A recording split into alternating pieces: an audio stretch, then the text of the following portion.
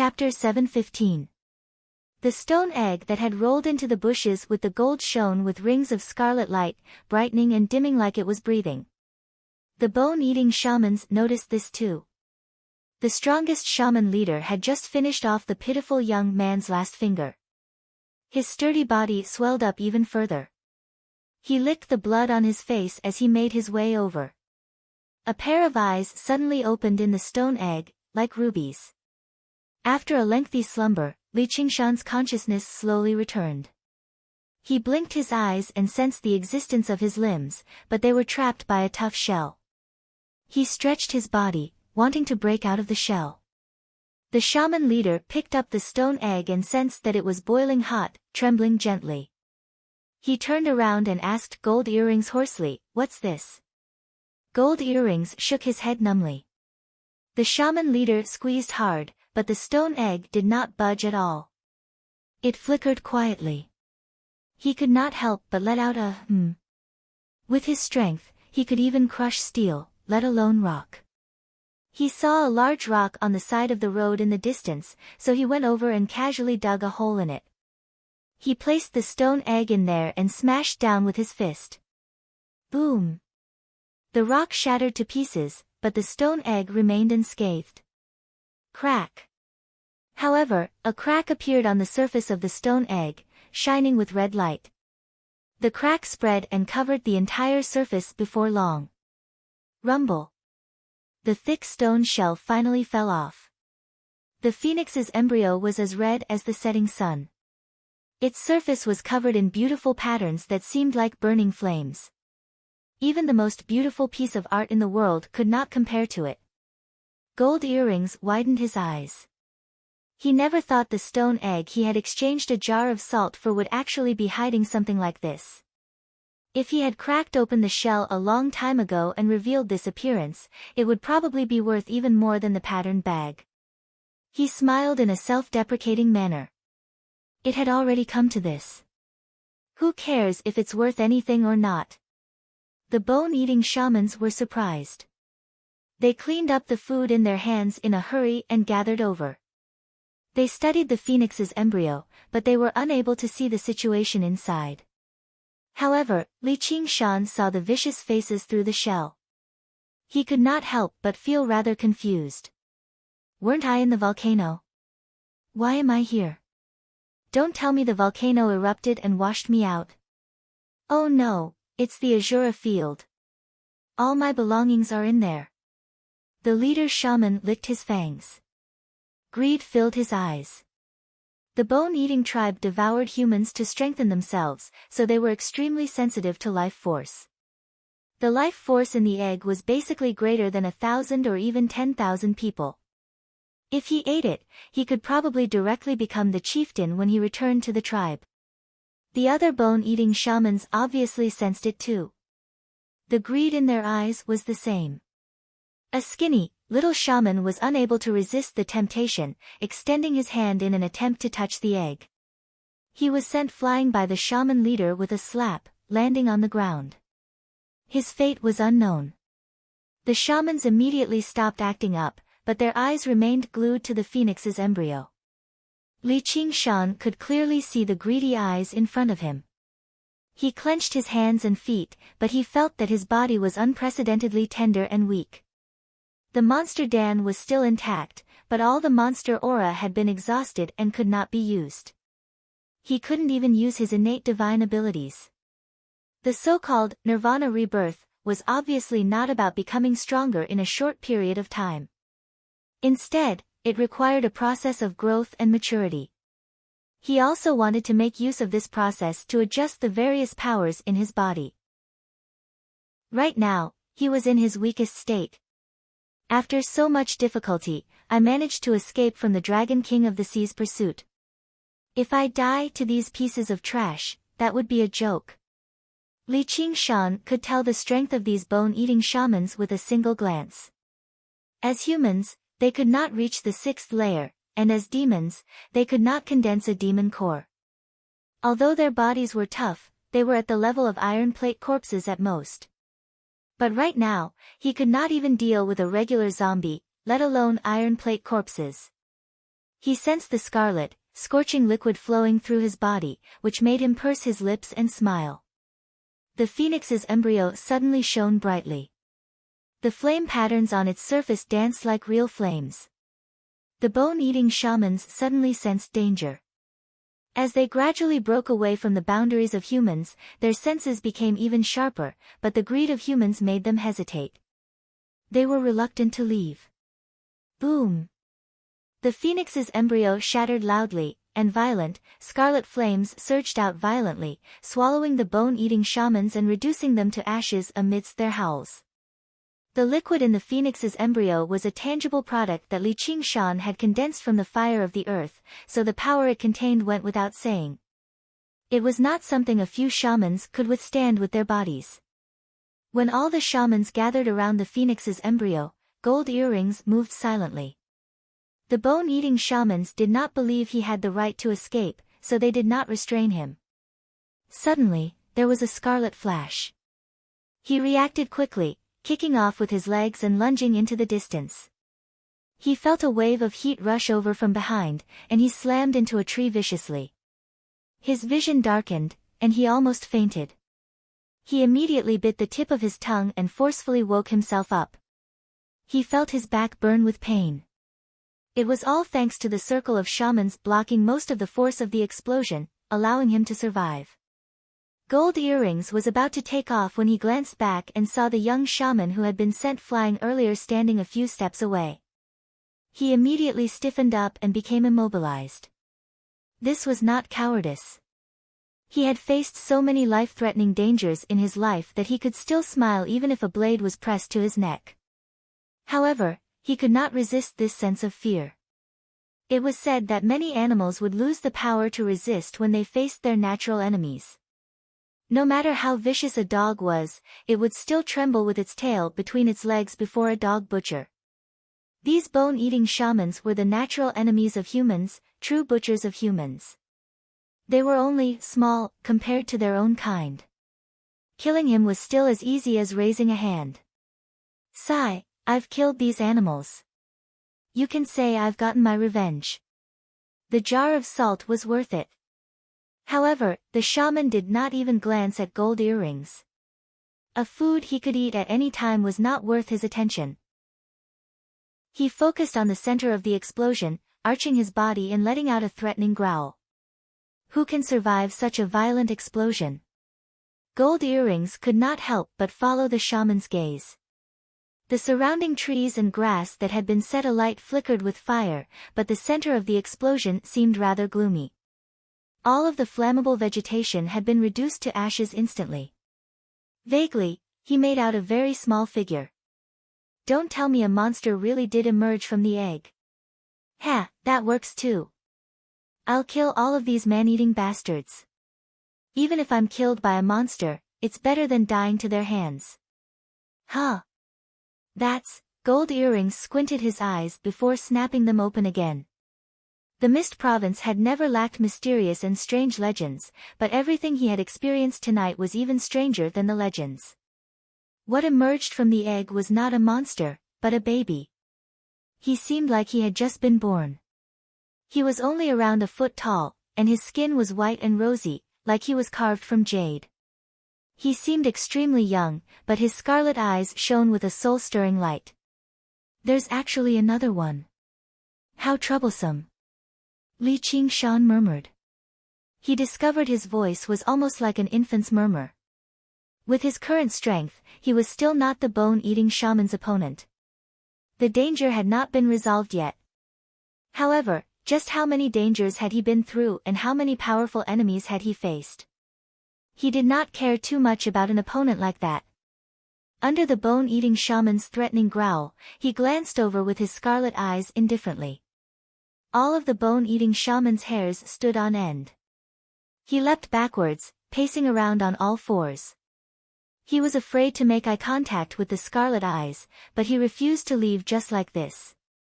The heavy aura of life drew him in.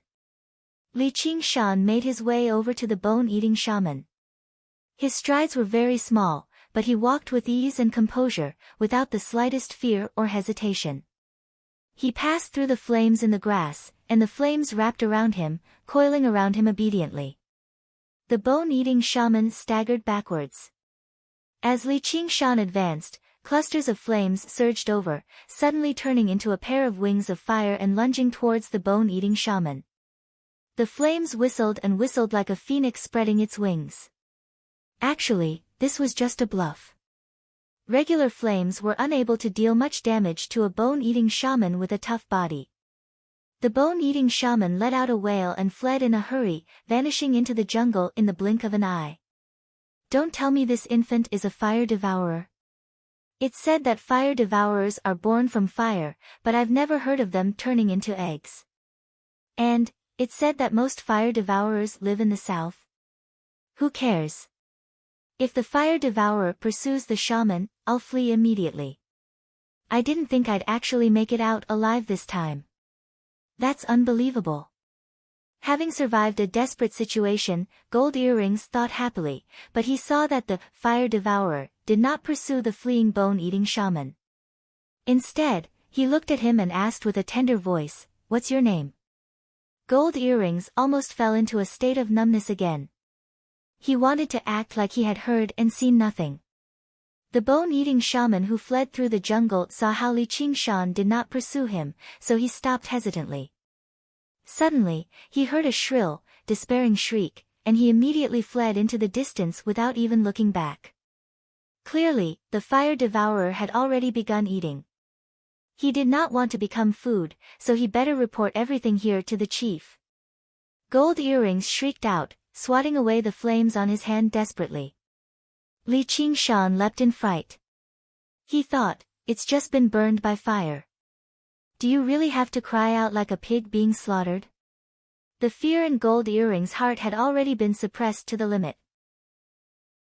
With the slightest provocation, it erupted like a balloon that had been punctured by a needle. Stop howling. I'm asking you a question. Li Qingshan said. His voice was blurry and tender, but the might it contained was not something Gold Earrings could contend with. This was a bearing that could only be developed after experiencing slaughter and grasping life and death. Gold Earrings discovered that his hand had only become bright red from the heat. He no longer dared to look down on Li Qingshan. He prostrated on the ground and trembled. I'm Goldia Bao. That's a good name. Li Qingshan praised without any sincerity. He asked, do you want to live or die? Goldia Bao's desire to live suddenly erupted. He raised his head. I obviously want to live. Li Qingshan smiled. Very good. I hate people who don't want to live the most. Chapter 7:16. Li Qingshan's tone of seniority made Goldie Bao lower himself even more. I definitely won't become someone that Sir hates. Faced with an existence that could even kill shamans so easily, he dared not disobey him at all. That's good. Raise your head. Goldie Bao raised his head in a hurry, only to see Li Qingshan holding a piece of eggshell in his tender little hand. Go find all of these pieces right now. Yes. Li Qingshan just waited where he was and yawned. After such a short while, he actually felt rather tired and sleepy. He casually tossed the eggshell into his mouth and chewed it a few times with his few baby teeth before swallowing it. A warm stream spread out, rousing his mind. He rubbed his head, and a layer of fine hair sprouted on it. He could not help but grin. His naive and cute appearance made Goldie Bao shiver all over. He ignored his wounds and began searching through the forest in a hurry. Originally, the spiritual fluid in the phoenix's egg was for Li Qingshan to drink so that he could recover a certain amount of strength to crack the eggshell. Afterwards, he would eat the eggshell, and he would basically be able to move about freely. He would not be as weak as he was right now. However, he was surrounded by these bone-eating shamans, so he was forced to use the most violent method to detonate the phoenix's egg. The eggshell shattered and scattered in the forest. However, he did not find it to be a pity. As long as he survived the current danger, recovering his strength was only a matter of time. The sky had already completely darkened. The rainforest was humid, so the burning vegetation was extinguished before long, turning into white smoke that merged with the night mist. The heavy smell of blood and the pungent smell of being burnt intertwined, gradually permeating the air. Oh right, there was also the fragrance of dead pack animals being cooked by the wildfire. Li Qingshan wrinkled his nose. He did not have much experience living in rainforests, but he knew that many wild beasts had already begun hunting at this time of the day. The smell flickered like a beacon in the darkness. The reason why he had not approached it immediately was probably because the aura the strange people had left behind earlier still served as a deterrent. Once the smell gradually dispersed, the danger would grow heavier and heavier. Now that there was no fire to borrow, if a ferocious beast appeared, he really wouldn't be a match for it. And if that one ear saw through his weakness, it would be good enough for him to escape. It was also very likely that he would immediately kill him. Those monsters might return, so they had to leave as soon as possible. The sooner, the better. Fortunately, after the flames were extinguished, the light emitted by the eggshell was particularly eye-catching. Thanks to the dense forest, most of the eggshells did not fly far and were nailed to the trees that blocked the way. Goldie Bao, whom Li Qingshan called One Ear, was rather nimble. Before long, he had collected 5 or 6 eggshells. Li Qingshan threw all of them into his mouth. His body grew a little, his hair became much thicker, and even a few more baby teeth grew out. After waiting for the time it takes for a stick of incense to burn, the eggshells are almost all collected. Li Qingshan has also grown from a newborn baby to a 1-year-old. Goldie Bao was secretly amazed. He thought, these eggshells are actually rare spiritual items. I wonder what they'll do if I secretly eat one. That was what he thought, but he dared not actually do it. Even if he did not discover it, the spiritual medicine of others could be his own poison. At this moment, he discovered another eggshell the size of a pinky on the ground. Right when he was about to pick it up, a huge centipede lunged over and ate it. Goldie Bao pulled his hand back in a hurry. The most terrifying things in the rainforest were not tigers or leopards, but these inconspicuous insects. If he was bitten, his life would truly be in danger. He did not think the strange infant that seemed like a fire devourer would save his life either. The eggshell flickered with light in the centipede's body. The centipede suddenly swelled up, growing rapidly and going from the size of a palm to the size of an arm in a while. It twisted and rolled about on the ground, becoming particularly vicious. Suddenly, there was a crack, and its body broke into over a dozen pieces. It stopped moving. Goldie Bao sucked in a deep breath. Fortunately, he was not greedy. The strange infant's voice rang out from behind him, "What are you doing? Stop dawdling." Yes. Goldie Bao continued his search in a hurry. As soon as he left, the ground rustled. Who knew how many insects crawled over, devouring the centipede's body? Wild beasts with a certain level of intelligence were still cautious and fearful, but insects that moved based on their instincts could not care about that. They were instinctively drawn in by the pure aura of life. They could not endure this power and died, and their corpses attracted even more insects. After being diluted by the insect corpses, some insects finally survived. Their bodies swelled up rapidly before devouring the other surviving insects. This kind of situation happened in every place where there were eggshell fragments.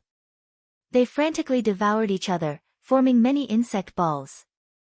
If one did not see it with their own eyes, they would never imagine that there were so many insects hidden in this forest. Some of the insects were attracted by the carcasses of the pack beasts on the road and flowed over like water.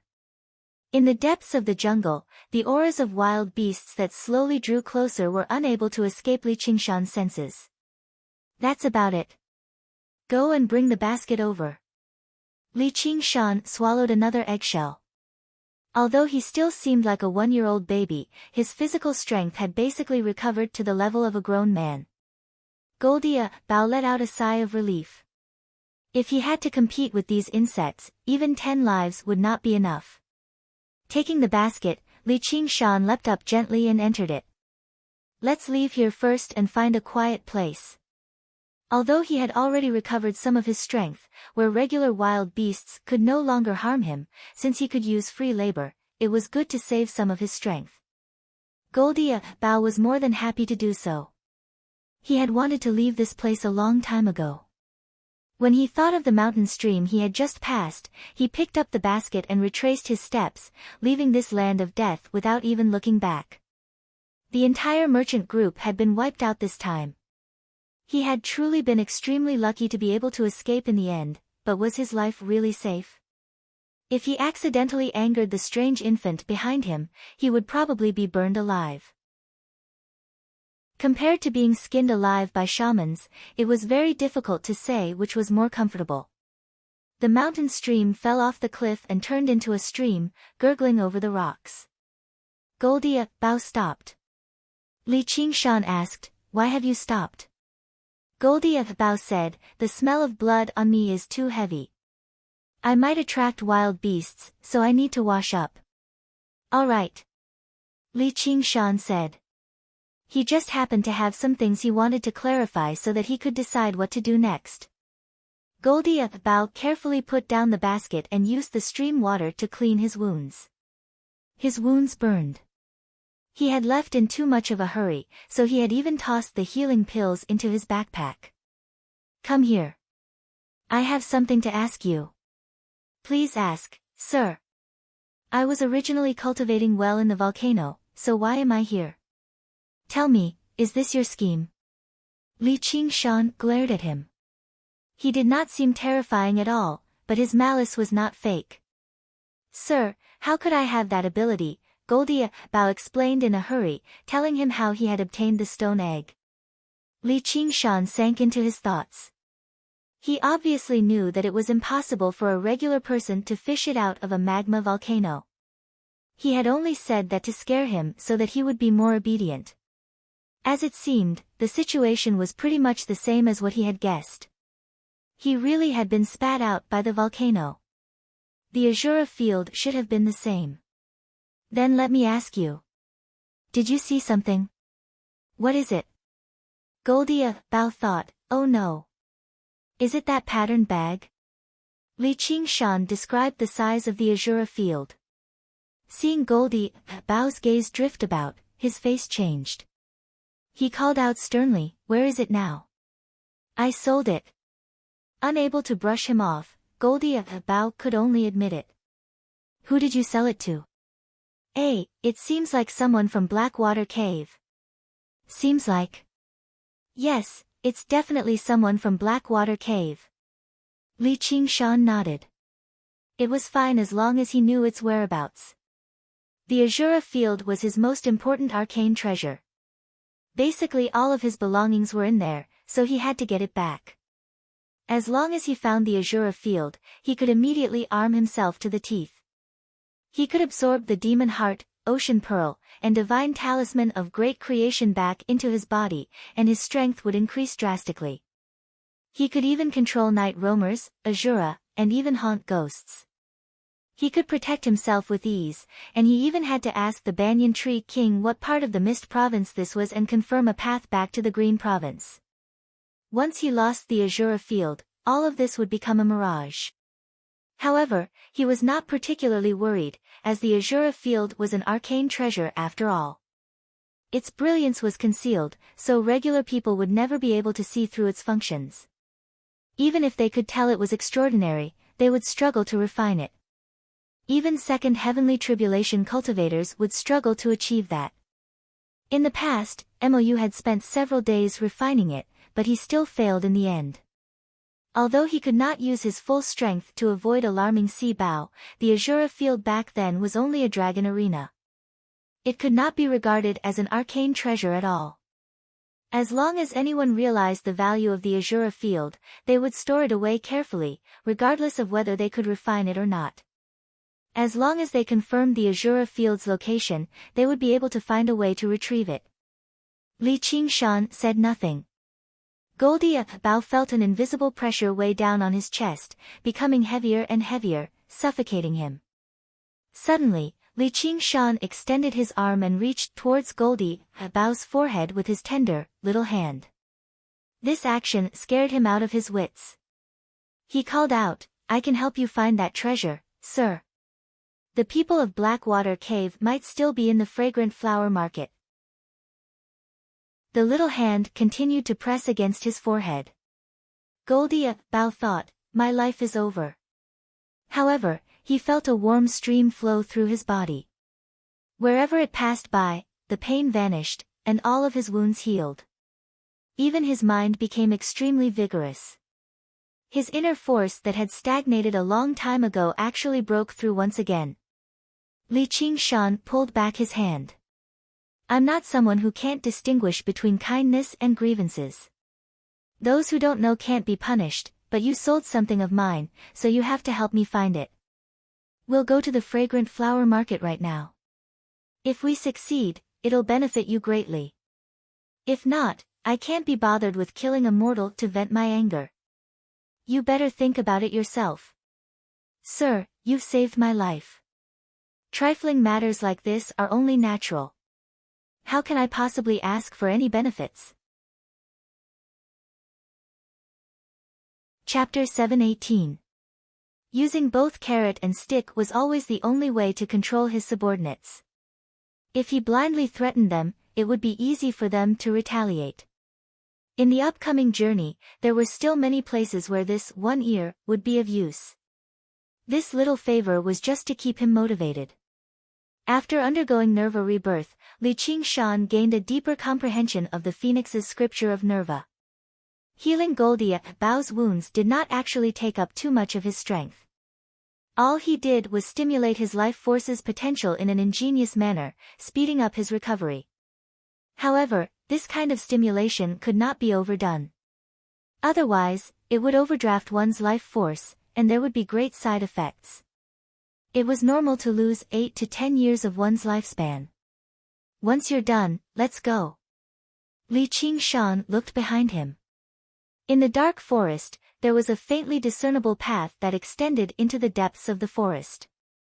He had a feeling that things were not over yet. Goldie Bao originally wanted to dissuade him.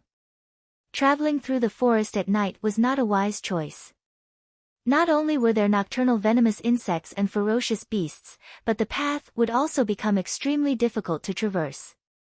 However, when he followed Li Qingshan's gaze, all he saw was deep darkness. His heart shivered for some reason. The bone-eating tribe did not only consist of a measly dozen or so people, and they were renowned for being vengeful. If anyone dared to kill their people, not only that person, but even the entire clan would be annihilated. Now that so many people had been injured, they would probably come out in full force to take revenge. A single shaman was already so terrifying. If there were over 100 of them, probably even the strange infant would not be able to stop them. When the words came to his mouth, they became, "Yes, sir." He picked up the bamboo basket and rushed off in the direction of the fragrant flower market. As long as he made it there, he would receive the protection of the fragrant flower clan. Even the bone-eating tribe would not dare to act recklessly. A gust of wind blew through the sea of trees, rustling loudly. Like the waves of the sea. Tens of thousands of tree branches waved, and the trees seemed to have turned into a monster that wanted to devour people. Goldie Bao widened his eyes, but he could only barely make out the surroundings within a few steps. The intertwined roots on the ground could easily become a tripping trap if one was not careful. He gathered his inner force and tried to walk as softly as possible to avoid alerting the sharp ears in the forest. Fortunately, he had traveled this trade route for decades. Even if he closed his eyes, he could still picture every twist and turn in his heart. This was a road that had been paved with countless lives. There were far fewer venomous insects here than in the forest, but he still had to be careful of a venomous scorpion or a venomous snake dangling down from the branches. Unlike the tense Goldie Bao, Li Qingshan laid in the bamboo basket leisurely with his arms as a pillow, breathing in the humid, hot, yet extremely fresh air as he listened to the wind blowing through the sea of trees. Great waves were set off. He could also hear even more. Tu-tu-tu. And, to, and sound. He could and sound. He could even to. And let. It wasn't just the trees. Every single plant was reaching higher into the sky. He know to grow. He know, not. No, not to. Not to and all. Him. He and were not to. He. There was no need for him to cultivate arduously and walk the troublesome path of the past all over again. All he had to do was patiently wait for him to grow up and balance the multiple powers in his body during this process. He smiled. He could just treat it as a holiday. He just had no idea when he would be able to return to the Green Province. North Moon's death had probably already caused a very great disturbance. However, to most people, it was just a casual conversation after a meal. Outside the Azura field, there were only a handful of people who cared about North Moon. Chingzan would probably feel sad. He had done his part as a friend, so he would not ask for anything more. Would Ru Xian feel sad for him? That woman had a very venomous mouth, but he firmly believed that not only would she feel sad, but she would even cry. It was said that the tears of merfolk could turn into pearls. I'll have to ask her for a few when I get back. She would definitely feel sad, but she was probably in secluded cultivation. She might not even know about it right now. In comparison, Cheongji was rather lucky. She probably thought he was in secluded cultivation in the Chain Mountains. To cultivators, secluded cultivation for a year or so was nothing. However, it was hard to say. He might even be exposed. This was also what he worried about the most right now. However, since it was useless no matter how he thought about it, he was better off just letting go and focusing on the present and properly enjoying the scenery of the Mist Province. However, there was still a hint of concern. Little N, are you all right? Qing Shan. In the Chan Monastery of Devanaga, Little N cried out involuntarily. Gazing towards the southwest, she experienced unprecedented fear. She bit her lip and composed herself. She took out the bamboo jade lot of the cloud bookcase and began divining with the cloud bookcase of the 7 lots. The bamboo jade lot of the cloud bookcase flew out of the bamboo tube condensed from light, flickering with rainbow light. She extended her hand and paused for a moment before grabbing the bamboo jade lot of the cloud bookcase.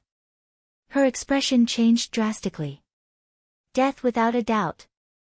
It was already dusk. The evening bell rang out, and the melodious sound echoed through the Buddhist halls. The lanterns were dim, and smoke curled up. The ancient Buddha stared at the petite figure below. His face was filled with eternal benevolence. Little N gripped the bamboo jade lot of the cloud bookcase firmly. Her body trembled gently, and her lips were completely drained of blood. She murmured, Qing Shan. Qing Shan.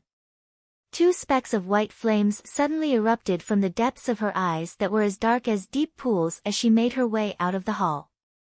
One Will, where are you going? The dauntless monk's large figure appeared in front of the hall. His gaze swept past Little N's shoulder and landed on the shattered wooden fish. He frowned slightly before returning to her face. Abbot, my cultivation has not been going well. I want to go out for a walk. The flames in the depths of Little N's eyes receded, and she stowed the bamboo jade lot of the cloud bookcase away in her sleeve. Her expression became calm and tranquil, and she brought her palms together and bowed. Just like before, she did not show any respect, nor did she show any arrogance. However, the dauntless monk sensed undercurrents flowing beneath her calm exterior. Situations like this were truly rare. Such a normal reason was extremely abnormal when applied to her. Ever since she entered the monastery, she had not been in a hurry to cultivate. Instead, she had focused on the Buddhist scriptures. The rate at which she progressed surprised everyone. No one doubted that another monk king would appear in the monastery. I've said it before. Before you undergo the second heavenly tribulation and practice the chant of Devanaga, you're not allowed to take a single step out of the monastery. What if I insist on it? Little Anne raised her head and met the dauntless monk's gaze emotionlessly. No one knew that her heart was not just surging with undercurrents. She was basically howling furiously, tempted to incinerate and destroy everything that stood in her way. You have to get through me first. The dauntless monk was not angered by Little Anne's rudeness, but he became even more certain that the more talented a prodigy was, the more they needed to be controlled, just in case they went astray. On the threshold, the two of them faced each other. Little Anne's chest heaved as she bit her lip subconsciously. Her rationality was gradually twisting and collapsing. If he was no longer here, then what was the point of sitting here cultivating and remaining in this world? What path was there for her to pursue? What path was there for her to take? Even if she made it through the door, she would have nowhere to return to. The determination in her eyes surprised the dauntless monk, but suddenly, he recovered his composure and bowed again. Yes, Abbot. He turned around and returned to the Buddha statue. He sat down on the cushion and took out another wooden fish, continuing to strike it. The dauntless monk seemed to be in thought. He said, focus on the heart as precepts. From precepts comes composure, and from composure comes wisdom. Your Dharma name is one will, but that doesn't mean you can stubbornly do everything. You better cultivate properly.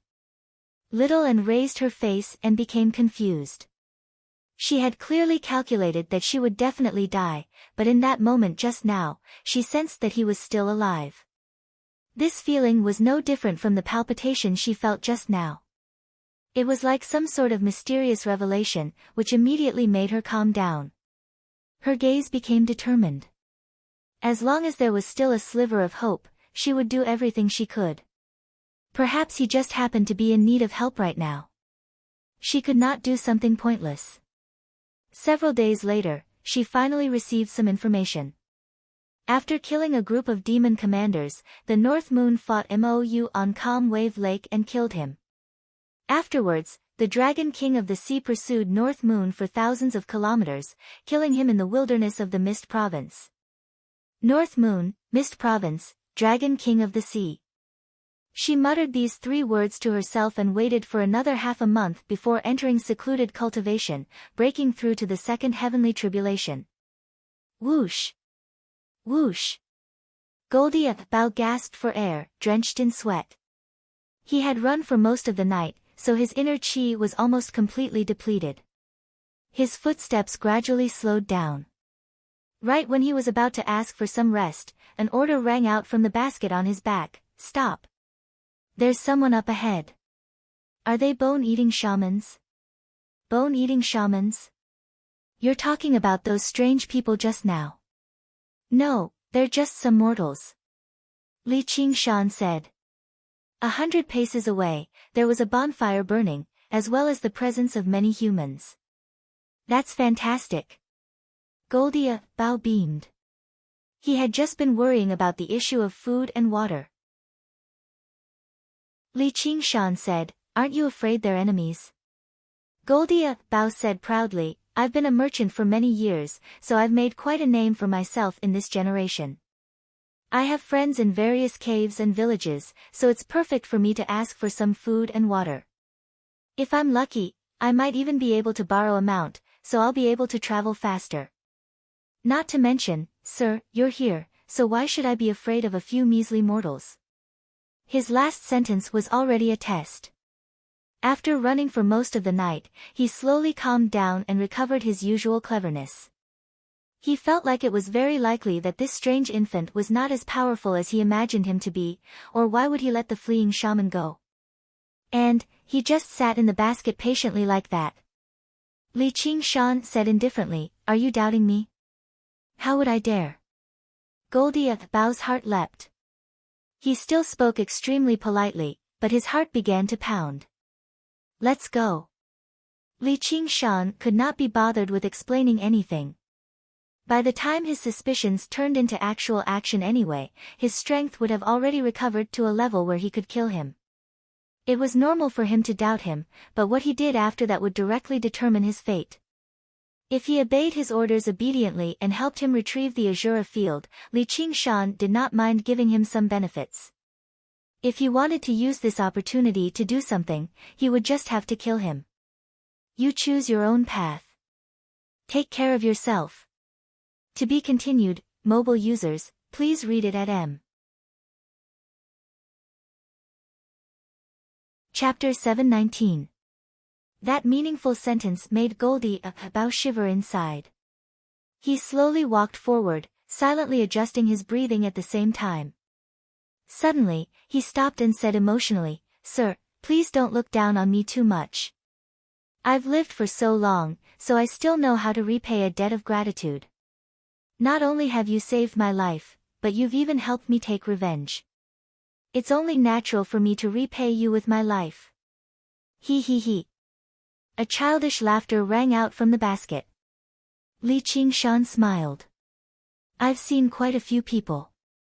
Some are smart, some are stupid, some are cunning, some are loyal, and unknowingly, I've developed a knack for judging people.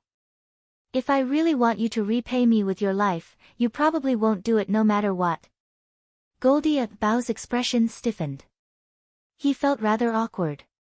He had indeed only said this after careful consideration. No matter what choice he made in the future, he had to obtain this strange infant's trust as much as possible.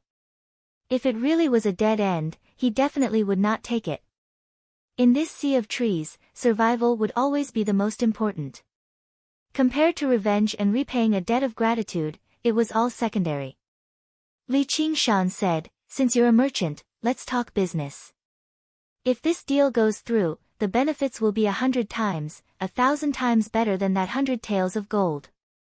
I can guarantee that you won't have to do this for the rest of your life. If it doesn't work out, even if you don't want to repay me with your life, it's not up to you.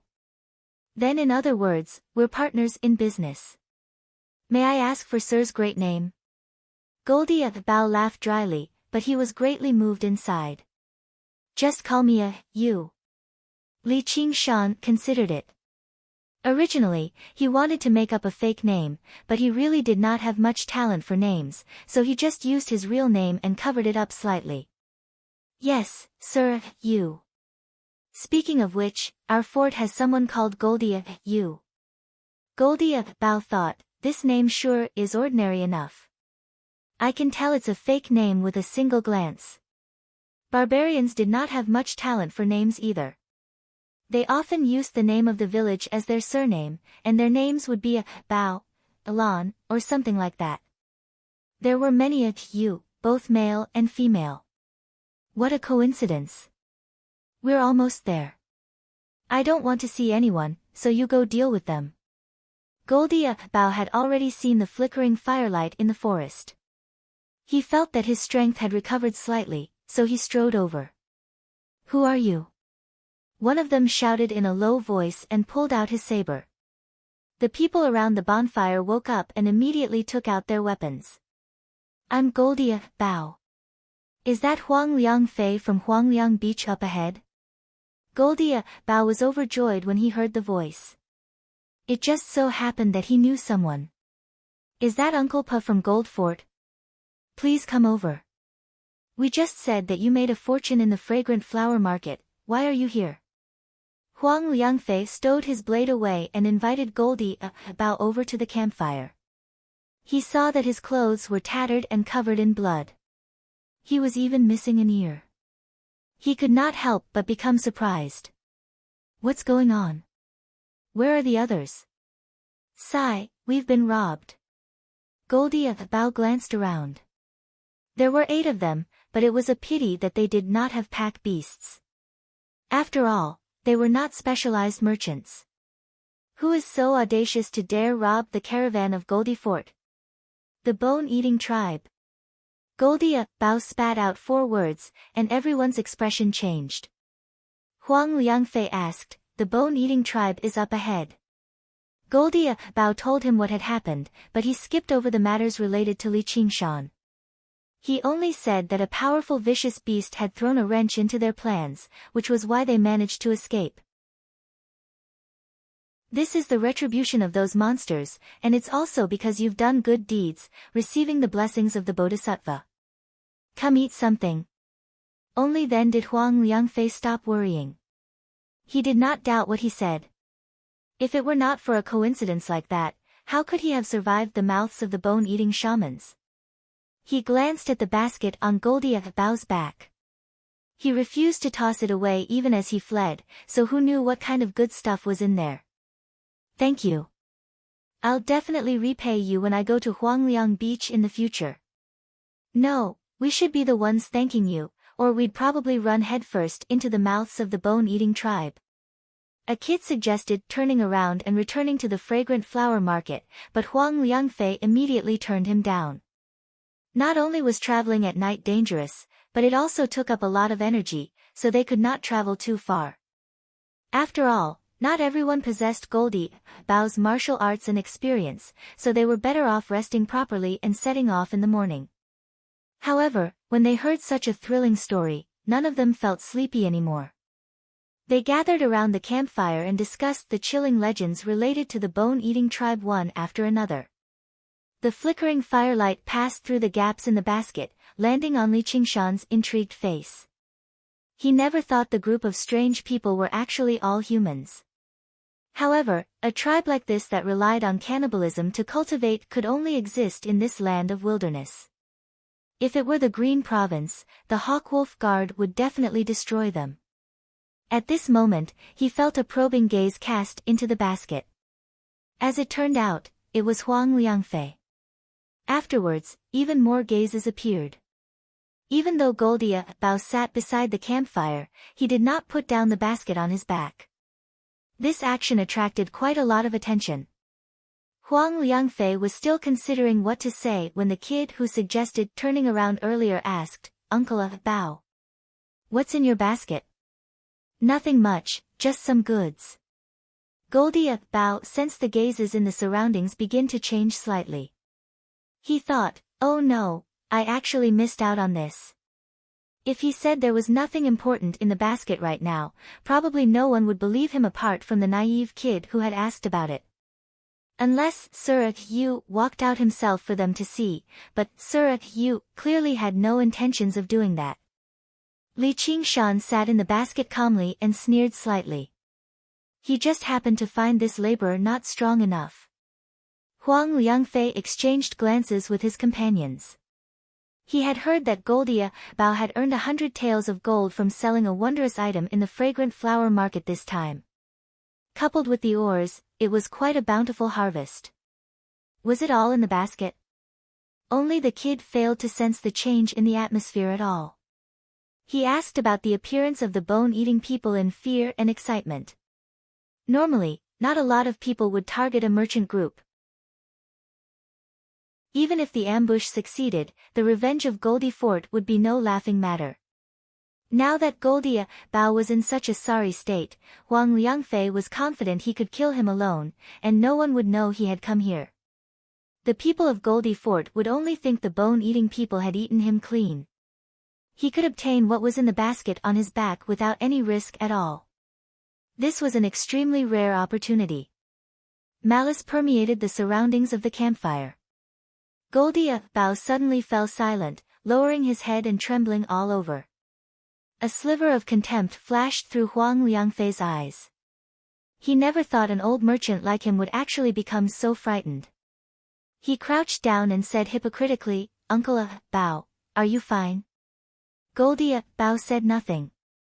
It was not that he did not want to speak, but that he was unable to.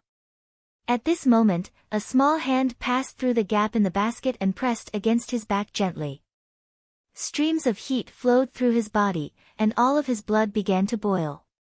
Endless power seemed to surge out of his body, filling every inch of his body. Huang Liangfei's hand had already reached for the hilt of his blade. Goldie Bao suddenly raised his head. His face was bright red, and he seemed even more vicious. He grabbed Huang Liangfei by the neck and was about to crush it hard when a tender voice rang out from the basket, "Don't kill him." Goldie Bao struck Huang Liangfei's chest with a backhand. With a thump, Huang Liangfei's ribs cracked, and he was sent flying. Only now did he return to his senses.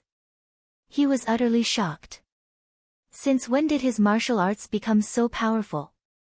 There's a child in the basket. Uncle Bao, what are you doing? The kid said in surprise, but his voice was drowned out by the roars of his companions. Clang! The barbarians all drew their blades and swung them at Goldie Bao. A gust of wind blew over, and the campfire danced wildly. Their shadows blurred about, like ghosts. Goldie Bao punched out with both fists and sent another 2 barbarians flying, but he was unable to avoid the other blades. A few fire snakes suddenly surged out of the campfire, shooting towards the barbarians' eyes. Fire! Arg! Although the barbarians were fierce, they subconsciously covered their eyes when their vitals were suddenly injured, letting out miserable cries. How could Goldie Bao let go of an opportunity like this? He swung his fists and legs, knocking all the barbarians from Huangliang Beach to the ground. Although he did not kill them because of Li Qingshan's orders, they were all heavily injured and had their bones broken. In the time it took for a spark to fly off, the clash had already ended. Goldie Bao looked at his hands. He struggled to believe that this was his own strength. He felt like he had not even used his full strength. Don't celebrate too early. Be careful of shortening your lifespan. Li Qingshan leapt out of the basket. Arg! Shortening my lifespan? I've completely unleashed all the potential in your body. If you wait for this to subside, you might even die. Li Qingshan sniggered. You dash! Goldie Bao's face changed. His excitement immediately turned into fury, but when he met the scarlet eyes, he dropped to his knees with a plop and called out, Please save me, sir, you. Since he was bold enough to say it, he was clearly not afraid of him learning about it. Li Qingshan smiled in satisfaction. If he dared to stab him with a single sentence, then he would have to consider switching laborers. He made his way over to the campfire and extended his fingers. The flames transformed into various shapes and sizes. You don't mind eating people, do you? Arg! Goldie Bao looked at the barbarians on the ground. You don't want me to kill them? Don't tell me you want me to be like the bone-eating tribe, he gritted his teeth. I don't mind. Sir, do you know the shaman arts of the bone-eating tribe? As long as he could survive, he was willing to do anything. That's good. I don't know any shaman arts, but I've gained some inspiration. Pull that guy surnamed Huang over. Yes. Goldie Bao pressed Huang Liangfei before Li Qingshan. Li Qingshan pressed his hand against his forehead. Huang Liangfei, who was originally on the brink of death, began to put up a violent struggle before suddenly collapsing and becoming motionless. Li Qingshan held a bright red ball of flames in his hand. This was all of the life force in his body, or in other words, it was the fire of life. The very nature of the bone-eating tribe's cannibalism was to devour this life force. This power was far too impure to him and completely useless, but to mortals, it was without a doubt a complete supplement. Open your mouth. He flicked it gently, and the flames flew towards Goldie Bao's mouth. Goldie Bao opened his mouth in a hurry and felt a warm stream flow into his stomach, spreading out and rousing his spirits. Thank you, sir, you. Li Qingshan nodded. Danger was approaching, so he would just nurture this only subordinate of his a little, just in case he was useless when it mattered. Chapter 720. The night deepened, and the smell of blood became even heavier. The corpse of a pack animal collapsed in the center of the path, but no vicious beasts approached it the entire time. They paced around in the distance before fleeing into the depths of the jungle in fright. The murky eyes of a pack animal suddenly twitched, and a black insect crawled out before turning around and burrowing back in. The pack animal's colossal body was riddled with wormholes of various sizes, revealing bloody, white bones. A huge, colorful spider monopolized the pack animal's body, plunging its mouth into the skull and sucking away the brain. Insects of various sizes had already completely taken over this place. They were everywhere on the ground and in the sky as if they were the masters of the jungle. Specks of green light suddenly lit up in the darkness. They were pairs of eyes. Vicious figures emerged from the forest. The shamans of the bone-eating tribe had arrived. "Chief, it's here." The shaman who had been frightened away by Li Qingshan said to the colossal figure in front of him fearfully. "Goo insects? There are shamans among them?" The bone-eating chieftain glanced back. No one could tell that he had once been a human. His white, curved teeth protruded, and his muscular arms drooped to the ground. He seemed like a combination of a black bear and a gorilla, except his fur was a little sparse. His voice was like the growl of a wild beast, filled with deterrence. "No, there shouldn't be." "Then where did these goo insects come from?" The bone-eating chieftain was filled with vigilance. If it were not for shamans, how could they gather so many goo insects in such a short time? Although the bone-eating tribe was definitely the most vicious predator in this rainforest, the lessons of his ancestors prevented him from underestimating other shamans. Chief, these insects aren't under anyone's control. They taste quite nice," said a bone-eating shaman with a head of white hair. Unlike other bone-eating shamans, he was extremely skinny. If it were not for his vicious face, he seemed like a regular old man at first glance. He held a cane in one hand, and there was a shriveled human head at the top of the cane. He grabbed an insect the size of a forearm in his other hand, shoving it into his mouth and biting it. With a spurt, yellow-green juice spurted out. He was satisfied. "Shaman priest, what do you think is going on?" the bone-eating chieftain asked. His voice was filled with respect. Even barbarian tribes had shaman priests. Their status was only second to the chief, or even higher. They grasped divination, sacrifices, healing, and so on. They were a symbol of power in shaman tribes. They must have been attracted by something. After eating that thing, they became so big in such a short period of time. The bone-eating shaman priest gestured with his long, withered hands. Suddenly, he swung his staff and smacked the shaman's head forcefully. "You bastard! You said the baby was born from an egg." Yes, witch priest. "It's an eggshell. Look around. There might be fragments." The bone-eating chieftain wrinkled his nose and glanced around. He arrived in front of a large tree and plunged his claws into it viciously, digging out the tree core. After crushing it, a scarlet fragment the size of a grain of rice appeared. The dense aura of life within it surprised him.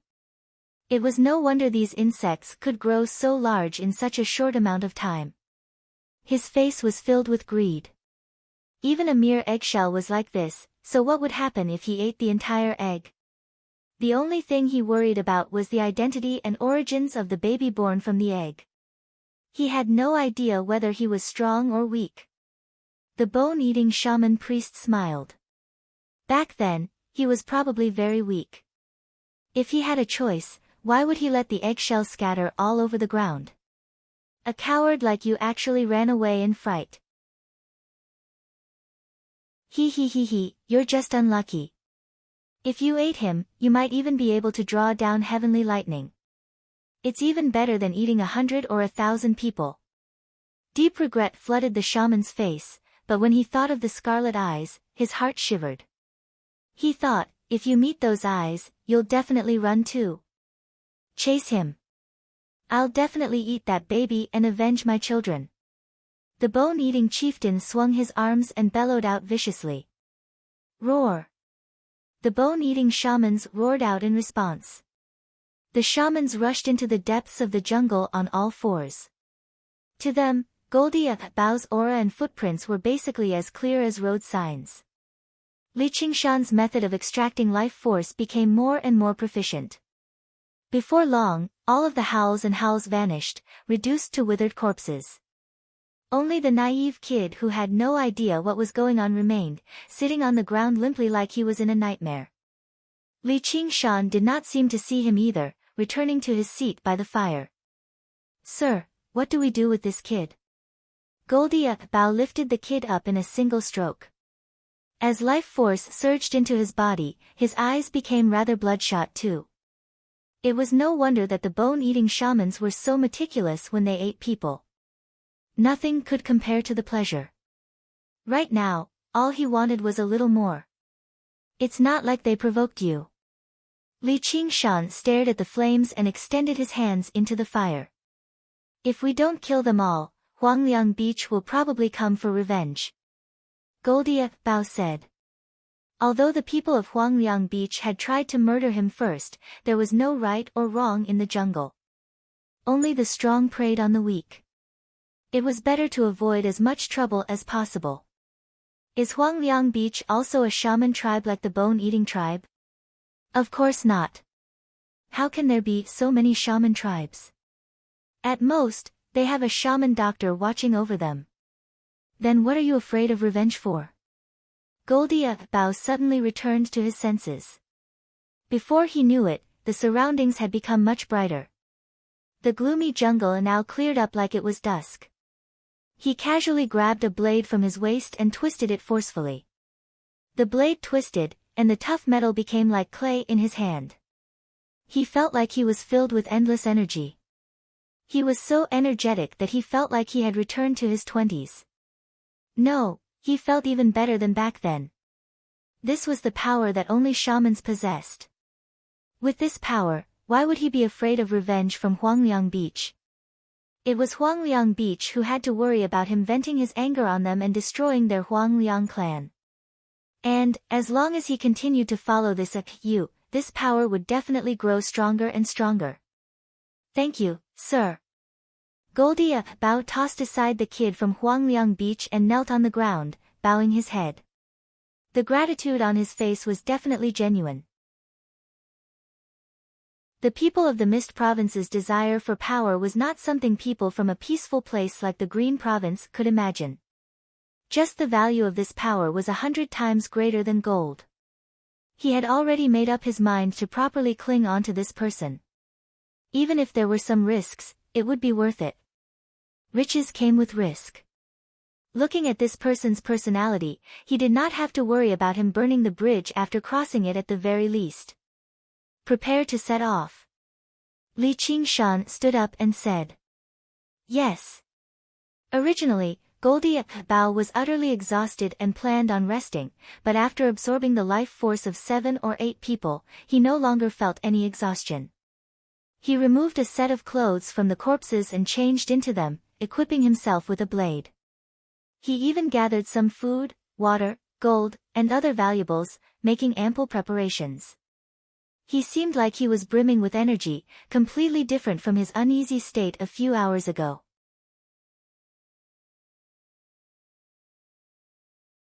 Chapter 721.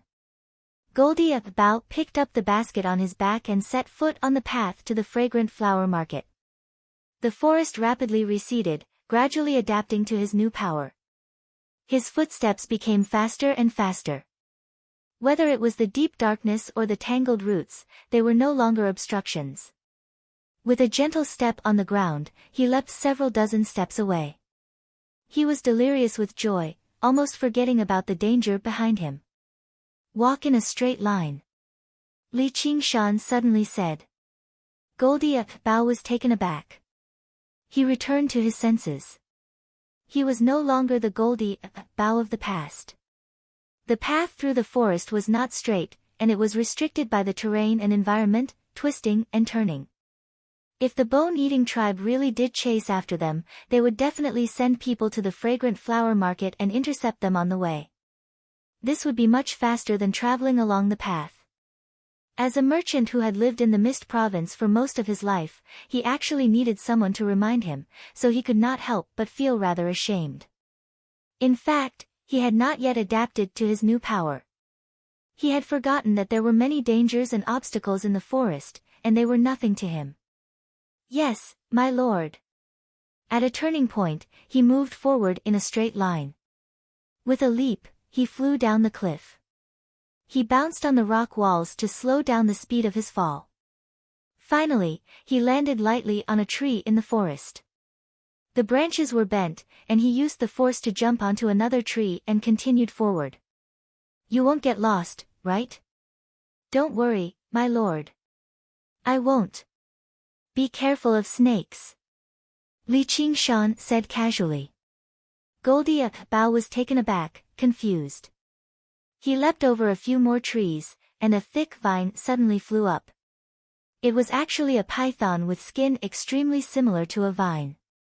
It opened its bloody mouth and bit at him. This pounce was as fast as a crossbow. In the past, it would have taken his life, but now was different from the past. He stretched out his left hand and grabbed the python's vital point. Leave it for me, don't stop. Li Qingshan said again. She stretched out her small hand and patted the python's body. The python immediately began to twitch. Goldie Bao understood and became even more excited. As he carried the python, he charged between the trees. After a while, a withered dead snake was thrown under the tree, and a blood-red flame appeared in Li Qingshan's hand. Lord Yu, can snakes be used as well? The bone-eating tribe specializes in eating humans. Goldie Bao said with some worry.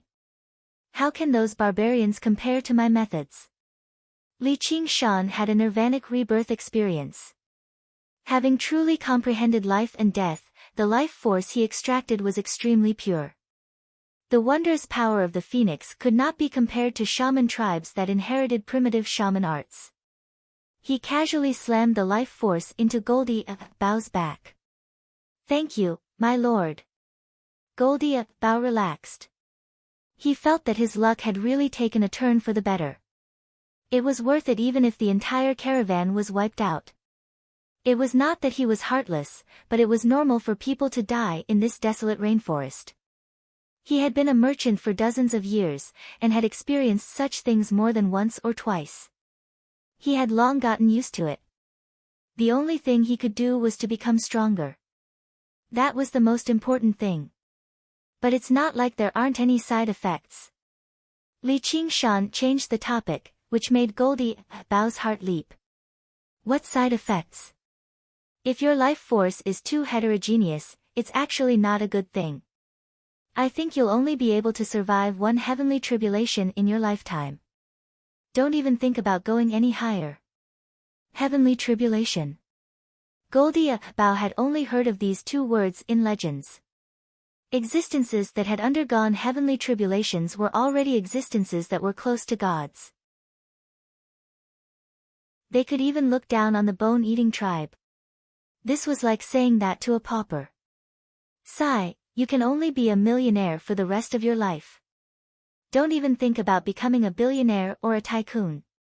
That was definitely something he was willing to do. Please, sir, you have to let me endure this side effect. I'm willing to do anything for sir. Goldie Bao said from the bottom of his heart. He already understood just how powerful this person was. Doing anything for an existence like that was definitely not a humiliation, but an honor. That'll depend on your performance. If you want to do anything for me, you still don't have the right. If you were a beauty, then I might be able to ride her, but if it's someone like you, you better forget about it. Sir, if you like beauties, Fragrant Flower Market has as many as you want. I guarantee you that you'll be satisfied. Goldie Bao snickered. Li Qingshan glanced at his crotch and said in exasperation, shut up. Let's go. The sky lit up, and the red sun rose from the east.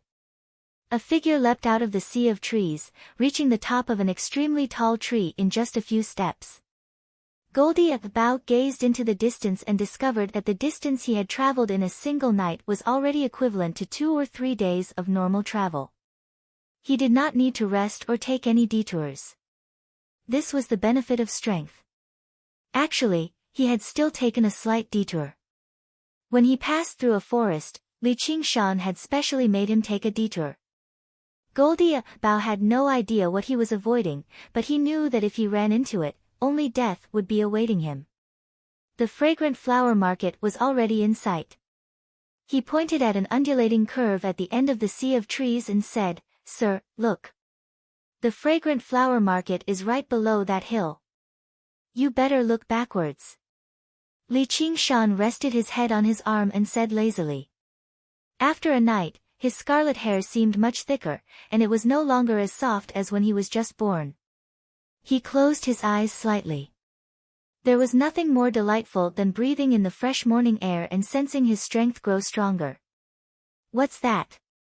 Goldie Bao gazed backwards and squinted his eyes. He finally saw it clearly. The sea of trees in the distance rippled unnaturally, currently drawing closer in his direction. A sneer appeared on Li Qingshan's standard, doll-like face. Guess.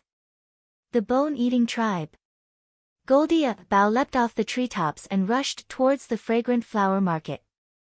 He fled even faster than a mouse that had seen a cat. He had yet to recover from the fright last night. The terror of the bone-eating shamans had already been deeply engraved in his heart. Sir, please unleash my potential.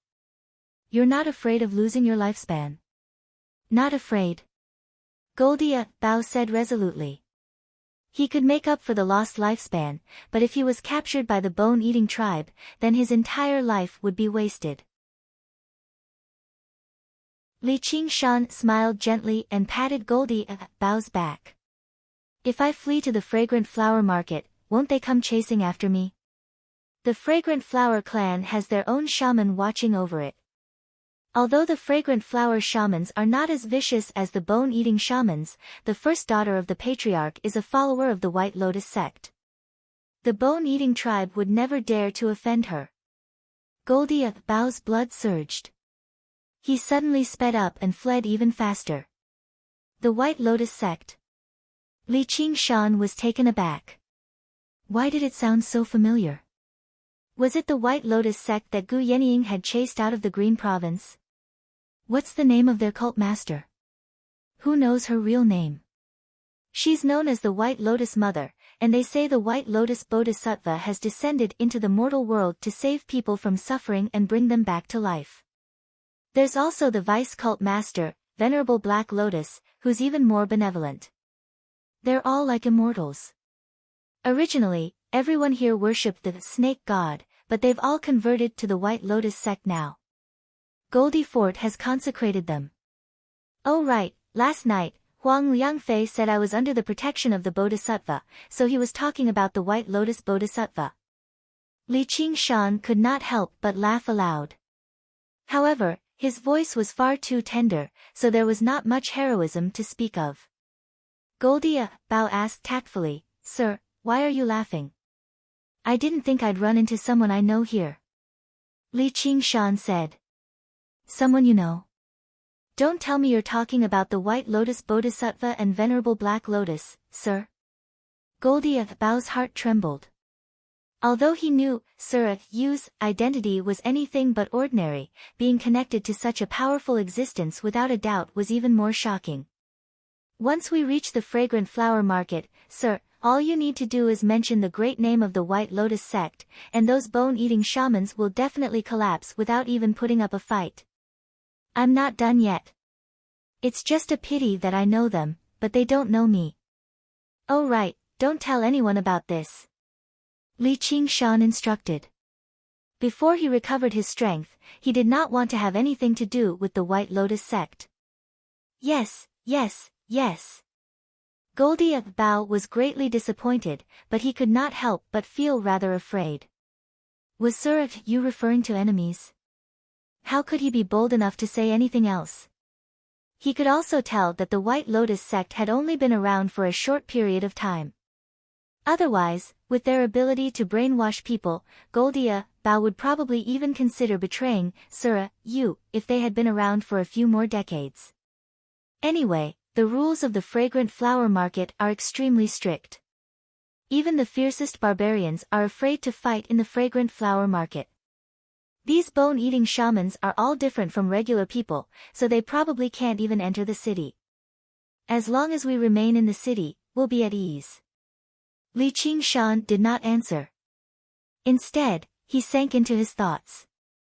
He had a very deep impression of Altar Lord Black Lotus. He was a man with an extraordinary bearing, able to break free from the encirclement of Zhou Tong and the other school leaders.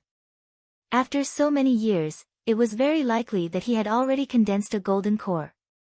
The White Lotus Mother had basically recovered from her wounds as well. She was a powerful figure who had clashed with Gu Yenying many times in the past. In the past, he did not understand the significance of this very well, but only now did he understand a little what kind of power this represented. The bird woman had hidden her strength extremely well.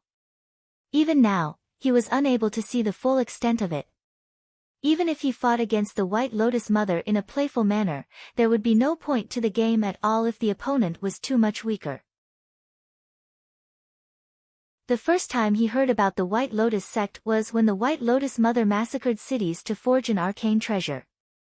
Back then, he was shocked by the word, massacred cities, but now, he was shocked by the word, arcane treasure. That was an arcane treasure. Right now, he only possessed a single arcane treasure, and he had even taken advantage of Si Qing. Si Qing was a mighty prince. One of his main reasons for coming to the Rui Commandery was to forge the Dragon Arena into an Azura field, a true arcane treasure. It was not necessarily a coincidence that he had barged into the territory of the White Lotus sect this time. With the two of them working together, without the suppression of the Hawk-Wolf Guard and Orthodox sects, it was far too easy for them to influence a range of several thousand kilometers. When considering how sparsely populated the Mist Province was, this range might be even greater. They wanted to rebuild the White Lotus sect, so they definitely would not venture too deeply into the Mist Province. The organizations there were deeply entangled, so it would definitely be quite difficult to interfere. The Banyan Tree King's direct control spanned tens of thousands of kilometers. As for Li Qingshan's escape, he had not actually ventured too deeply into the Mist Province. This place could only be regarded as the outskirts of the Mist Province. Fragrant Flower Market was only where a disciple's home was located. He was probably still several thousand kilometers away from the true headquarters of the White Lotus sect.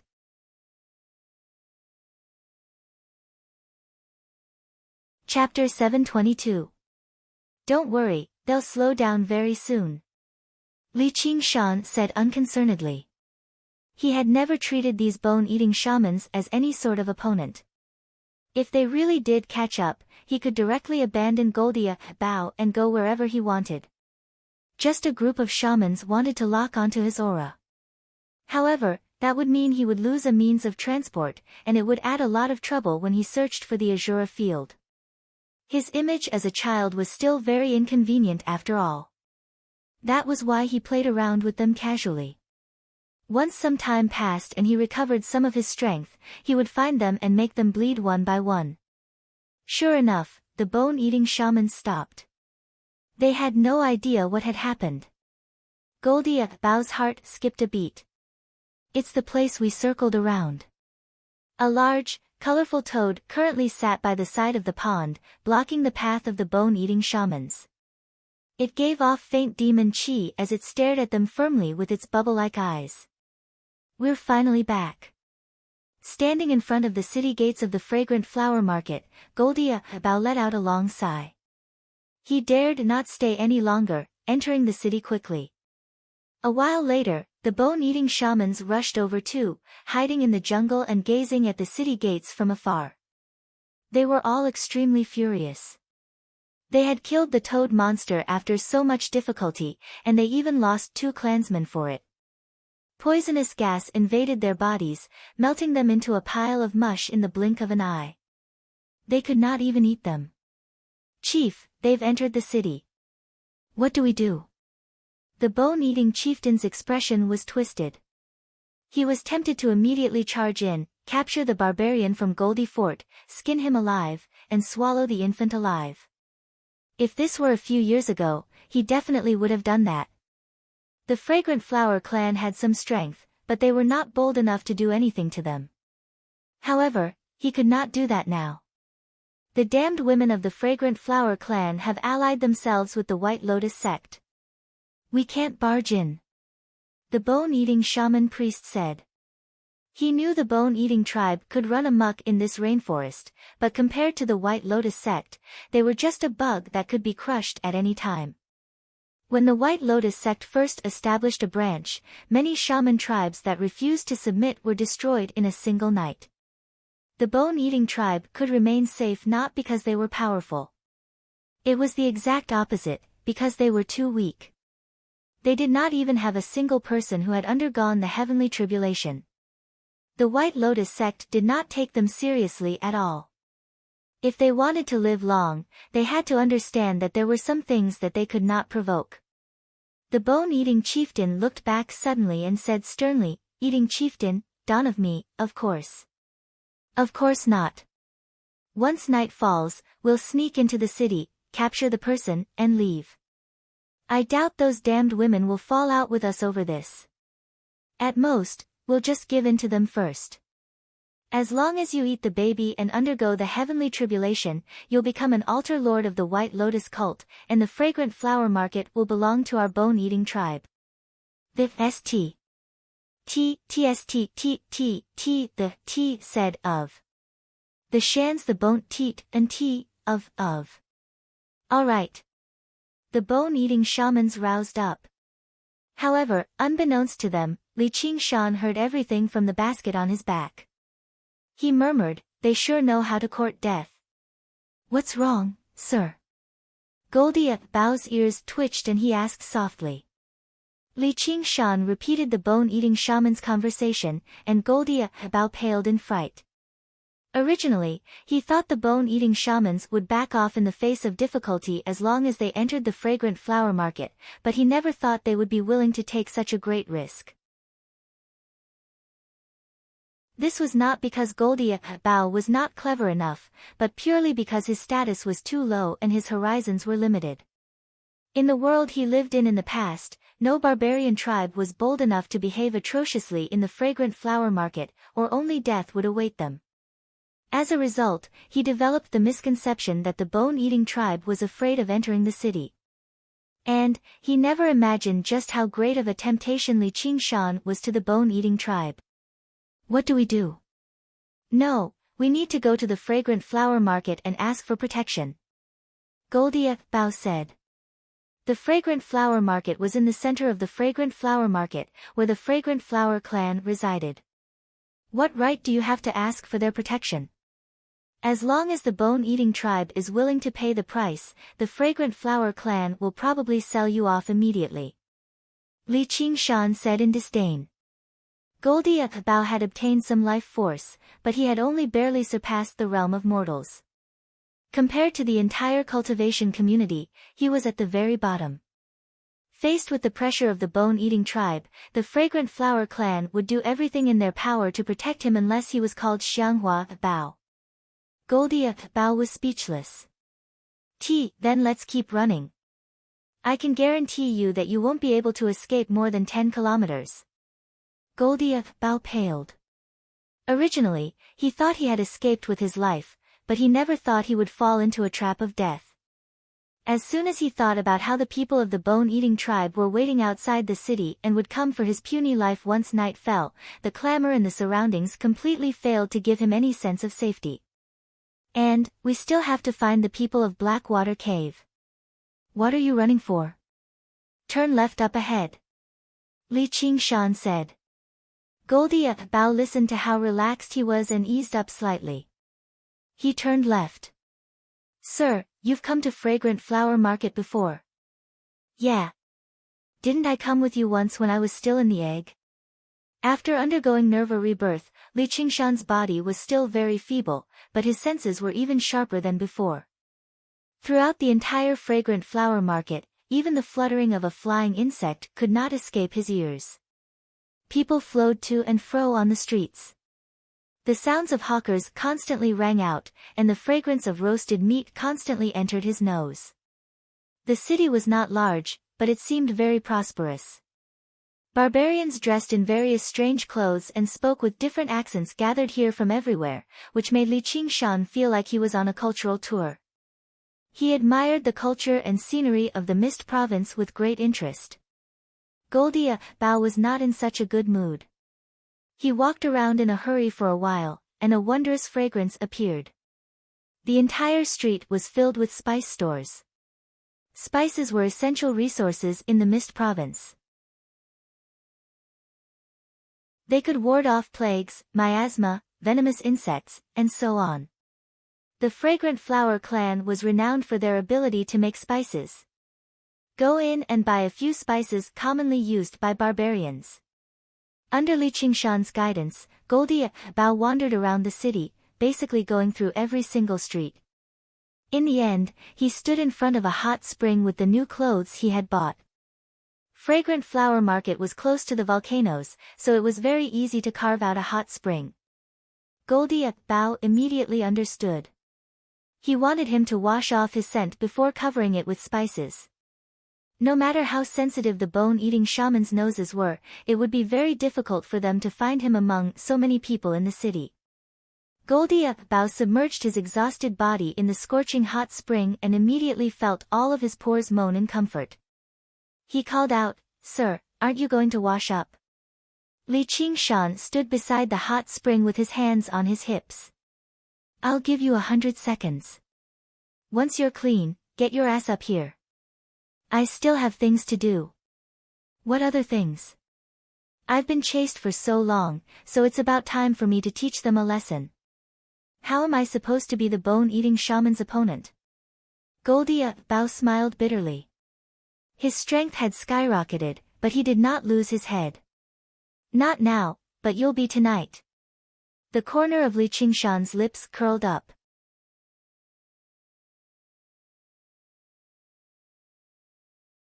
Chapter 723. 50 seconds later, Goldie Bao leapt out of the hot spring, using a new basket to carry Li Qingshan on his back. The threat of death and his desire to become stronger drove him on. Find a larger courtyard and buy as many livestock as you can from the market. You'll deal with the problem of money. Also, find out where the people of Blackwater Cave are right now. Understood? Understood. Goldie Bao began to run around the city. Borrowing a great sum of money to buy a courtyard and livestock in such a short amount of time was not an easy task, but he had been a merchant for many years. He had a wide network of contacts. He arrived at a casino and found an old friend. Using the golden name of Goldie Fort, he borrowed a great sum of money. When he expressed his eagerness, this old friend increased the interest to an insane level, doubling it every month. Goldie Bao frowned and agreed through gritted teeth. Now was not the time to get hung up on this. As long as he survived the current crisis and became a powerful shaman, he would have plenty of real money. It would be very easy for him to go back on his word. He also asked this old friend about the whereabouts of the people of Blackwater Cave. Sure enough, they had left the Fragrant Flower Market 2 days ago and returned to Blackwater Cave. Li Qingshan was not disappointed. Even if he obtained the Azura field now, he would not be able to refine it and use it, so he was in no hurry to take it back. All he needed to do was know where it was. After defeating the bone-eating tribe tonight, they would retreat in the face of difficulty. By then, he planned on resting here for a while. Once he recovered some of his strength, going to Blackwater Cave to retrieve the Azura field would be as easy as pie. Afterwards, he made a beeline for the market and bought all the living creatures he could see. Of course, that was apart from people. There were also places in the city that sold slaves. Goldie Bao did not mind eating people, but the price of slaves was rather high. It was not worth it. Noon arrived. In a remote courtyard in the west of the city, the sounds of various livestock rang out. Horses neighed, donkeys neighed, sheep bleated, and cows mooed. There were even a dozen or so of the sturdy pack animals whose names he did not know. "Please do it as soon as possible, sir," Goldie Bao said impatiently. His face was flushed. In the past, he would never have thought that he could become a powerful shaman just by spending money on some livestock. Such an opportunity was not easy to come by. Li Qingshan stood under the eaves. His small body seemed to have grown a little taller. His red hair had already covered his ears, and sunlight shone through the gaps between the leaves. His eyes were slightly closed, and his eyelashes were very long. He completely ignored the cries of the various animals and Goldia Bao's voice. Goldia Bao urged, "Sir, you. Do you think you're lucky to have met me?" Li Qingshan turned around and grinned, showing his white teeth and two sharp tusks. He was showing his talent for the first time. "Of course, if not for my lord, I would already be dead. I will use my life to repay my lord's kindness. There might be some danger tonight." Li Qingshan's ruby-like scarlet eyes seemed to pierce through time and see the future. "I'm not afraid of danger," Goldia Bao said resolutely. It wasn't that he wasn't afraid of danger, but he knew that Lord Moon needed him now, so he wouldn't put him in too much danger. Could it be that he couldn't escape as well? Yeah, devouring the life force of a bone-eating shaman is much better than devouring these animals. It's much better than devouring these animals. Fortune comes from danger. Goldia Bao said, "I'll definitely get my revenge tonight." Then let's begin. The sun gradually set in the west, and the cries of the animals in the courtyard gradually grew sparse before dying off completely in the end. At dusk, Goldia Bao stood among a pile of corpses. His face was filled with excitement. He was a head taller than before at the very least, without a single wrinkle on his face. His hair had all turned black, and his muscles swelled up like they were about to explode. He possessed explosive power in his body too. Bury the corpses and get used to your power. Prepare to face the enemy. Yes. Night fell, and the noisy fragrant flower market quietened down. Apart from a few brothels, it was all dark.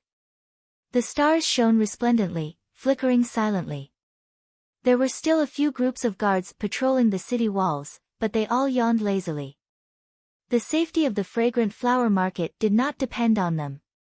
Their greatest role was to discover fires in the city in time. Soon after a group of guards passed by, a few black figures leapt onto the city walls, directly leaping into the city. The high wall was practically non-existent to them. Before long, all of the bone-eating shamans had snuck in. "Chief, the entire city is filled with his aura. What do we do?" This place was not like the forest. There were far too many humans here, and their auras were mixed up. Coupled with the various spices and smells, tracking him down was very troublesome. "Split up and search.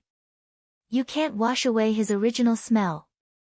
The bone-eating chieftain gave an order, and the shamans dispersed to search. The fragrant flower market was not large. There were only 4 main streets, distributed in a triangular shape. With the sensitive sense of smell of the bone-eating shamans, they could search through the entire area with around 100 people. As long as they were close enough, even spices could not conceal the smell of the body. A bone-eating shaman walked through a gloomy alleyway.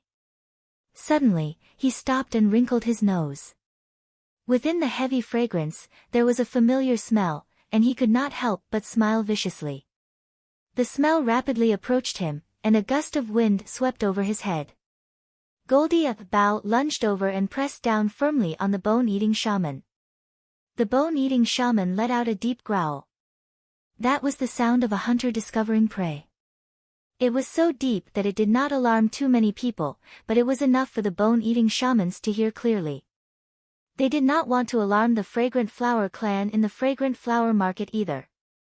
All of the bone-eating shamans heard the disturbance and gathered over rapidly. They only needed a while to tear Goldia Bao to pieces. Goldia Bao was covered in cold sweat. His blood seemed to freeze and condense too. He could not help but become afraid. This was a bone-eating shaman that had eaten an entire group of merchants. Although he had become much stronger now, killing a bone-eating shaman was definitely not an easy feat. Li Qingshan stuck his head out of the basket and pressed his hand against the bone-eating shaman's head. When the bone-eating shamans arrived, all that was left on the ground was a withered corpse. After inspecting it, the bone-eating shaman priest said, "His life force has been drained dry.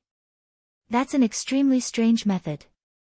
It's no wonder that barbarian from Goldie Fort is growing stronger and stronger. It's all because of that baby. At this moment, another growl rang out in the distance.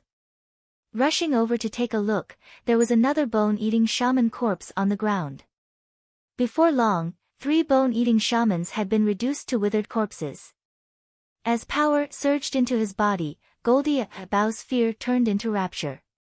Under Li Qingshan's orders, he moved through the streets and alleyways. His blood boiled and burned. The bone-eating shamans that had once filled him with fear had now become his prey. All he had to do was wait for the next bone-eating shaman to appear before him, and he would lunge over. In the beginning, all he could do was remain in a stalemate, waiting for Li Qingshan to kill them, but now, he directly suppressed them. If it were not for the sake of devouring their life force, he could even directly kill some weaker bone-eating shamans. Li Qingshan's senses could completely overwhelm the bone-eating tribe, grasping their movements extremely clearly. He could even tell who was strong and who was weak.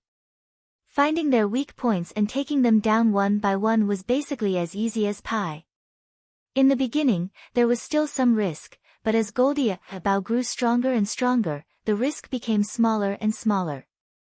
The bone-eating shaman priest said, "Chief, gather everyone." The bone-eating chieftain was furious. Just how many years had it been since he suffered like this? He let out a strange growl and gathered all the bone-eating shamans over. Li Qingshan ordered Goldie Bao to stop and maintain his distance from them. If they gathered together, they would not be able to search, but if they separated, they would only be ambushed. The outcome was already set in stone. However, he let out a gentle sigh. The real game had only just begun. At this moment, the bone-eating shaman priest's sunken, hoarse voice drifted over with the night breeze. "Barbarian, you've killed our clansmen. Aren't you afraid of revenge? Hand over the baby, and we'll spare your life. Otherwise, we'll slaughter everyone in Goldie Fort. Your parents, brothers, wives, children, and clansmen will all die, and they'll all die in excruciating pain." The voice was not loud, but it was extremely clear in the quiet city. Goldie Bao's hearing had already become extremely sharp, so his face immediately changed. All of his joy vanished. Although Goldie Fort was watched over by the shaman priest, it definitely could not stop the bone-eating tribe from mobilizing in full strength. Li Qingshan thought, sure enough, all the bad people in the world are basically the same. They can't deal with you, so they'll use the people around you to threaten you. When Goldie Bao embarked on the path of opposing the bone-eating tribe, this was a problem he would definitely face. You don't have to be afraid of him. He's very weak right now. He's not your opponent. Hand him over to us, and you won't have to worry about any revenge. I'll give you 10 seconds to consider. If you don't respond, we'll turn around and go to Goldie Fort right now. 10. The bone-eating shaman priest's voice rose and fell, filled with strange temptation and pressure. "Sir, what do we do?" Goldie Bao said with difficulty, but he also understood that if he really had the ability to kill this group of bone-eating shamans, there would be no need for him to launch a sneak attack at all. Li Qingshan said calmly, "There's nothing we can do right now. We still don't have the power to face them openly right now, but you better think it through. You've killed their people, so will they really spare you and your clansmen? If it weren't for you, why would I? If it weren't for me, you'd be dead already. It's not like I'm the one who wants to kill your clansmen either." Li Qingshan interrupted him and shook his head. He was still a merchant after all. If he were a warrior, he would definitely fight to the end and use threats against threats. His several decades as a merchant had made him even more shrewd than regular barbarians, making him understand how to go with the flow and avoid harm, but it had also made him lose his bravery. "Sorry, I've misspoken." Li Qingshan said, "There's no need to apologize. I understand your difficulties. You've chosen your own path. If you want to sell me out, I won't hate you." At this moment, the bone-eating shaman priest had already reached 5, 4, 3, 2, 1. Alright, I'll hand him over to you. You're not allowed to come over, or I'll kill him, and you won't get anything. You must swear in the name of your ancestors that you will never harm me or my clansmen.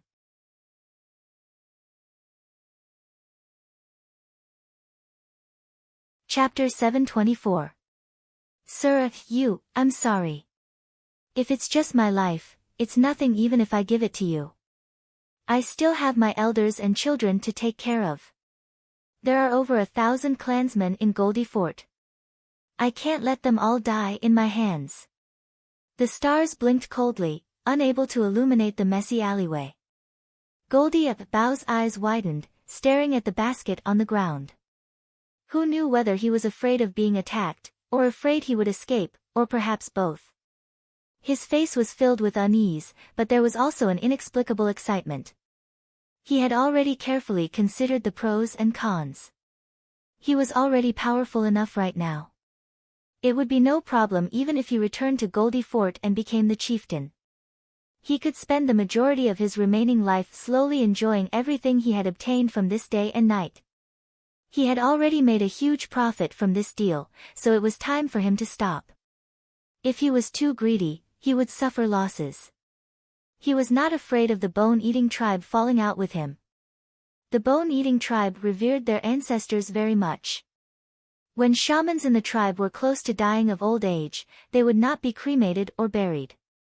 Instead, they would share their flesh and blood with their clansmen.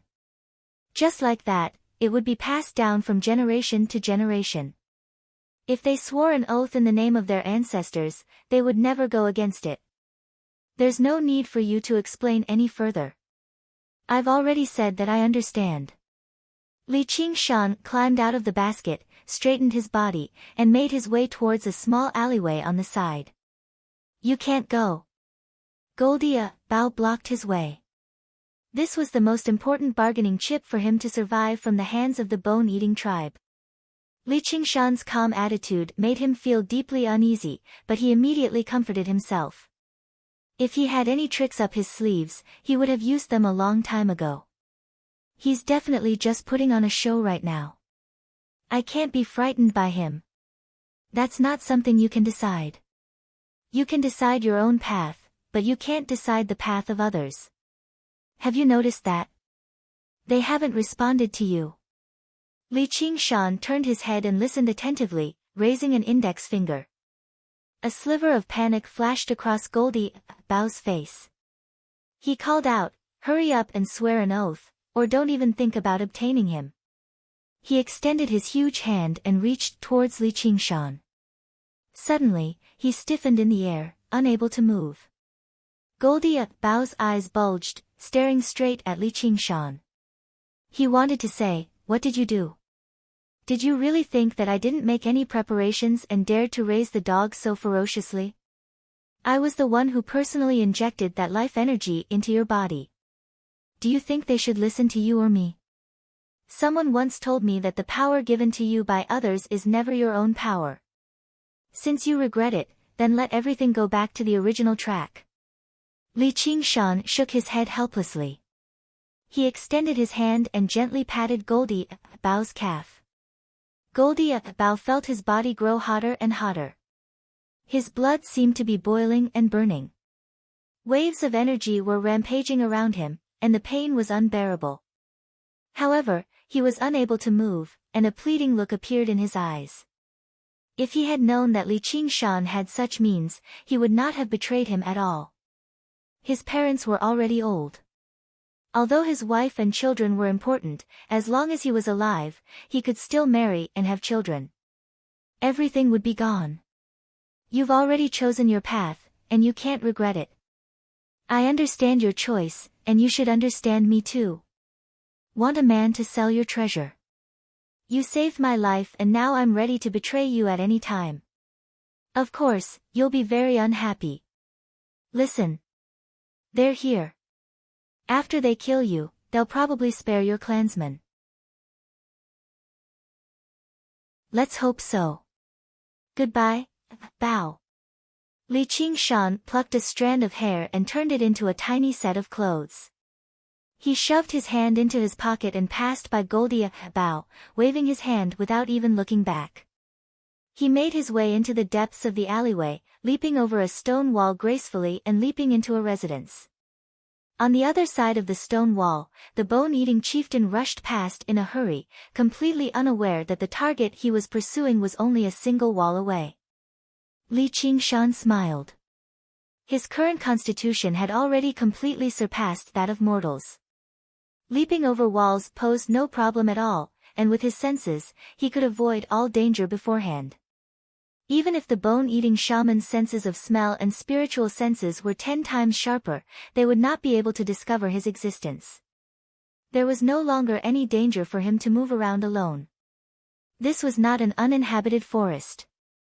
The bone-eating tribe was unable to search carefully, and very soon, the fragrant flower clan would come to chase them away. The bone-eating shamans gathered over from all directions.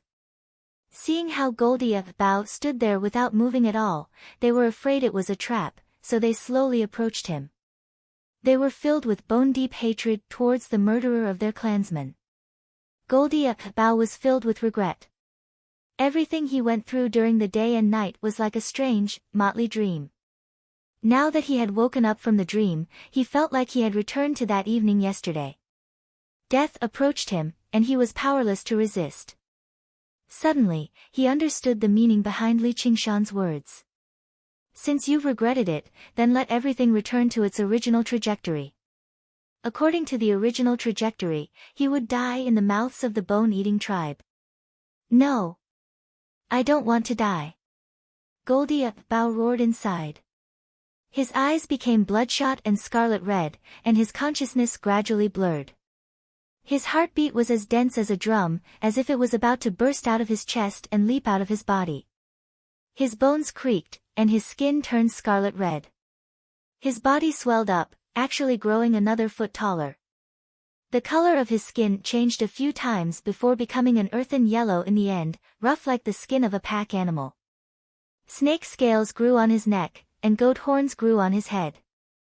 His nose became especially large, stretching out his facial features. Various animal characteristics appeared on his body, making him even stranger and more twisted than the bone-eating shamans. Chief, the basket is empty. The baby has vanished. A bone-eating shaman kicked the basket. The bone-eating chieftain frowned and asked, "Shaman priest, what's going on?" The bone-eating shaman priest studied Goldie Bao. Looks like it's the baby's doing. What a good move. The power in his body has lost control. Oh no. Kill him. A furious roar rushed into the air, echoing through the entire fragrant flower market. Li Qingshan glanced back and said gently, "Since you like to court death so much, then go die." Afterwards, he continued on his way, crossing over wall after wall. His destination was actually the fragrant flower market. Boom! Goldie Bao swung his hand, and a bone-eating shaman flew out, smashing through 3 walls consecutively. Blood flowed from all his orifices, and his body twisted. He was no longer alive. A few bone-eating shamans lunged over, biting and tearing at him with their claws and teeth. Goldie Bao grabbed one and ripped it apart forcefully, scattering a rain of blood. The blood and pain made him even more frenzied. He swung his arms about wildly, ripping the bone-eating shamans to pieces in just a few moves. The bone-eating shaman priest's cane thumped against the ground, and the 2 empty eye sockets of the withered head at the top sprayed out with black smoke, shooting towards Goldie Bao's back. With a hiss, his flesh and blood were corroded, so deep that bones were visible. Goldie Bao's roars became even more hysterical. He completely ignored the wounds on his back and lunged towards the bone-eating shaman priest.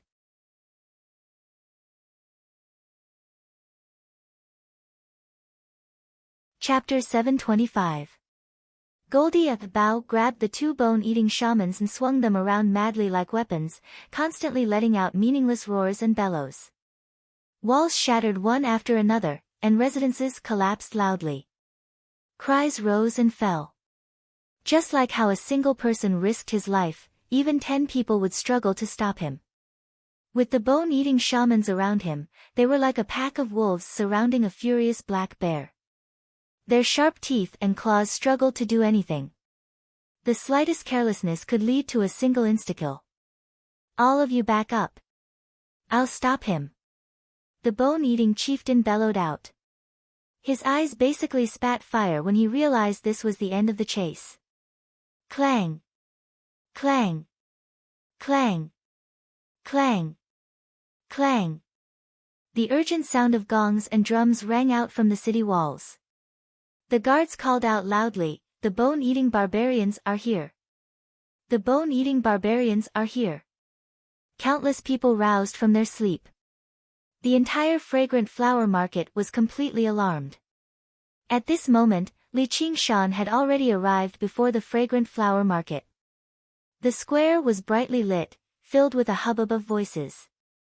A while later, there was a rumble, and the door opened. A group of people hurried over to where the battle had taken place. In the lead was a beautiful woman with a pretty face. Behind her were all women too, both young women and old women. Li Qingshan had heard from Goldie Bao that the Fragrant Flower tribe was a matriarchal clan. The people in charge were all women.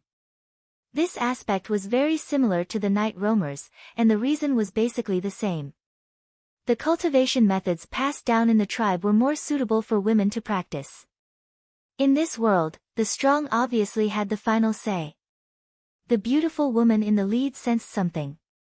She turned her gaze, casting it into the gloomy alleyway, but she saw nothing. She could not afford to think too much about it. She became worried inside. The bone-eating tribe has actually snuck into the city at night. Are they going to declare war?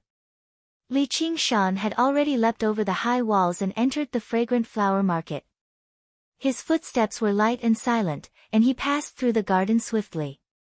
The people in the market had all been mobilized. The guards had become extremely lax. He made his way straight in and arrived in the central courtyard. There was a steaming hot spring, and there was a large fake mountain fountain in the center. An exotic fragrance drifted through the air. Those who can usually bathe here must be people with extremely great status in the Fragrant Flower clan. Perhaps it's the woman I saw earlier. However, he didn't come here to steal a woman. Even if he really wanted to, right now, he was willing, but unable. He was choosing a suitable hiding place.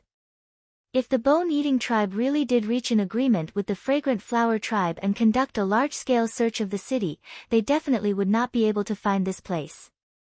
According to his perception, there was a hollow space in the rockery. He jumped into the hot spring. He swam to the bottom of the rockery and found a small cave. The entrance of the cave was only the size of a rubber ball. Ordinary people would not be able to enter, but he was only a foot-long baby now, so he easily entered the cave. Zhang Xian heaved a sigh of relief. After bathing in the hot spring with Goldie Bao, he found the hot spring to be very nice. The underground river boiled with the flames of the earth, a display of the two powers of the world. It was beneficial for comprehending the fusion of fire and water. Of course, the most important thing was to be comfortable. His body was submerged in the hot spring, and the steam was rising, making him sleepy. He yawned and laid down with his arms as a pillow. He believed that no one would be able to find him here. He just needed to have a good sleep and wait for him to grow up. He gently closed his eyes. Early the next morning, amidst the drifting mist, the fragrant flower market gradually became noisy. Everyone who saw each other was discussing what had happened last night. Just what happened last night? You were sleeping too soundly. The bone-eating barbarians have entered the city. Bone-eating barbarians. Man-eating bone-eating barbarians? Who else could it be? The battle between the Fragrant Flower clan and the bone-eating barbarians was truly earth-shaking. They only managed to repel the bone-eating barbarians after so much difficulty. Go to the east of the city and take a look. Several dozen houses have all been demolished. Why do I hear there's a monster there? In the Fragrant Flower market. Are you certain that the monster last night was Goldie Bao of Goldie Fort? A traveling merchant? Chrysanthemum Fragilis listened to her daughter's report with a frown.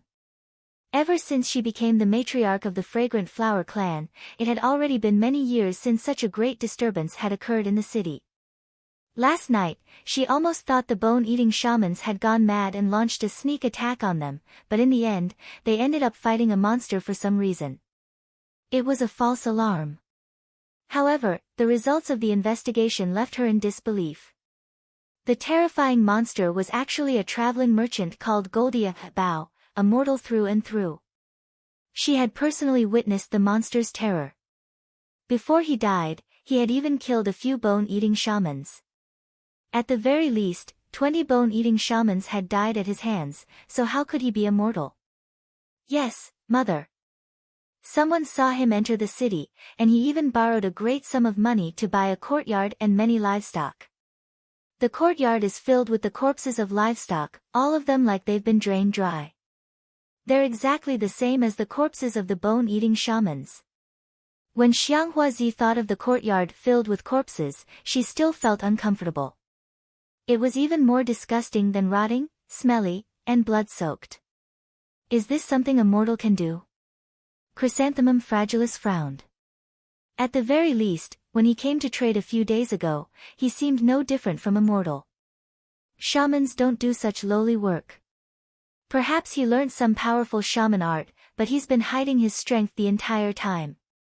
Why does the bone-eating tribe insist on killing him?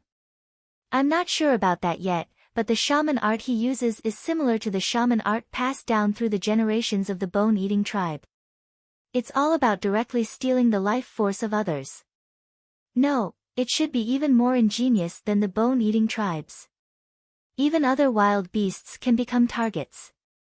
It's very likely that the bone-eating tribe came here to steal this shaman art. In order to avoid being hunted down, he fled back to Fragrant Flower Market, but he had no choice but to absorb too much life force, which is why he became like that. It's also possible that he's determined to perish together with the bone-eating shamans.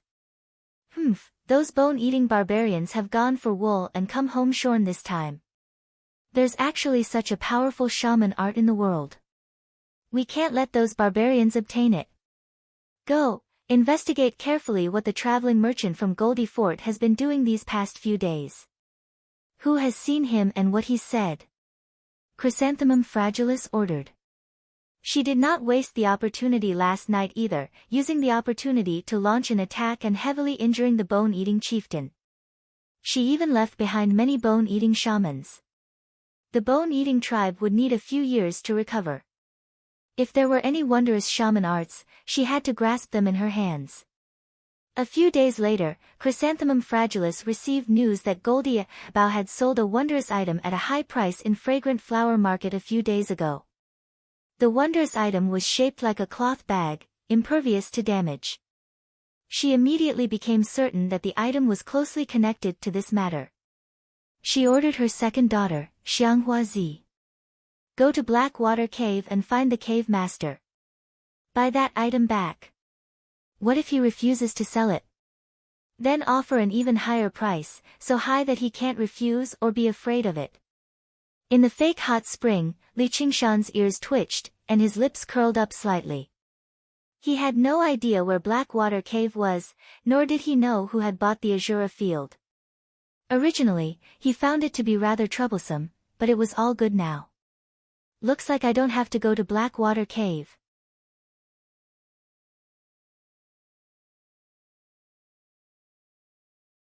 Chapter 726.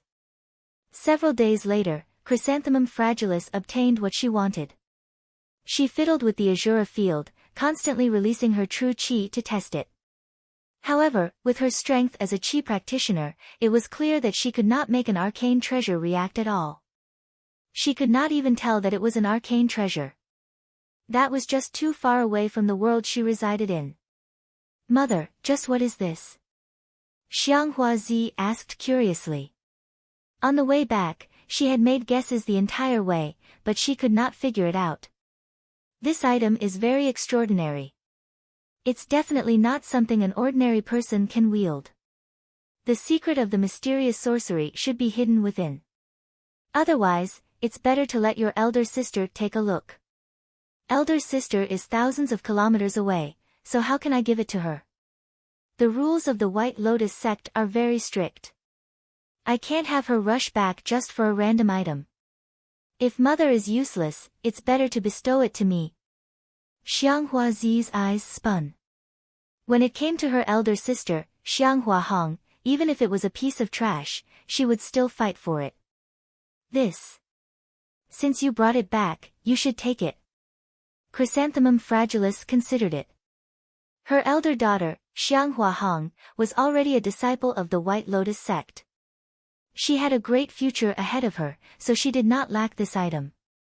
In the past few years, it had been her second daughter, Xianghua Zi, who had been running errands for her. Both her hands were flesh, so she could not favor one over the other. After all, her second daughter would enter the White Lotus sect sooner or later.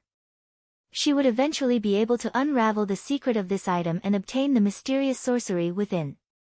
Xianghua Zi happily accepted the Azura field. In the hot spring 300 meters away, Li Qingshan closed his eyes in relief. Although he could consider stealing the Azura field right now, the risk was too great, so there was no need. He would have a good sleep, recover 10 to 20% of his strength, and take it in front of everyone. A few hours later, Xianghua Man noticed that her guess was completely wrong. The mysterious shaman art had nothing to do with this flower print bag. She frowned as she looked at the young man in ragged clothes that seemed like a beggar, and asked, "You're from Huangliang Beach?" "Why yes. You're saying that you were ambushed by Goldie, a Bao and an infant. Everyone died, and you were the only one who escaped. Why would they let you go? And why did you flee back to Fragrant Flower Market instead of Huangliang Beach? Explain everything clearly to me. If there's even a single lie, The young man recounted the nightmarish experience again as he constantly trembled. After Goldie, Bao and Li Qingshan left, he set off as well. His luck was very good. The bone-eating tribe had been drawn away from the main path, allowing him to escape. He spent a few days before fleeing back to the Fragrant Flower Market. He was furious, so he purposefully announced how Goldie, Bao had killed their people in the bustling market. He wanted the various tribes to know what Goldie, Bao was like. However, not long after, he was targeted by the people of the Fragrant Flower clan. After careful questioning, he was brought to the Fragrant Flower house, reported to Xianghua Zi, and finally brought to Chrysanthemum Fragilis. A baby with red hair and red eyes. Is it the fire devourers? Chrysanthemum Fragilis frowned deeply. Xianghua Zi, who was beside her, asked, Zi, has Fragrant Flower City ever seen a baby like this? Xianghua Zi said, definitely not, or I would definitely know about it. That baby is anything but simple. He only used a few days to turn a mortal into such a vicious monster. He might be hiding somewhere. Send people to search carefully. Don't miss a single corner. I'd like to see him. Yes, mother. Then what do we do with this kid? Just kill him. Chrysanthemum Fragilis spoke as if she was crushing a bedbug. He was just an insignificant little barbarian anyway. If we let him spread this nonsense, who knows what kind of trouble he'll cause. The flower beds just happen to be in need of some fertilizer. The young man completely failed to respond. A beautiful, noble female matriarch like her actually wanted him dead so casually. Xianghua Zi clapped her hands, and two bare-chested, sturdy guards immediately walked in. They did not give him the opportunity to beg for mercy or curse at all, cleanly slicing through his neck. With a crack, his neck bones snapped, and they dragged the corpse away. Xianghua Zi ordered people to search through the city, but the result was nothing. Perhaps the baby had already left the Fragrant Flower Market, or perhaps he was already dead, eaten clean by the rats in the gutters. It was also possible that he had been roasted by unscrupulous merchants. Time passed quickly, and Chrysanthemum Fragilis gradually cast this matter to the back of her mind. After who knew how long, Li Qingshan opened his eyes again. The light in his scarlet eyes was withdrawn, and his scarlet hair fell to his shoulders. It had already hardened. As his body grew, the space in the fake mountain became rather narrow. He glanced at his hand that had grown much larger, smiled, and clenched it firmly. He no longer felt so weak and powerless. He exhaled deeply. He had finally recovered some strength. He could go out and do some things he needed to do. He sucked in another deep breath, but it was not just air that gushed into his mouth. There was also surging spiritual qi of the world. Under the impetus of the spiritual qi, the demon core began to spin slowly. Although he had only recovered to the realm of demons, he could already use 3 abilities, which were the spirit turtle's profound shell, the tremors of the ox demon, and the tiger demon's breath. Of course, theoretically, there was also the phoenix's nerva, but he probably could not use it a second time in his current state. But that was enough. Li Qingshan strode over. Before the rocks of the fake mountain could even touch his skin, they were all reduced to dust. His usage of the power of tremors was becoming more and more flexible. Ah! A woman's cry rang out by his ear. She was nearby. Li Qingshan smiled. He could see the person he wanted to see as soon as he woke up, and he could even enjoy some benefits. As it seemed, after so many days of bad luck, his luck was finally turning for the better. Apart from cultivating, the thing that Chrysanthemum Fragilis loved to do the most was soak in the hot spring. The large hot spring in the courtyard was designed for her alone. Apart from her, no one was allowed to pollute the water, or only death awaited them. They would be buried in the flower beds and used as fertilizer. Beautiful purple and red flower petals floated on the surface of the water. She was standing comfortably in the water, her graceful figure faintly discernible in the mist. Her hands were gently caressing her delicate skin, plump and smooth lower abdomen. Although she already had 3 daughters, she was still able to make any man go crazy. Not only was she a beauty, but she was also the matriarch of the Fragrant Flower clan, who stood above all but one. She was very satisfied with her life, but just as she was admiring herself, she suddenly felt the surface of the water ripple. The fake mountain trembled slightly, and the surging spiritual qi of the world surged into it madly, as if something was trying to break free. Even though she was experienced and knowledgeable, she couldn't help but let out a cry of surprise. However, she immediately calmed down, and true qi coiled around her hands. She stared fixedly at the fake mountain. What is it? Come out. Just as she finished speaking, a figure walked out from the fake mountain. At first glance, it was only a child about 5 or 6 years old. His red hair hung down to his shoulders, and his face was handsome. There was an innocent smile on his face, revealing 2 small canine teeth. He didn't seem to be the least bit threatening. However, upon closer inspection, one would discover that his forehead was slightly bulging. His 10 fingernails were not ordinary nails, but rather, sharp claws. His pair of crimson-red eyes were incomparably deep. His gaze seemed to have substance as it swept across her naked body. His gaze was filled with aggression, and it was definitely not the gaze of a child. Who are you? Li Qingshan's response was a frivolous whistle, but when he glanced at his own reflection, it turned into a sigh. Chrysanthemum Fragilis leapt over to the edge of the pool. She picked up her clothes and twirled them around, wrapping them around herself. She stared at Li Qingshan coldly and suddenly found him rather familiar. Her heart skipped a beat. Scarlet hair and scarlet eyes. Don't tell me. Didn't they say he was an infant? Li Qingshan asked with a crisp, childish voice. I have 2 questions for you. First, where is your daughter? The one you sent to Blackwater Cave a few days ago. The second question is. Before he had even finished speaking, a fragrant gust of wind assaulted him. Chrysanthemum Fragilis had struck out with a palm strike from afar. A hexagonal spirit turtle's profound shell flew out automatically, blocking the attack. However, the fragrance permeated Li Qingshan's surroundings. He wrinkled his nose. How fragrant! Since it's fragrant, then smell some more.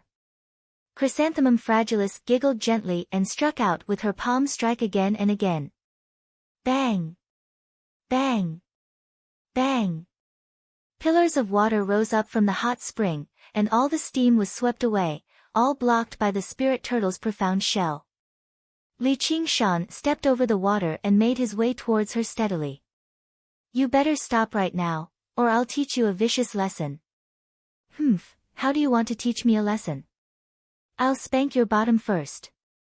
If it really doesn't work, I'll spank your face. If there really isn't any other way, I'll just kill you. Really? Just because you're a brat who hasn't even grown hair yet? I'd like to have a son like you. Come, call me mother. Chrysanthemum Fragilis shivered inside. She was quite powerful among shamans, but she was not as powerful as those who had undergone the heavenly tribulation. She actually could not get through the thin defense. But no matter how powerful you are, you'll be at my mercy later. The fragrance grew heavier and heavier. She had already activated the fragrant flower goo in her body. The wind from her palm strike contained many tiny specks of pollen. As long as someone came in contact with it, they would definitely become limp and powerless, completely at her mercy, let alone directly inhale it. Do you know what it means to curse someone without exposing their shortcomings? If I don't beat you up until you call me father, I'll write my name backwards. With a flash, Li Qingshan appeared before Chrysanthemum Fragilis and casually slapped her flat abdomen. It was not that he wanted to act like a hooligan, but he was limited by his height. Chrysanthemum Fragilis did not fly away. Instead, she shuddered and directly collapsed on the ground. She felt every single bone in her body tremble, and the true qi in her dantian had been shaken to pieces. She had clearly inhaled his pollen, yet there was no response at all. She immediately understood the unimaginably great disparity between their strength. Actually, from the perspective of cultivation alone, Li Qingshan had only just condensed his demon core. If it were many years ago when he had just condensed his demon core, even if he could defeat Chrysanthemum Fragilis, it would still be a bitter struggle. It would never be as easy as it was now. During the past few days of hiding in the fake mountain, he did not just sleep. Instead, he focused all of his attention on his body, balancing these four completely different powers. He had already begun to see results. Right now, he was more than 10 times stronger than when he had just become a demon. And, just a casual strike from him contained many years of battle experience. His grasp of timing and control over his strength were all extremely exquisite. How could the leader of a small tribe in the wilderness be his opponent? The second question is, where is the bone-eating tribe?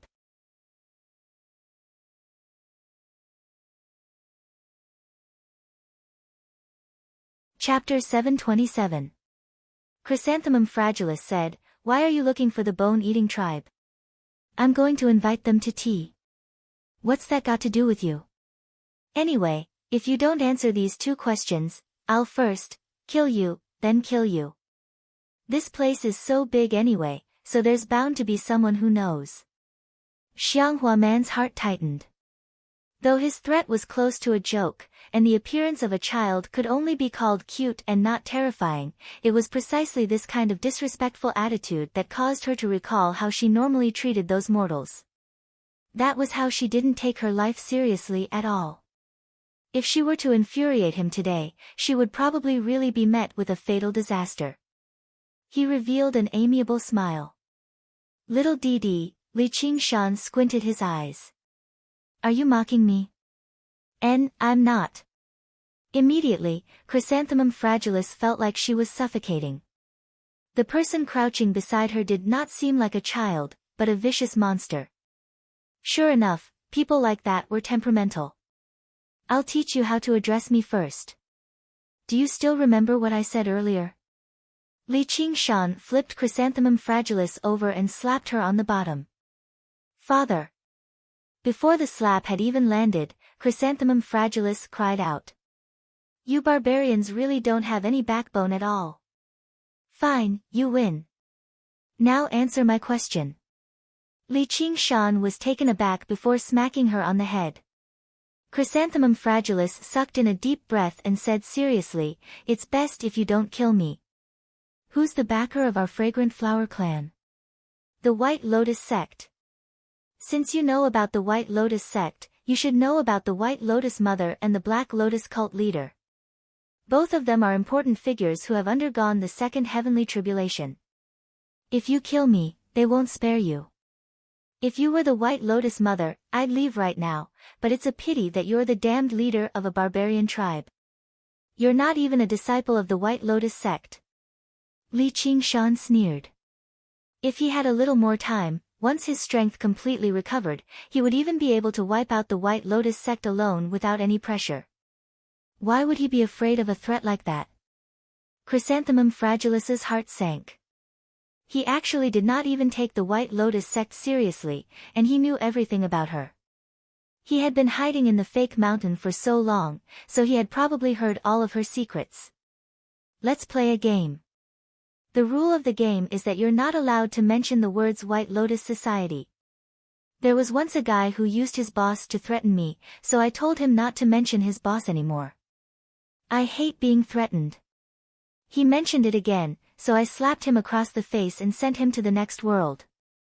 Oh, this guy's strength is around the White Lotus Mothers, and Lotus.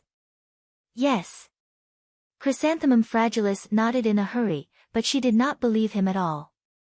Someone on the same level as the White Lotus Mother was already unimaginably powerful, so just what kind of existence would his boss be?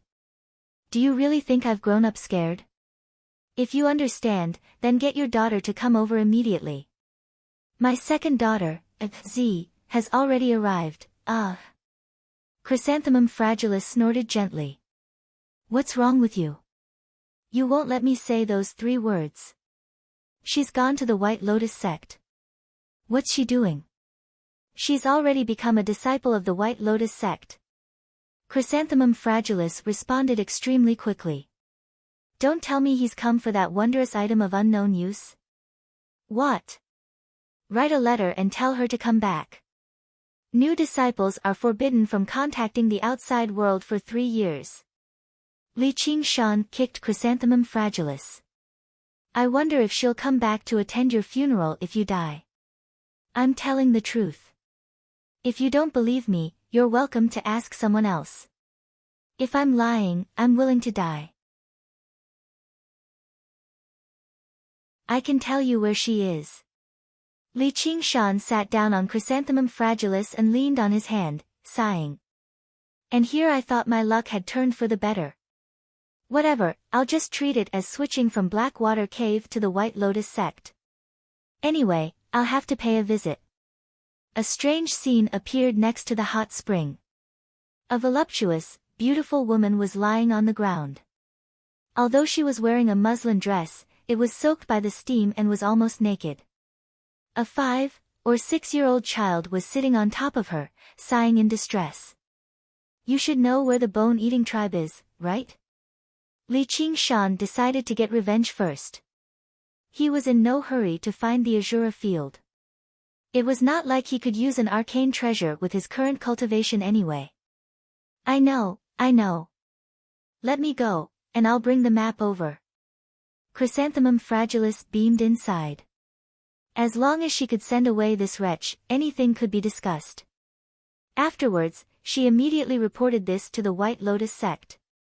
The best outcome would be to perish together with the bone-eating barbarians. The bone-eating tribe isn't that easy to infiltrate.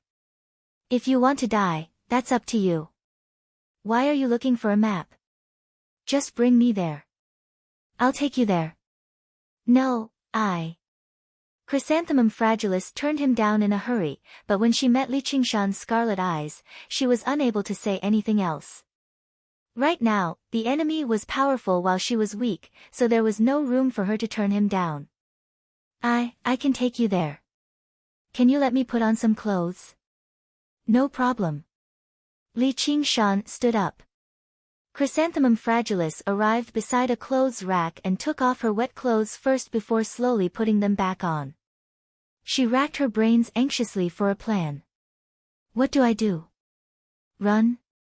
She glanced at the child who squatted beside the hot spring and played with the water, and she immediately dismissed this thought. He was not by her side, which meant he was not afraid of her running away. Call for reinforcements to attack. She would probably be killed before reinforcements could even arrive. Hurry up. I'll give you 5 seconds. Li Qingshan held a ball of water in his left hand and a ball of fire in his right before combining them, merging the water and fire. Under his current state, the spirit turtle and phoenix were both equivalent to the first layer. This was the first time the two powers had truly achieved equilibrium.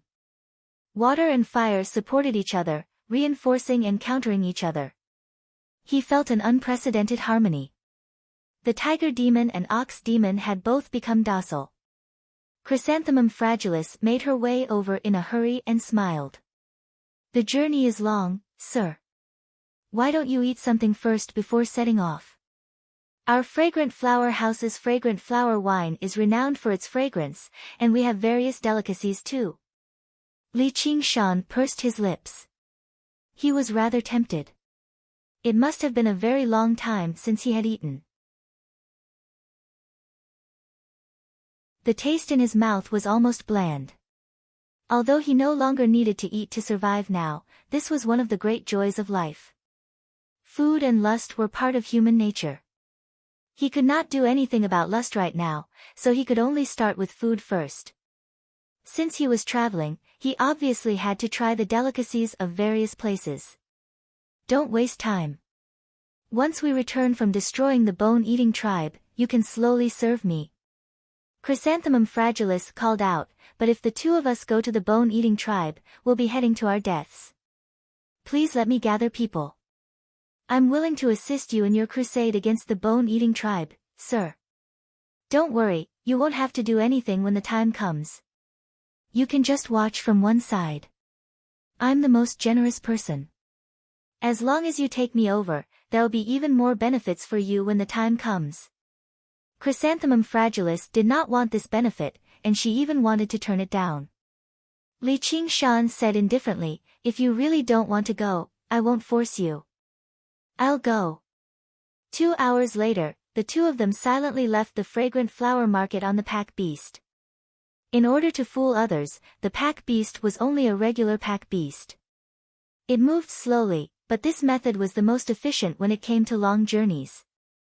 Li Qingshan had plenty of time right now. If he traveled for a few more days, he could recover a little more strength. He sat at the front comfortably, resting his head between two plump mounds. A fragrance lingered in the air as he admired the scenery of the Mist Province along the way. It was quite an enjoyable experience. Chrysanthemum Fragilis was not in such a good mood, and she spoke even more carefully than she did in the fragrant flower market. She trembled in fear, afraid that she would anger him with something. She did not want to die outside for no reason at all. 8 days later. Hee, you little pervert, you're touching me again. I don't have any breast milk for you. If you touch me, I'll touch you too. Chrysanthemum Fragilis giggled and extended her hand into Li Qingshan's clothes, feeling around until she reached below. This was not the Yichuan courtyard or the brothel. Instead, it was the Mist Province's rainforest that was rife with danger, on the back of a wooden pack beast. Chrysanthemum Fragilis fawned over him, and Li Qingshan was not a cold-blooded person either. In just 7 or 8 days, he had already gotten used to her. On the surface, he already seemed like an adulterer, but the adulterer was a little young. Let go of me. Li Qingshan said helplessly. In the beginning, he thought she was purposefully fawning over him, but he never thought this woman would actually become addicted to him over the past few days. She would kiss and touch him whenever she had the opportunity. It was no longer clear who was taking advantage of who, but he felt like he was losing out a little, especially when his private parts had been grabbed. He's still too young. Who knows when he'll grow up a little? Chrysanthemum Fragilis giggled. She had also understood that Li Qingshan was clear-headed. He would not lose his temper over a small joke like this. Only at a time like this could she see his helplessness and let out a sigh of relief. She found it even more delightful, like touching a tiger's bottom. "I'll definitely make you taste its power in the future," Li Qingshan said viciously. "Ah! I can't wait any longer." You better grow up faster." Chrysanthemum Fragilis was rather eager. He was already so cute at such a young age. Wouldn't he be mesmerizing when he grew up? This was not because she was infatuated. Instead, she realized Li Qingshan had no intention of harming her, so she did not feel as much hostility anymore. She actually began to enjoy this special, thrilling journey a little. They traveled for another day and 2 nights. Early in the morning, the forest was shrouded in mist. The sunlight made it through the gaps between the leaves with difficulty, scattering bits of gold. We're about to enter their territory. Let's go on foot and sneak over." Chrysanthemum Fragilis pulled on the reins and made the pack animal stop. "There's no need. Let's keep advancing. I've come for revenge, not to steal." "Are you sure you're fine?" "Apart from what I've said, they might still have other tricks up their sleeves." Chrysanthemum Fragilis was still rather worried. If the child in her arms could not defeat the bone-eating tribe, she would not be able to escape from the bone-eating tribe's pursuit. "Cut the nonsense. Let's go." "All right, you." Chrysanthemum Fragilis's eyes flickered. She bent down and kissed Li Qingshan's lips. After a series of French kisses, Li Qingshan pushed her away. This was the first time she discovered being sexually harassed could be such a troublesome matter. Chrysanthemum Fragilis licked her lips reluctantly. With a shake of the reins, the pack animal advanced slowly. After walking for a while, the sound of rustling came from the forest. Black shadows moved back and forth. The pack beast stopped its footsteps restlessly. No matter how Xianghua Man shook the reins, it was unwilling to take another step forward.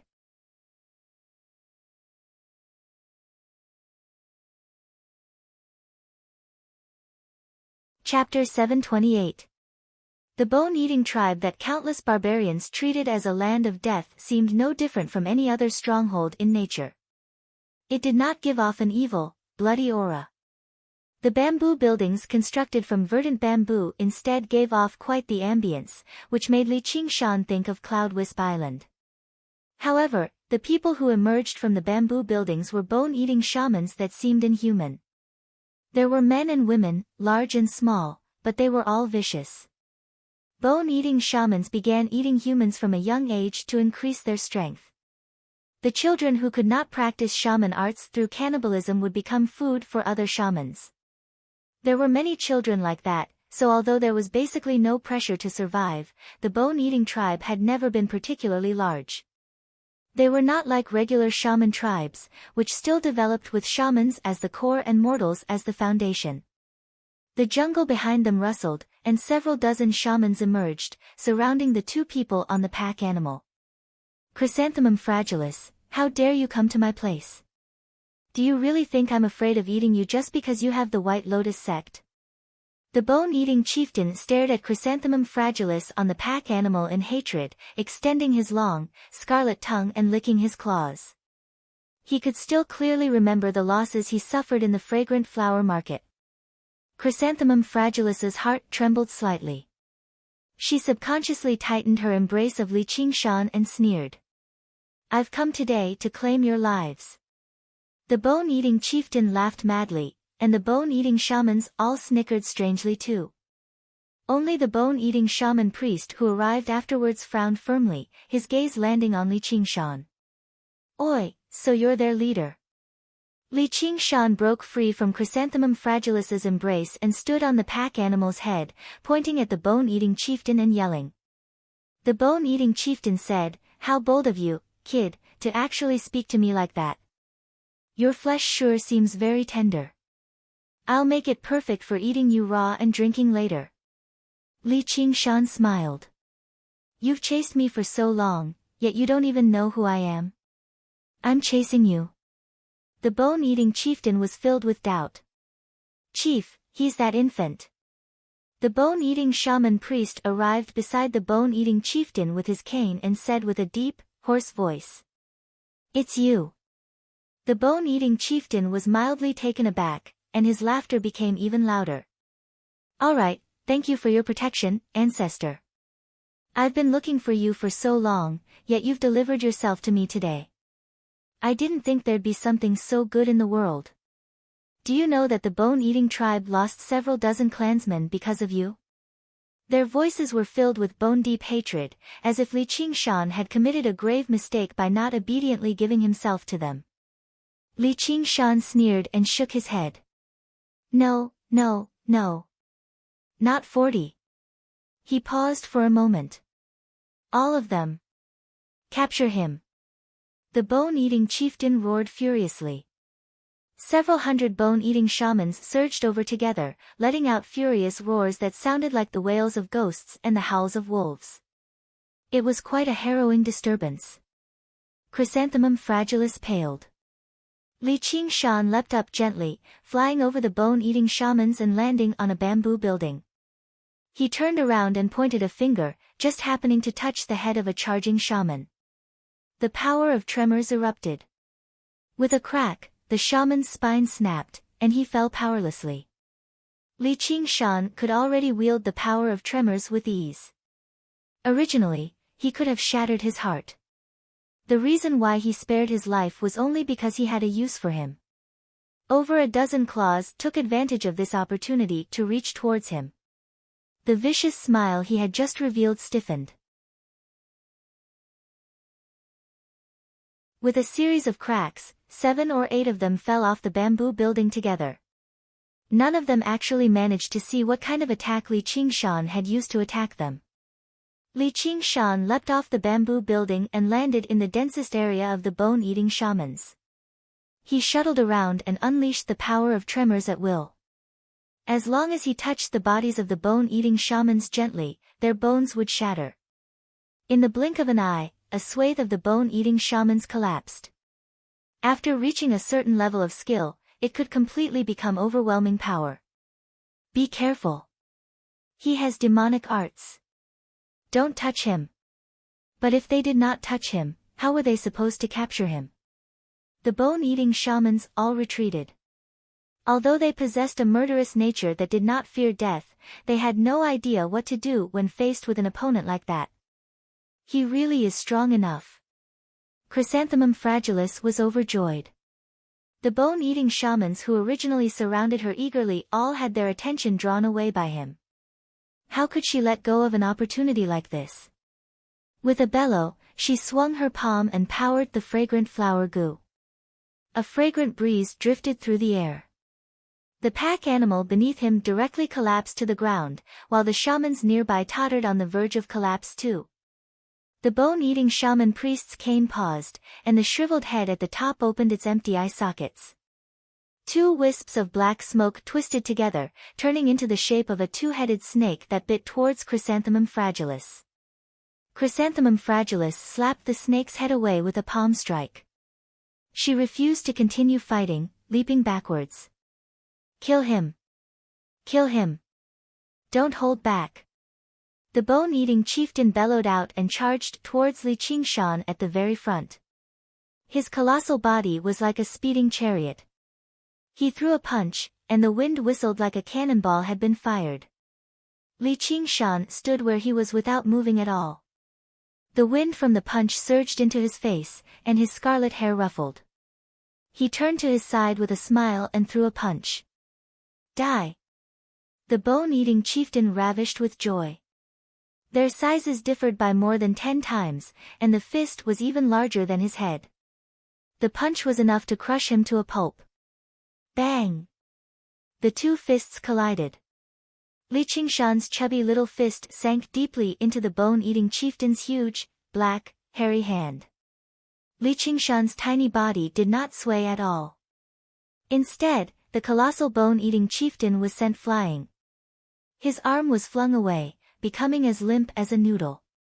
Even his entire right shoulder had caved in, knocking over a group of bone-eating shamans. Li Qingshan snickered. "You foolish barbarian. You're looking to die if you want to compete with me in strength." He seemed tiny, but if he reverted to his original form, he would be 2 or 3 meters tall at the very least. Their proportions were completely reversed. Unfortunately, the bone-eating chieftain's body was much tougher than regular bone-eating shamans, so he failed to snap his spine in a single strike. Li Qingshan was just about to follow up with another attack when he suddenly stopped and looked back. The two-headed snake condensed from black smoke had silently slithered over from behind, suddenly opening its mouth and biting towards him. Tiger Demon's breath. A gust of wind from Li Qingshan's breath tore the two-headed snake to pieces. It followed the black smoke and directly pierced the bone-eating shaman priest who had launched a sneak attack. "Chief, go to the altar and ask for the power of the ancestors." The bone-eating shaman priest coughed up blood and bellowed, "This is a disaster that will wipe out the entire tribe." "Stop him!" the bone-eating chieftain ordered loudly. Clutching his crippled arm, he rushed towards the stronghold. He was filled with regret and resentment. His losses in the fragrant flower market had already made him feel extremely pained, but he never thought he would actually provoke something so terrifying.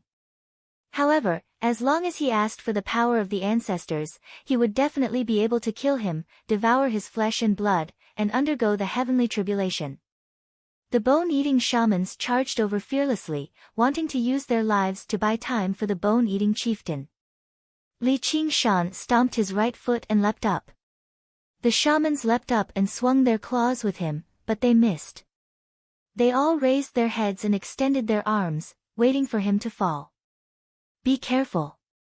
Chrysanthemum Fragilis cried out. Her voice was filled with concern.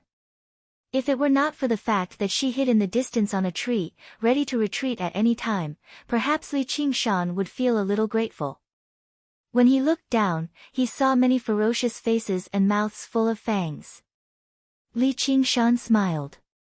A pair of glorious wings suddenly unfurled on his back, and he grew several meters taller again. His scarlet eyes locked onto the bone-eating chieftain's back, leaving behind a scarlet streak of light as he swooped down like an eagle swooping down to a rabbit. He did not have the time to see what trump cards these barbarians had, or perhaps they were putting on an act and looking down on others just because he was strong enough. Even a lion would use its full strength to catch a rabbit. He only had a single objective here: annihilate the entire tribe. And, the simpler and easier it was, the better. A gust of wind swept over from behind, and the bone-eating chieftain suddenly looked back. Before he could even respond, Li Qingshan had planted a foot on his back. With a series of cracks, his spine broke inch by inch, and he collapsed on the ground, completely immobilized. He let out a howl of despair. Both the chieftain and the shaman priest had been defeated, so the morale of the bone-eating shamans plummeted. Li Qingshan did not stop at all, using the force of the stomp to fly back.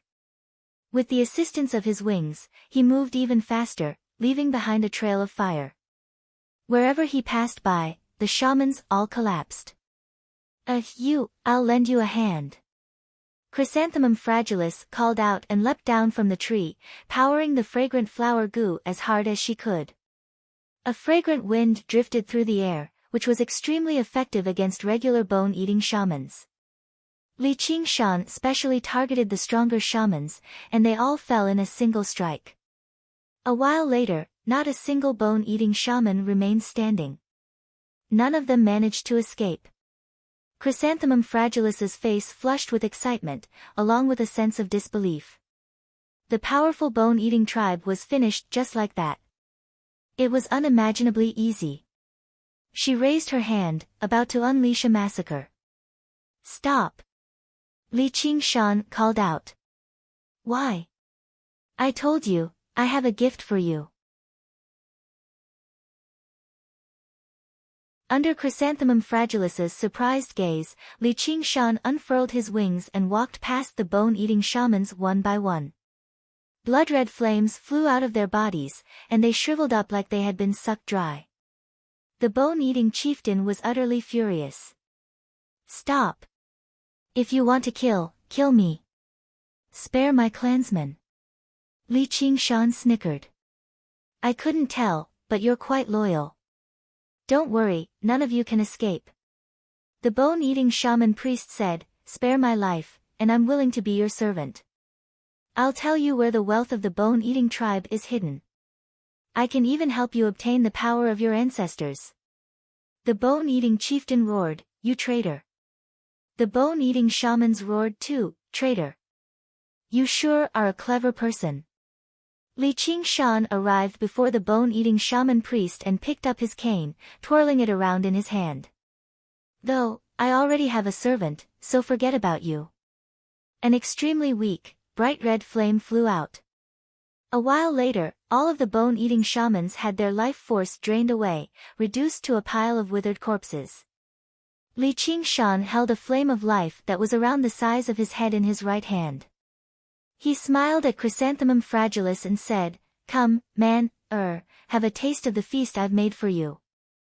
Although they had been getting along quite well in the past few days, this was called being prepared. He did not want someone to secretly leak this matter to the White Lotus sect. "I don't want to." Chrysanthemum Fragilis recalled the monster the merchant had turned into and retreated in fright. Li Qingshan smiled. "You have to be an obedient daughter."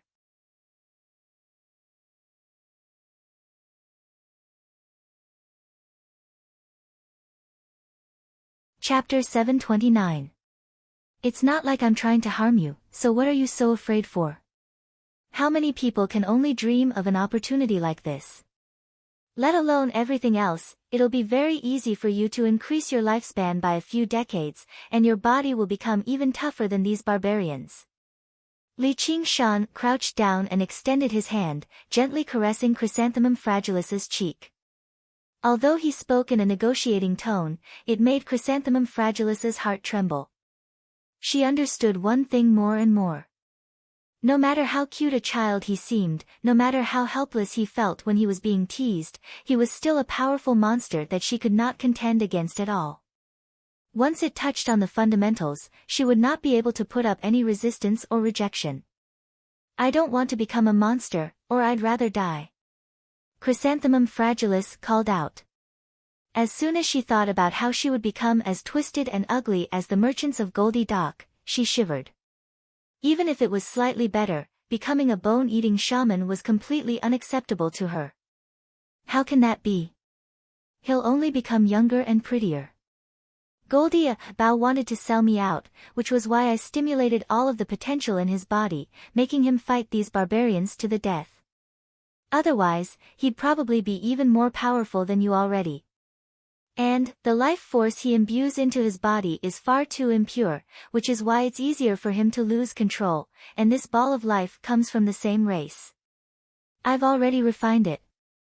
Don't worry, as long as you're good, why would I harm you? Li Qingshan guided her patiently, but the more sincere and gentle his tone was, the more afraid Chrysanthemum Fragilis became. Even if she did not become a monster, it would still mean she would be under his control, unable to break free. She stared straight at Li Qingshan as tears welled up in her eyes. For a moment, she was speechless. Li Qingshan waited for her to calm down a little. "Now, tell me your answer." "I agree." "All right, let go of your body and mind." Li Qingshan blew gently, and the blood-red flames flowed towards Chrysanthemum Fragilis, merging into her body strand by strand. "Ah!" Chrysanthemum Fragilis let out a moan, and a great pleasure burst forth from her body. Her mind went blank, and after an unknown period of time, she slowly regained consciousness. She felt numb all over her body, and there was an indescribable restraint. It was as if she had been reborn, and an unprecedented power surged in her body. He was not like Goldie Bao, who was only a mortal who had been forcefully pushed to shaman. She had decades of cultivation experience. She quickly meditated and adjusted her breathing, guiding this energy back to the right path. The fragrant flower goo in her body was nourished and had another breakthrough. Li Qingshan smiled and said, "How do you feel?" Chrysanthemum Fragilis's first reaction wasn't to check how much stronger she had become. Instead, she took out her bronze mirror to see if she had become uglier. She couldn't help but cheer. "That's great." In the past, although she didn't look old because of her qi refinement, she was a mother of 3 children after all. There were faint crow's feet at the corners of her eyes, and her skin wasn't as tight as before. Now, however, she seemed to have returned to her 20s. She was radiant. To a woman, especially a beauty, there was nothing more terrifying than watching herself gradually age in the mirror, and there was nothing more joyous than recovering her youth. Immediately, she felt like her worries just now were pointless. Although there were gains and losses, it seemed like her luck was pretty good right now. "Deal with these corpses," Li Qingshan ordered. As he fiddled around with the walking stick, he picked up a small 100 treasures pouch from beside the shaman priest. He opened it and took a look. The space inside was only the size of a woodshed, and there were many random items. He had no idea what they were for, so he hung them on his waist casually. "How are we supposed to deal with so many of them? Why don't we just leave them here? They'll rot in less than 10 days. Chrysanthemum Fragilis widened her eyes. There were several hundred corpses here. Just how large of a hole would they have to dig to bury them all? Be good. If you don't, you'll turn into a monster," Li Qingshan said unconcernedly, making his way into the depths of the stronghold. Originally, he had only mentioned it casually, but since he had said it, it became an order. He had gone to great lengths to extract life force for her to recover her youth and increase her strength drastically. Was this supposed to be the support of love? Yes. Chrysanthemum Fragilis immediately nodded. Li Qingshan arrived at the end of the stronghold and raised his head. An ancient totem was painted on the wall. It was just a few strokes, but it fully displayed its charm. It was lifelike, shaped like a tiger, but it was even more vicious. There was a pair of wings on its back, which did resemble the tiger demon slightly. However, the tiger demon was purely battle and killing intent, while the totem possessed deep malice. It opened its mouth as if it was about to swallow someone whole. If he had guessed correctly, this was the location of the bone-eating tribe's altar. It gave off a faint, frightening power. That was the result of countless years of worship from the bone-eating tribe. Li Qingshan pressed his hand against the wall gently. Immediately, the totem on the wall sprang to life, staring at him viciously. It let out a roar and lunged off the wall. The spirit turtle's profound shell. Li Qingshan bellowed out, and the totemic beast slammed against the spirit turtle's profound shell viciously. Bang! Cracks appeared on the spirit turtle's profound shell. What great strength! This must be the bone-eating tribe's strongest trump card. They actually have something similar to a guardian beast. Its strength has already approached Demon General. Fortunately, they didn't activate it, or it really would be rather troublesome. Clang! The spirit turtle's profound shell shattered. Li Qingshan unfurled his wings and took to the sky. The totemic beast also flapped its wings and took off, pursuing him closely. However, when it reached an altitude of several hundred meters, it was unable to advance any further. Clearly, it was unable to stray too far from the altar. Li Qingshan studied the monster closely. Sure enough, it seemed like a vicious black tiger, constantly swiping its claws past him. The totemic beast roared for a while before returning to the wall. Li Qingshan exhaled gently, and a gust of wind slammed against it viciously. The totemic beast turned around and lunged over, brandishing its claws and teeth. It obviously still failed to reach Li Qingshan.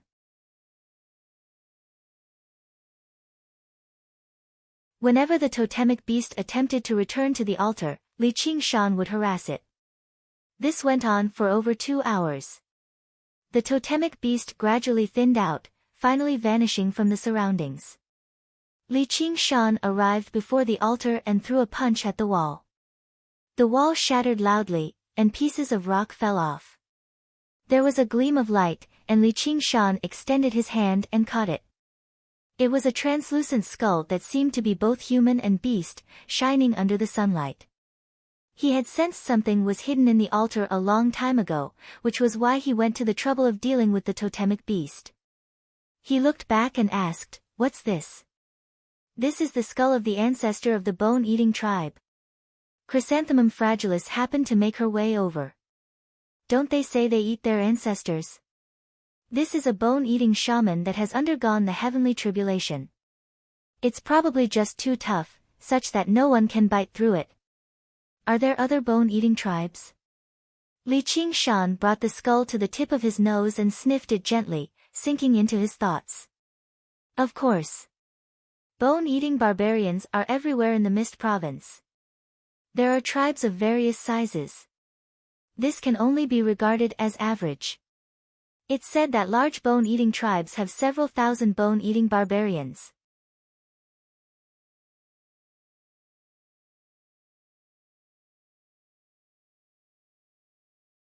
Chapter 730.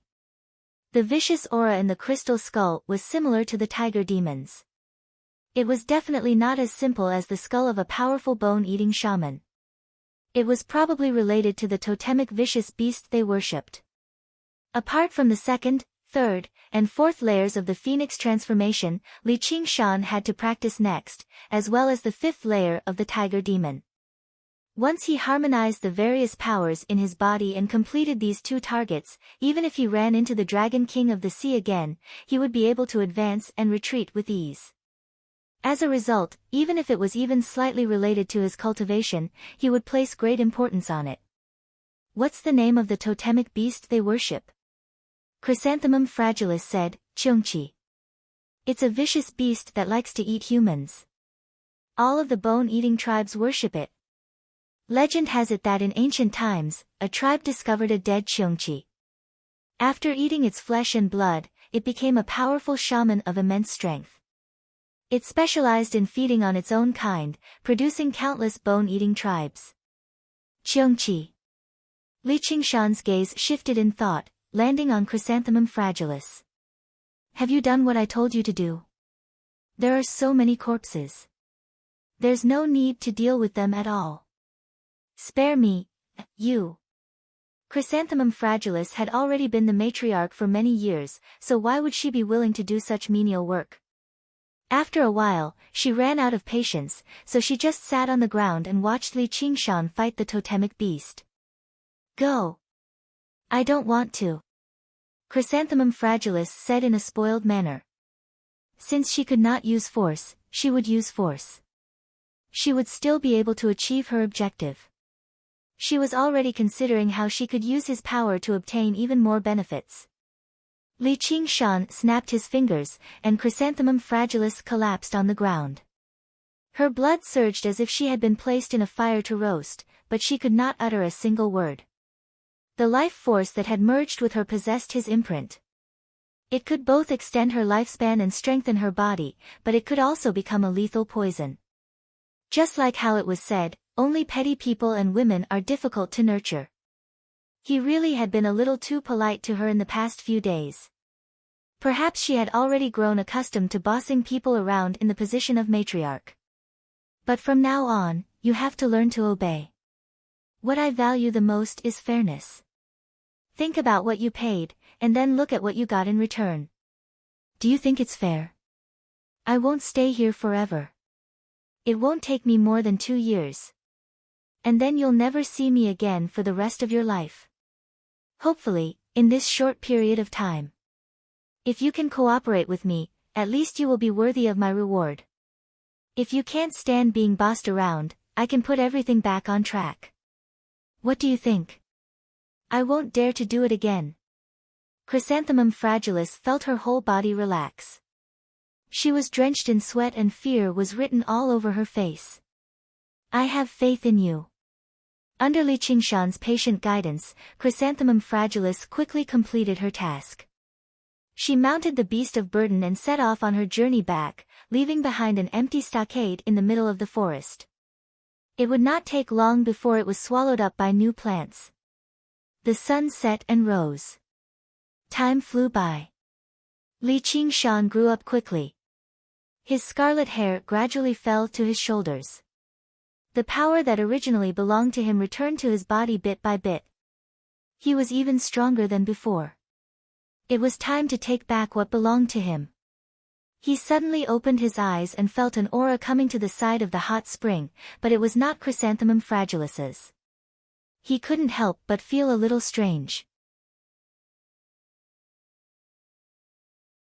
Because he didn't want outsiders to know of his existence, he specifically asked Chrysanthemum Fragilus to set up a large area of the fragrant flower workshop as a restricted area. Here, he could enjoy delicious food and wine from all over the world. There was also a beauty. Although he couldn't really do anything, other than that, he could do whatever he wanted. Who is so bold as to barge in? Aren't they afraid of Chrysanthemum Fragilus's punishment? Through the rippling water, a young woman stood beside the hot spring. She was dressed in green clothes made of extraordinary material.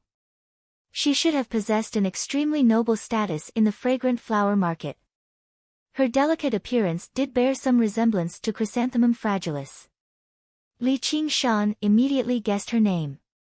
She was Chrysanthemum Fragilus's youngest daughter, Xianghua Lu. Mother sure is stingy. She has the unaging spring of youth, yet she's not even willing to share it with her own daughter. Xianghua Lu muttered, looking around like a thief. She only said that to cover up her guilt. Over a year ago, Chrysanthemum Fragilus's strength suddenly increased drastically. She recovered her youth and announced that she had already destroyed the bone-eating tribe. She also gathered the leaders of the various tribes and held a meeting, establishing the Fragrant Flower Clan as the leader. It was also at that time that she set up a restricted area in the Fragrant Flower Workshop. As a result, there were rumors that the unaging spring of youth gushed out from the spring in the Fragrant Flower Workshop. Regular people still doubted it, but the young woman believed it to be true. Mother is currently receiving an envoy from the White Lotus sect, so she definitely won't discover me. Even if she does, I'll be going to the White Lotus sect very soon. She can't do anything to me. If I don't try now, I won't have another chance. The young woman comforted herself inside and quickly undressed, revealing her graceful figure. She tested the water temperature with the tip of her foot first before slipping into the water like a fish. Didn't you say you're only 13? You sure have developed quite well. Li Qingshan evaluated in admiration. The women of the Mist Province developed early. Many of them married at this age, but they aged especially quickly too. If they were mortals who did not practice internal martial arts or qi practitioners, they would age rapidly once they reached 30 or 40. By the time they reached 40 or 50, they would be like old women. I'm going to be traveling with her very soon. The arrival of the envoy from the White Lotus sect was actually because he had urged Chrysanthemum Fragilus to request the White Lotus sect to recruit a group of followers from the fragrant flower market. He planned on using this opportunity to infiltrate the White Lotus sect and take back the Azura field. Although he could take it back openly once his strength completely recovered, he really did not want to wait any longer. He did not want the news that North Moon was still alive to reach the Dragon King of the Sea's ears. Xianghua Lu lay comfortably in the hot spring as if the water really did have the miraculous effect of restoring youth. She immediately cast all of her worries to the back of her head and gradually became spirited. She dove into the water and began swimming. Suddenly, she discovered a pair of scarlet eyes staring straight at her. Gurgle. Xianghua Lu let out a cry of surprise and turned into a bubble. She swung her slender legs and quickly retreated to the edge of the hot spring. She covered her chest with one hand and shouted, "Who are you? Come out." A moment later, a small figure rose up from the water. His black eyes were clear and spirited, and his wet black hair hung down to his shoulders. It was Li Qingshan who had concealed his demonic characteristics. Whether it was his sharp teeth, claws, or the sharp horns on his head, they were all gone. He looked like a child of 11 or 12 years old. What a beautiful child. Xiang Hualu exclaimed in her heart and relaxed her guard. Who are you? Are you my mother's lover? As she spoke, she began to laugh. How could it be, he was still so young. Lover. Li Qingshan thought, she really is precocious. However, in the Fragrant Flower clan, it was really common for powerful women to find a few lovers. The little girl did not even try to hide it. Have you also come to steal the Fountain of Youth? How dare you? Xiang Hualu could not recall that there was such a child in the clan. Otherwise, she would definitely remember him very clearly. Thus, she guessed that his goal was the same as hers. She flipped her palm and wanted to restrain him, but then she thought of something else. If I capture him and give him to my mother, wouldn't I also be exposed? Xiang Hualu, you can't be so stupid. If such a beautiful child becomes fertilizer, that would be too much of a pity. I'll do a good deed and let her live. Little brother, hurry up and leave. If my mother finds out, you're dead for sure. Little brother. If your mother dared to call me that, I would definitely beat her until she called me father. This little girl actually has some kindness. Didn't you also come to steal the Fountain of Youth? Why are you letting me go? This is my family's Fountain of Youth, how can it be called stealing? You thief, you dare to say that to me? How dare you? Xiang Hualu's face was bright red. Her hands danced excitedly, and she came over to grab Li Qingshan.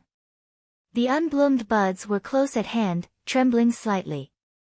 Although they were not plump, they still had a certain charm. The two pink cherries were even more alluring. What are you looking at? Believe it or not, I'll dig out your eyes. Forget it, you brat, don't you know anything? Hurry up and get out. Xiang Hualu did not try to hide anymore. She grabbed Li Qingshan's wrist and pulled him to the side of the hot spring, but he did not budge at all. Her two hands forcefully pulled him back. I couldn't tell, but you're pretty strong. Her face was bright red. Suddenly, her hands slipped, and she fell backward. She immediately flipped over and stood up, only to see him smiling. Xiang Hualu was even more annoyed.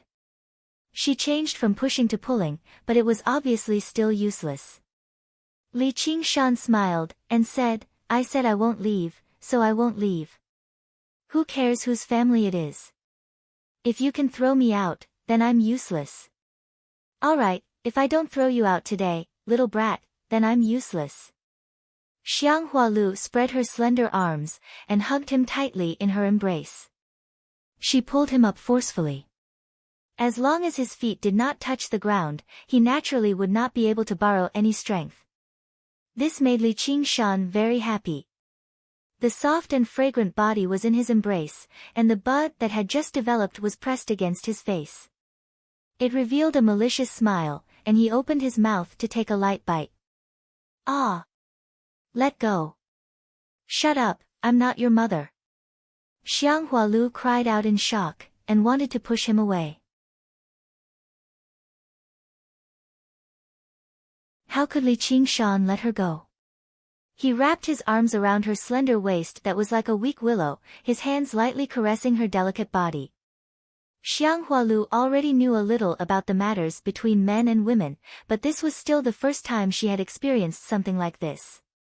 How could the sensitive body of a young girl be a match for Li Qingshan?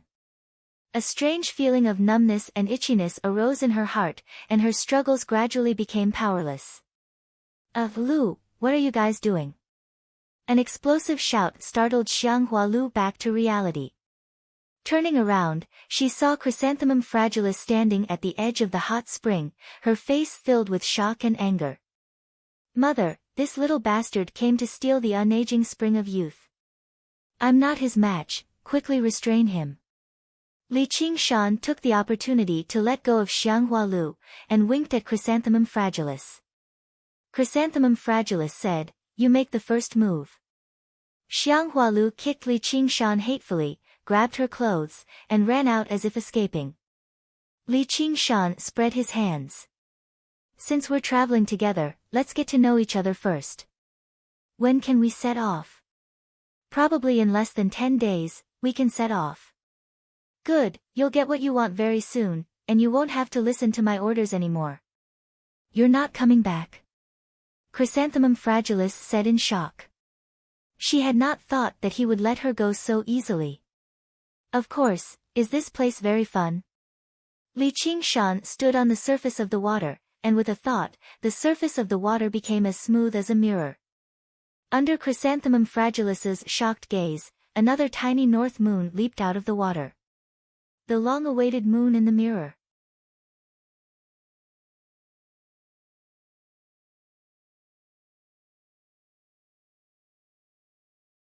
Chapter 731. Gusts of wind surged, turning into a pair of semi-transparent wings on Li Qingshan's back. The wings of wind that he had not seen in a very long time. The fierce wind kicked up a huge wave in the hot spring.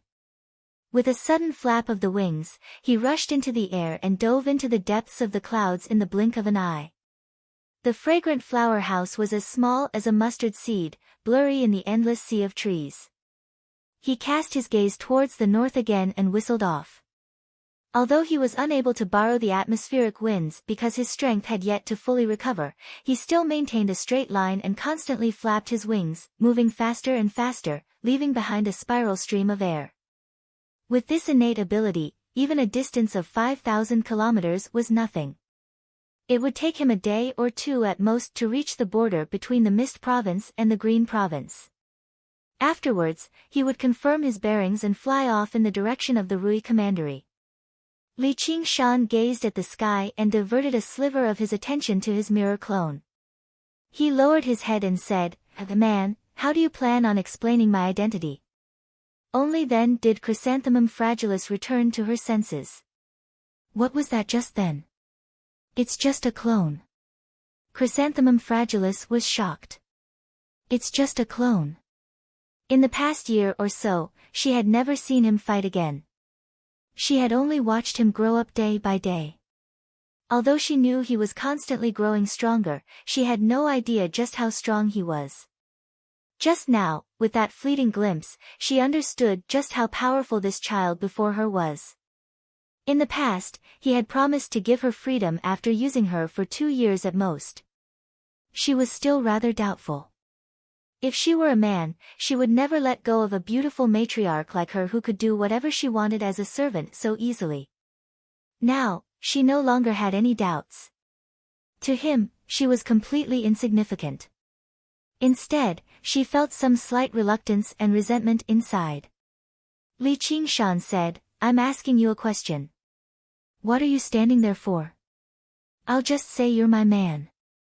Chrysanthemum Fragilis walked over with a swaying motion and knelt down to hug him. She kissed him deeply and said with a smile. Having concealed his characteristics as a demon, he lost some of his evil charm and gained more of a delicate handsomeness. "Isn't it, Daddy?" Li Qingshan said with a smile, but the lust in her heart was ignited again. She was dressed splendidly today. She wore an exquisite silver crown on her head and a gorgeous green and black dress that outlined her graceful figure. She was filled with a moving exotic charm. Lowering his head, he could see a deep ravine. Casually reaching into her clothes, he grabbed her ample bosom and lightly pulled the lapel. With a kachila sound, a pair of jade rabbits leapt out. "Ah! You just bullied this servant's daughter, and now you want to bully this servant. And, the White Lotus sect will openly recruit disciples in the fragrant flower market. When the time comes, you can just go. I will tell Alu not to tell anyone about what happened today. I'll write a letter. You just have to pass the letter to Z and she'll return the item to you. But you have to promise me one thing." Li Qingshan said, "What is it?" "When it's over, you must come back to see this servant. Do you know how hard it was for me to wait for you to grow up? It's not easy for you to come back, but you just leave like that. Isn't that making this servant unreconciled for the rest of my life?" Chrysanthemum Fragilis complained. "I didn't know that it was hard for you." Li Qingshan raised his eyebrows with a smile. They had only met by chance in the first place, so they each took what they needed. Although they had never actually crossed swords or legs, they did not lack other methods, so his complaints were completely unreasonable. Chrysanthemum Fragilis whispered a few words in his ear. Li Qingshan's heart was moved. Sure enough, this is the southern barbaric land. The atmosphere is really open. Okay, then we'll talk about it at that time. At that time, this servant will definitely make you satisfied, you. Chrysanthemum Fragilis pursed her lips and smiled. If the Fragrant Flower clan could get close to this backer, it would be more reliable than the White Lotus sect. The White Lotus sect had too many followers, and their resources were limited. Meanwhile, just a little bit of benefit from this person would be enough for her to enjoy endlessly. A few days later, Li Qingshan ended his comfortable, or rather boring, days in the Fragrant Flower house. The envoy of the White Lotus sect started a ritual in the Fragrant Flower market. White lotuses bloomed one after another, as large as a round table. A fragrance filled the air, dazzling people. Afterwards, he began to recruit disciples. He only accepted children below the age of 15, as well as adult shamans with a foundation. Before this, the news had already spread. The bustling Fragrant Flower market became even more overcrowded. Who did not want their child to become a shaman? Joining the White Lotus sect was a shortcut to success. In the bustling market, children lined up and ascended the platform to have their talent tested. However, less than 1 in 10 people truly possessed the talent for cultivation, and the White Lotus sect was extremely strict when it came to accepting disciples. If their talent was too poor, they would not accept them either. Basically, only 1 in 100 would be accepted. In this place where there were no 100 schools of thought, where there were no large sects fighting over resources, the sole White Lotus sect did indeed have the right. Below the platform, under a pergola, Chrysanthemum Fragilis smiled. Envoy, you're far too meticulous. This is the foundation and legacy of the White Lotus sect. Holy Mother above, how could I dare to slack off? The emissary of the school of White Lotus was a benevolent old man with white hair and a white beard. He spoke slowly, and his voice was gentle and magnetic. Even for those children who did not have the aptitude, he comforted them with gentle words without a trace of impatience. It was impossible for others to associate him with an evil cult. At this moment, a child ascended the platform. Immediately, all of the lotus flowers bloomed, leading to a series of cries. The White Lotus envoy immediately put down the teacup in his hand. This was a sign of top-notch talent, and he had never expected to run into one in such a small place. When the child got closer, his eyes lit up. What a handsome child. What's your name? Which tribe do you belong to? I'm Goldia, you. My tribe was destroyed by the bone-eating tribe. It was the matriarch of the Fragrant Flower clan who saved my life. Li Qingshan was dressed in a set of attire commonly seen in the region. He bowed towards Chrysanthemum Fragilis and glanced at Xiang Hualu beside her. Xiang Hualu obviously did not have to undergo any tests. After sitting for most of the day, she just happened to be bored out of her mind. When she saw Li Qingshan, she almost cried out. She covered her mouth in a hurry and remembered Chrysanthemum Fragilis's instructions. Originally, she hated him to the core, but when she heard he came from Goldie Fort, she could not help but feel some pity. As it turned out, his parents had been eaten by the bone-eating barbarians. The bone-eating tribe suffered heavy losses in the Fragrant Flower market, venting their anger on Goldie Fort. It caused a disturbance, but it was forgotten very soon. The Fragrant Flower market used this opportunity to seize the gold mine in Goldie Fort and formed a new group of merchants. After destroying the bone-eating tribe, they became the strongest tribe in the region. The jungle of the Mist province was always like this. Tribes of various sizes appeared and were destroyed.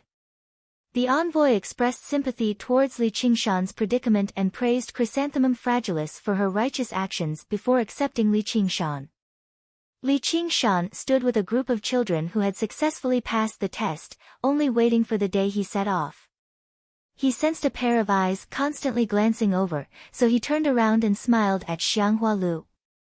Xiang Hualu turned her head away in a hurry, afraid to look anymore.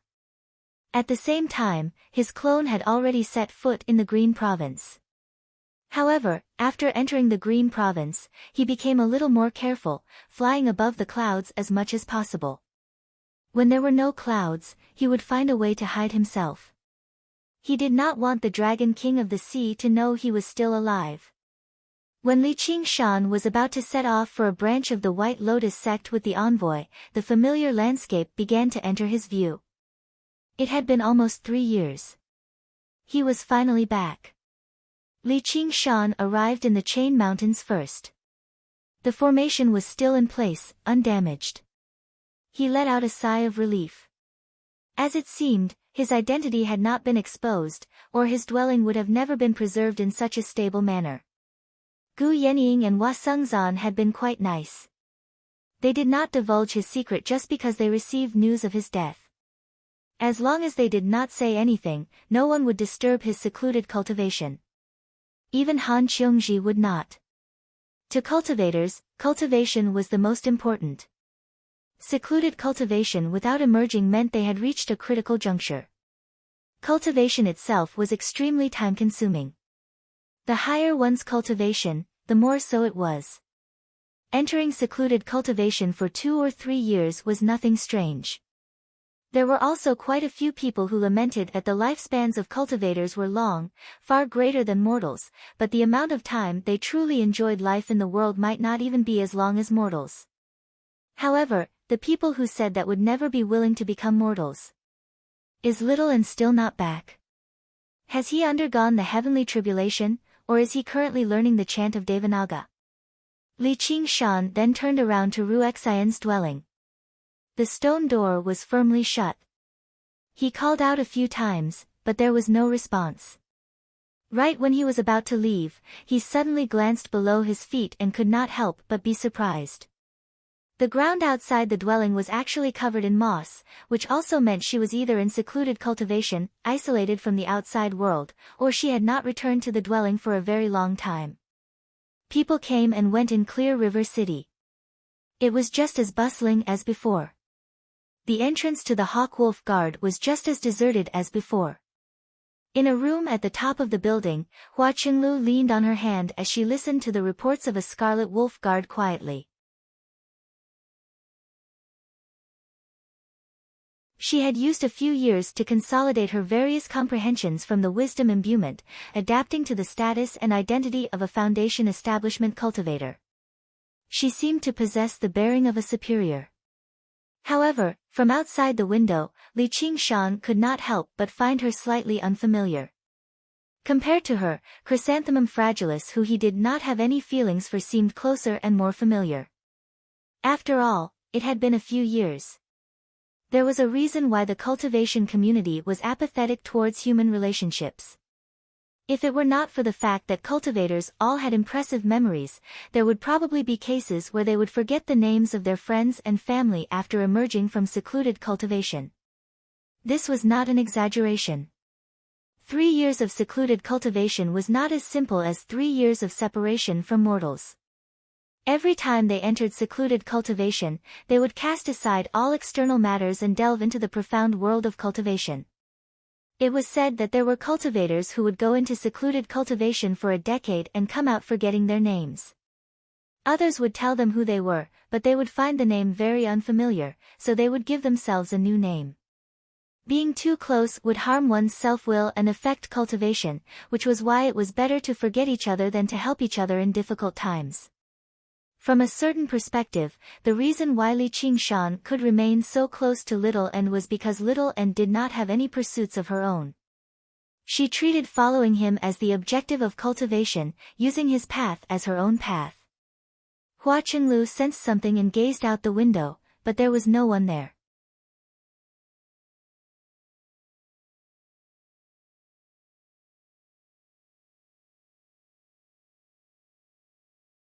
Chapter 732.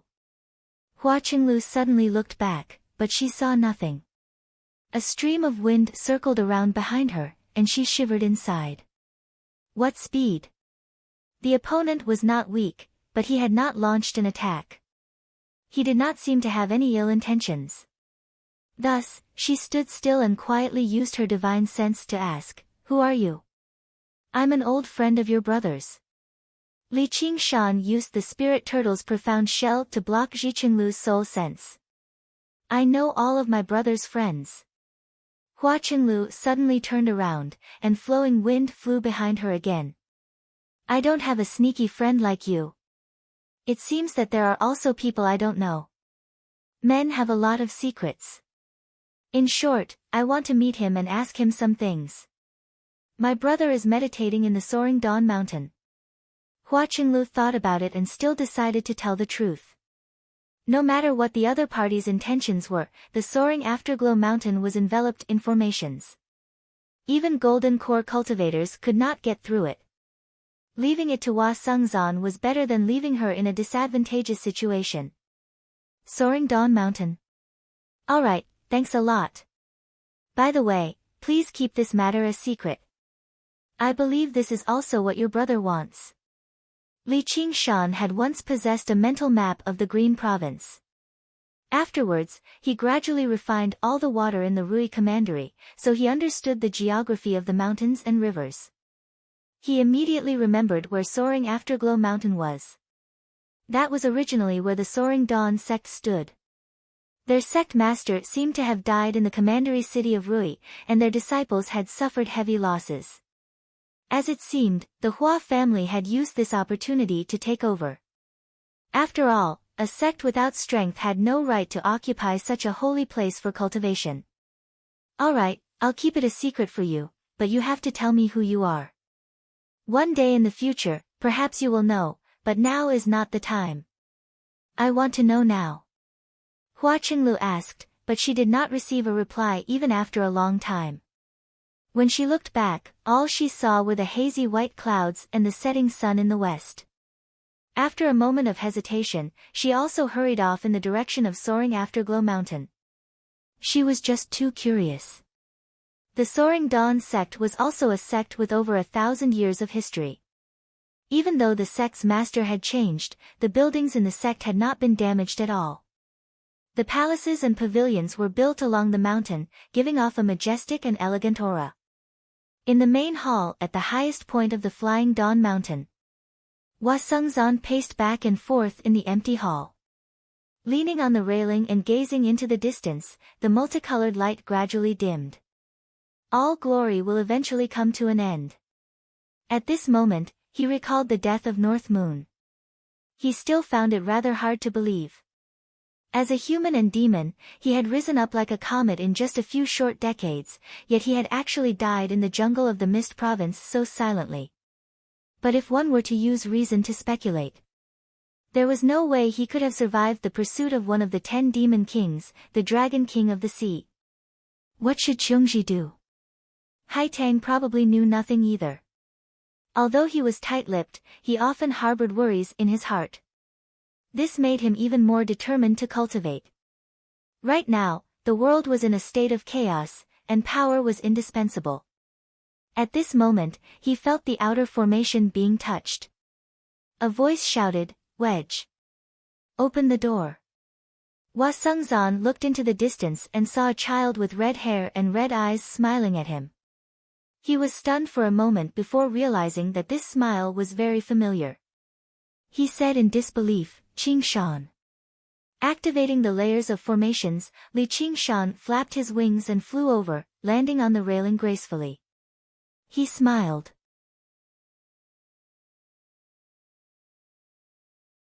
Your cultivation sure has advanced at an amazing rate in the past few years.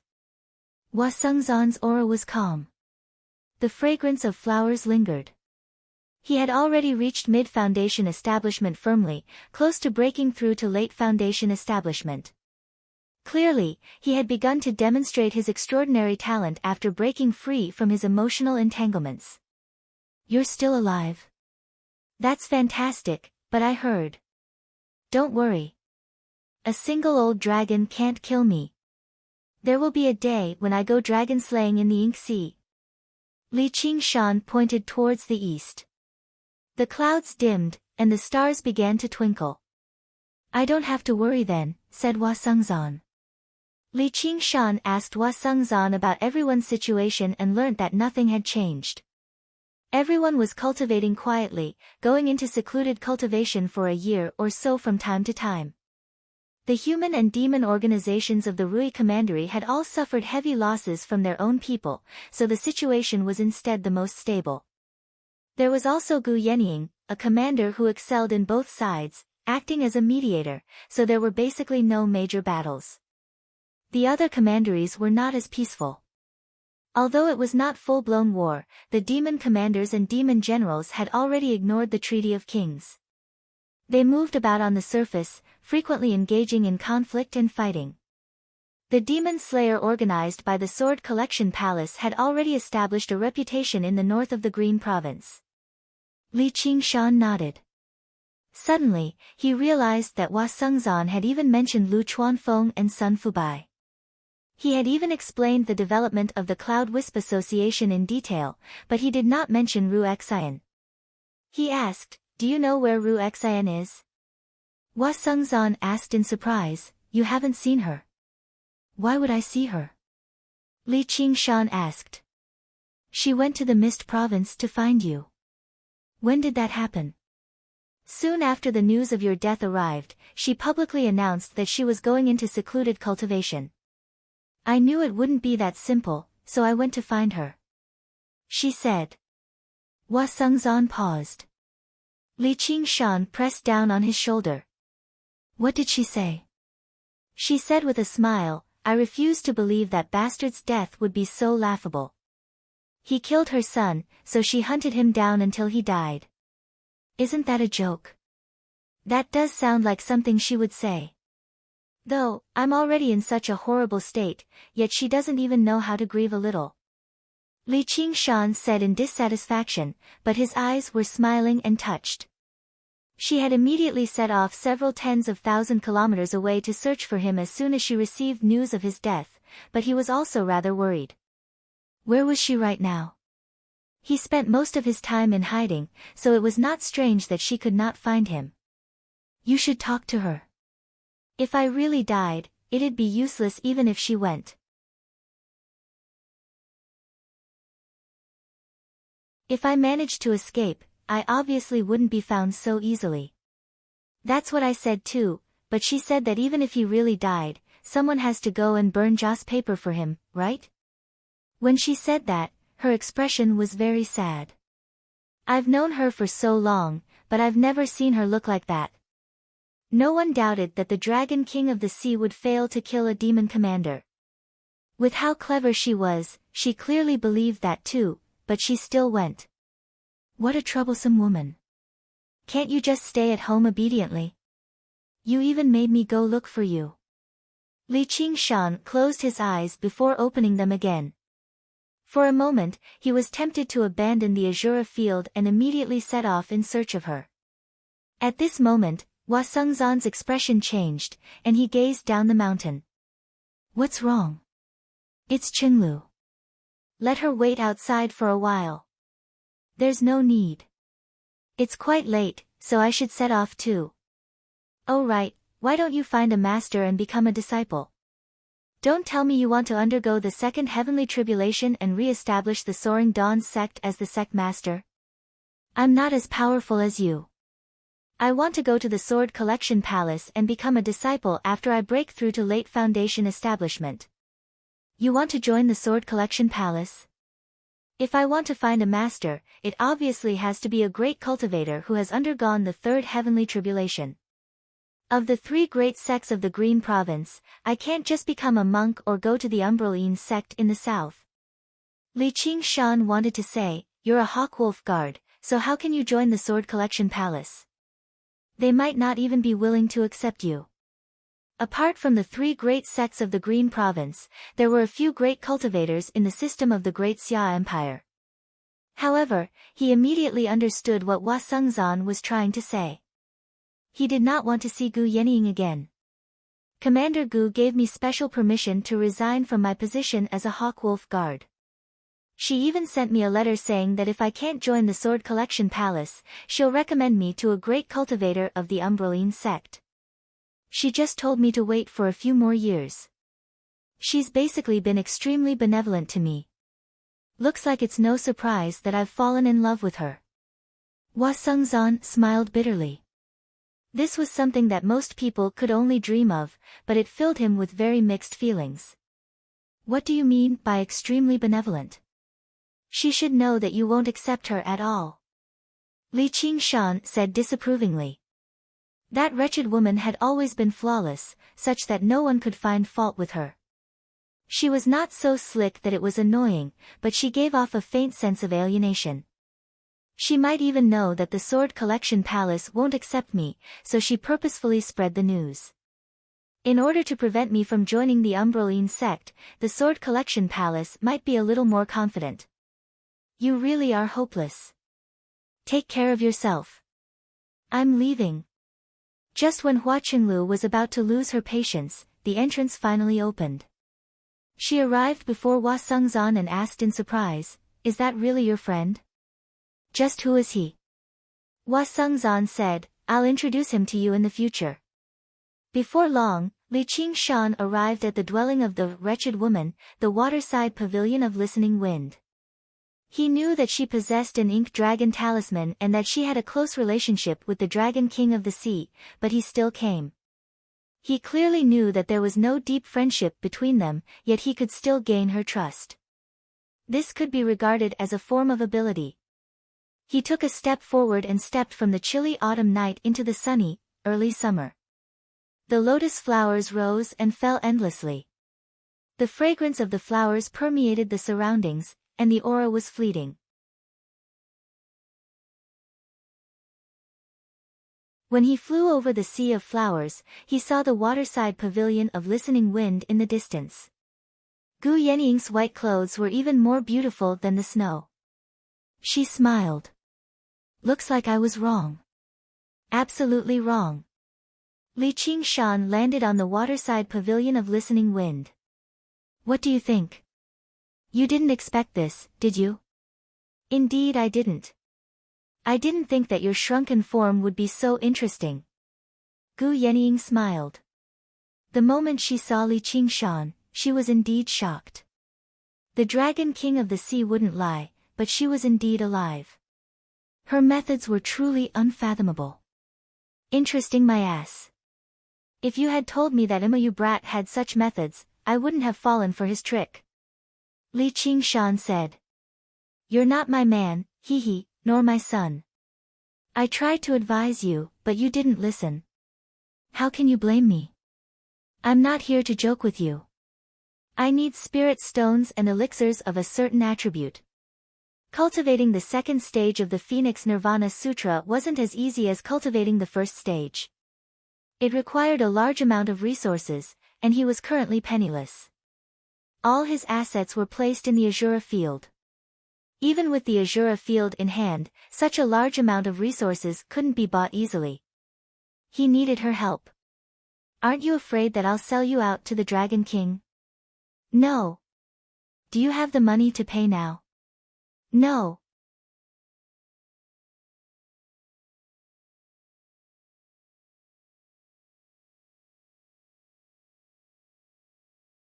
Chapter 733. Outside the fragrant flower market, Chrysanthemum Fragilis and a group of clansmen watched as the envoy left with a long group. A third of them were shamans with a certain level of strength, while the remaining two-thirds were children below the age of 15. Li Qingshan was among them. Perhaps it was for a test or training, but they all walked. The envoy walked at the very front, his sleeves fluttering in the wind. He seemed rather graceful like an immortal. Sir Envoy, you truly are extraordinarily graceful.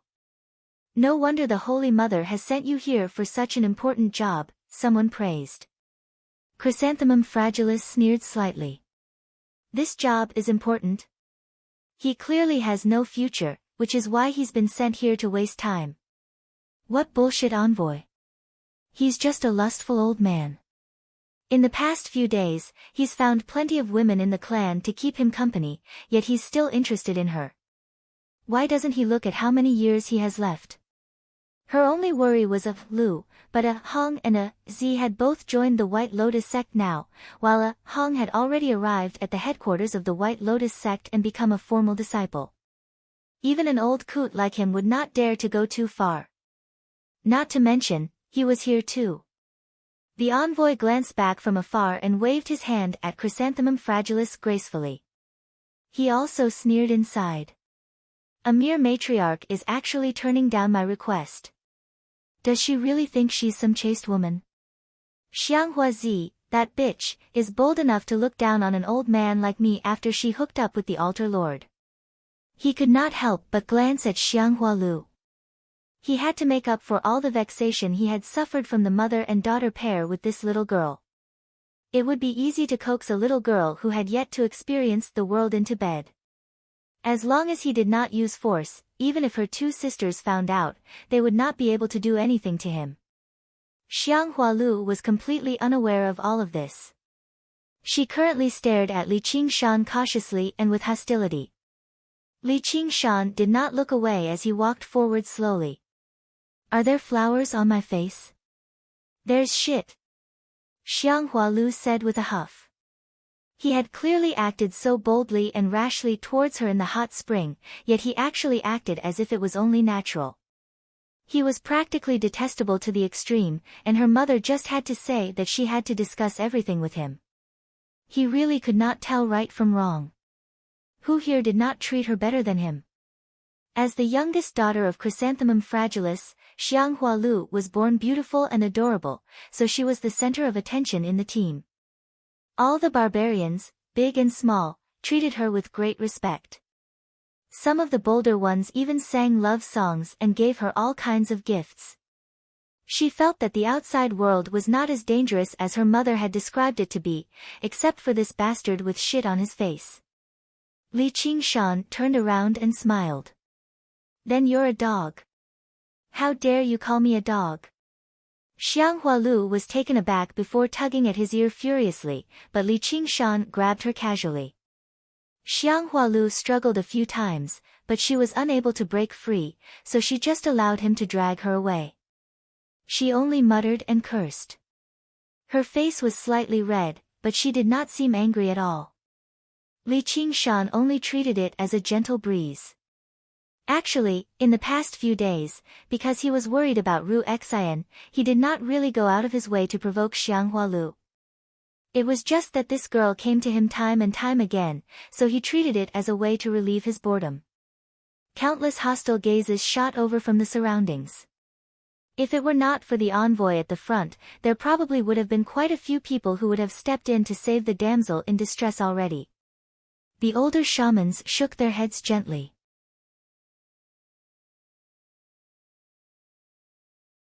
This girl was clearly interested in this pretty boy, or why would she be unable to break free with her strength?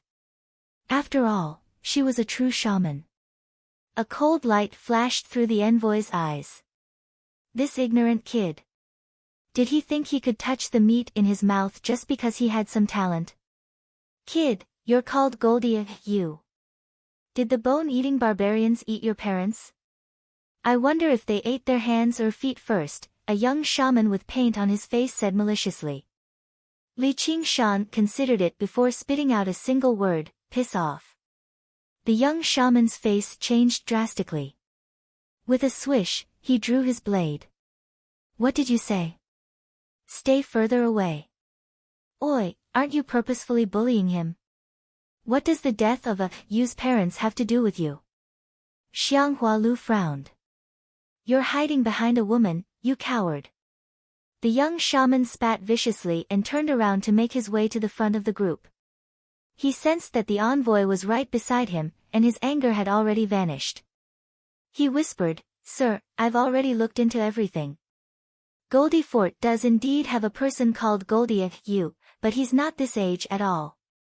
I tried talking to him a few times, but he ignored me. Even when I tried to provoke him, he wouldn't say anything. There's something off about this kid's origins. I'll deal with him tonight.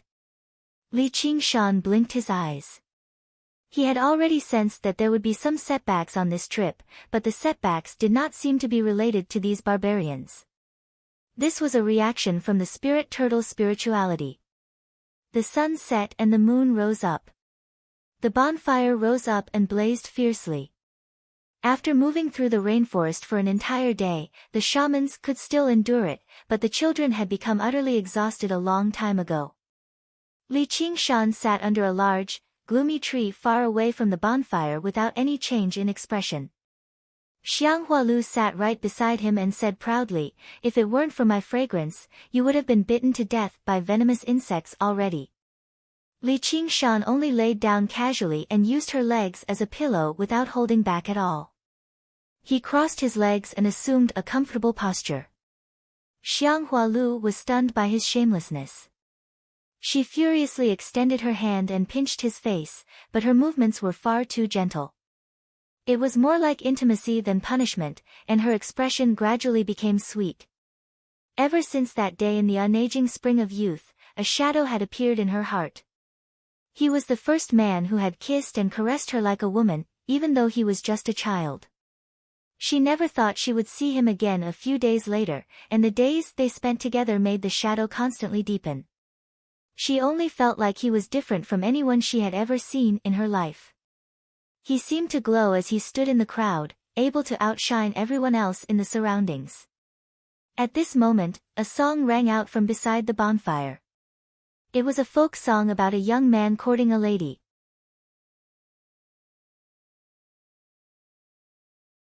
"10 days ago, Li Qingshan still found it rather interesting, but now, he felt like he was sick of it, especially when the song was directed at Xiang Hualu beside him. He sings so well. Do you know how to sing?" Xiang Hualu giggled when she saw how impatient he was. "Of course," Li Qingshan said. In the past, he had even made Prince Si Qing's face darken. "Why don't you sing it?" "If you want to listen, sure. Come, give me a kiss." "I don't believe you. You definitely don't know how to sing." "I won't fall for it." Li Qingshan raised his head and kissed her lightly on the lips. Without waiting for her to come back to her senses, he began to sing softly, "Under the moonlight, the phoenix tail bamboo, soft and beautiful like a green mist." The good lady in the bamboo house, dazzling like Yi Mingzhu, when the voice came out, even Li Qingshan himself felt that it was strange. The song by the bonfire immediately quieted down. Everyone turned their heads and perked up their ears to listen. They had never heard such a moving song before. It was beautiful and clear like the sounds of nature. When the song stopped, everyone was still immersed in the song. Xiang Hualu, who was very close, had an expression of infatuation on her face. Li Qingshan shook his head. The voice of a young phoenix is clearer than that of an old phoenix. This can also be considered one of the benefits of phoenix transformation. It's too beautiful.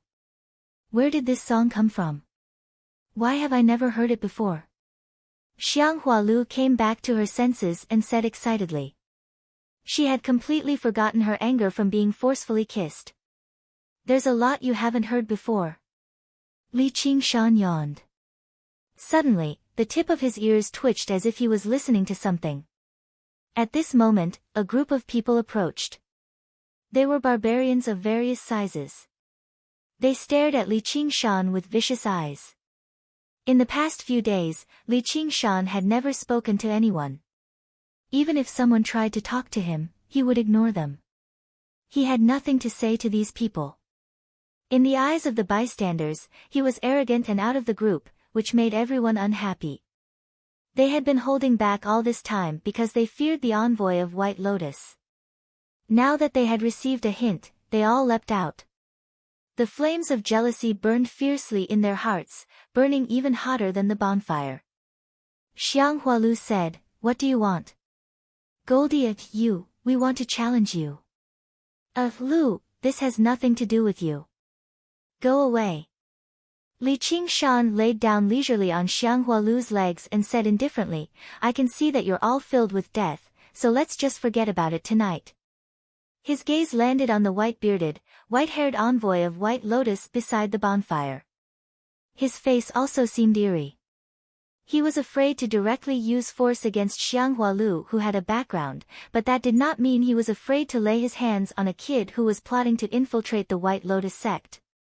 You're about to die, yet you're still so stubborn. Cut him down. The barbarians drew their blades with a swish and swung them down, using the method they were best at to deal with the problem. Xiang Hualu was shocked. She had no idea why this group of people who were usually so friendly would suddenly become so vicious, trying to kill Yu. She was about to strike. The young shaman Li Qingshan had scolded away had already made his way over silently, planning to seize this opportunity to stop her. Blades flashed and blood sprayed. Suddenly, there were miserable cries. For some reason, the barbarians who had tried to slash at Li Qingshan had all landed their blades on themselves. They rolled around on the ground in pain, and two of them had even directly cut themselves to death. With that, everyone was stunned. Xiang Hualu had no idea what had happened, while the young shaman was even more confused. The people around the bonfire were even more confused.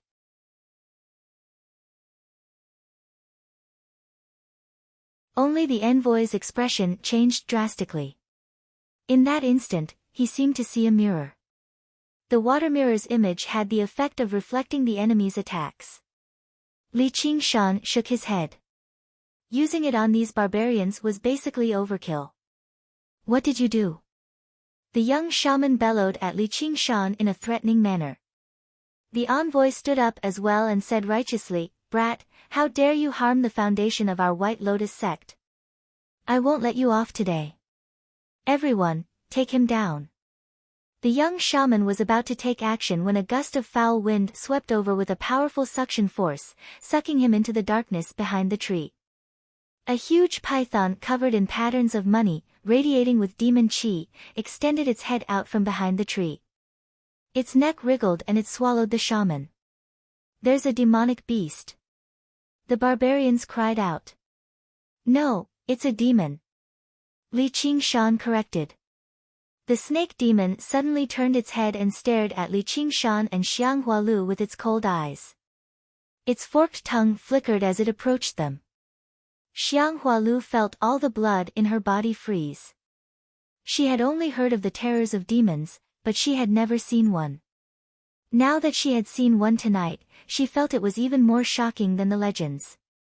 Li Qingshan waved his hand impatiently. "Piss off and eat them."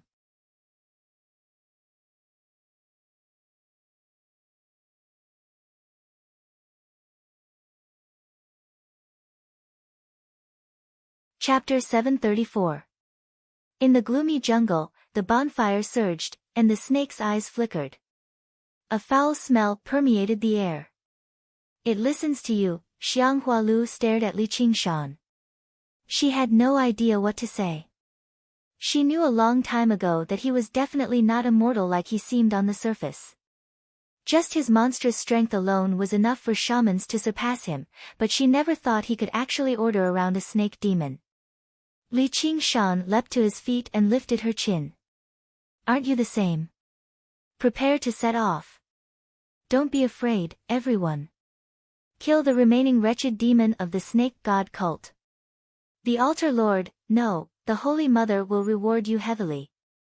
The envoy of the White Lotus race ordered loudly and attacked first. He powered a spiritual artifact that resembled a fang and shot it towards the snake demon. The shamans roused their viciousness as well. They drew their weapons and used shaman arts, charging towards the snake demon as they bellowed out.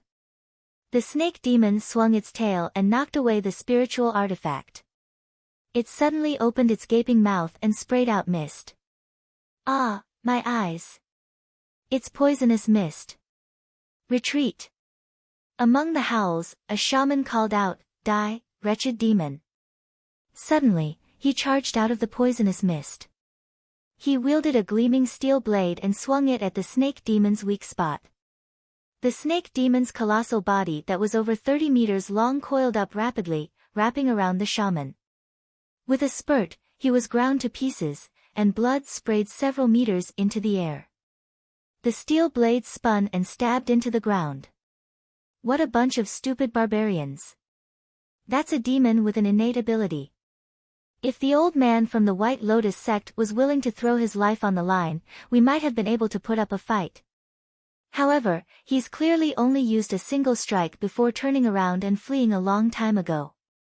He really does run faster than a rabbit. The snake demon was like a twisting, raging mountain stream, slithering about rapidly. A while later, it had swallowed over a dozen people. Whether it was shamans who knew shaman arts or regular barbarians, none of them were its opponent. They could no longer hold back their fear, turning around and running off into the forest. The surging poisonous mist did not disperse. Suddenly, it turned into mist snakes and shot towards the fleeing barbarians. As long as they came in contact with the poisonous mist, the barbarians would immediately die, while the shamans would be firmly entangled. They would be deader than dead before long. To be able to use its innate ability to make such transformations, it doesn't seem like an ordinary monster. He heard the old man mention something about the snake god cult. Was this snake demon part of an organization? That explains it. Only with the teachings of a powerful demon would it have such spirituality.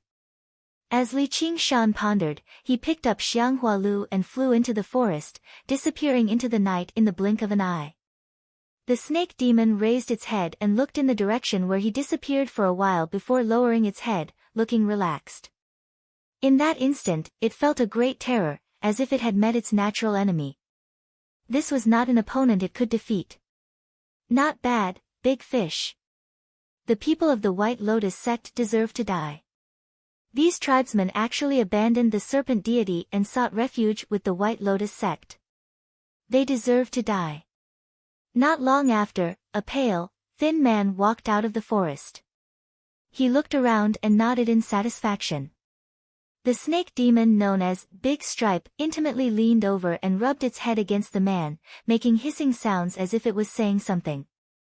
What? 3 of them escaped. There's one of them from the White Lotus sect. Let's chase after him. However, the snake demon paced around, refusing to advance. It only hissed constantly.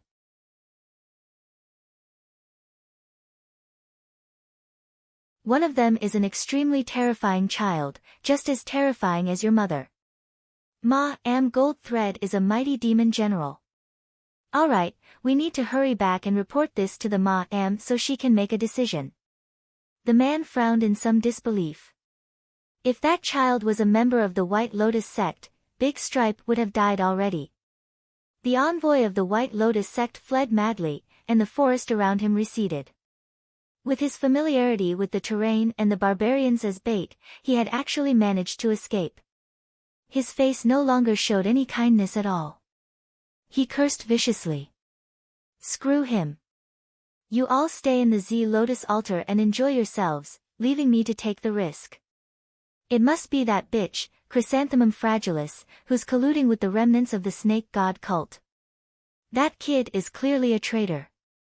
Once I report this to the altar lord, I'll slaughter your fragrant flower clan to the last. Oi, what are you blabbering about? What are you saying?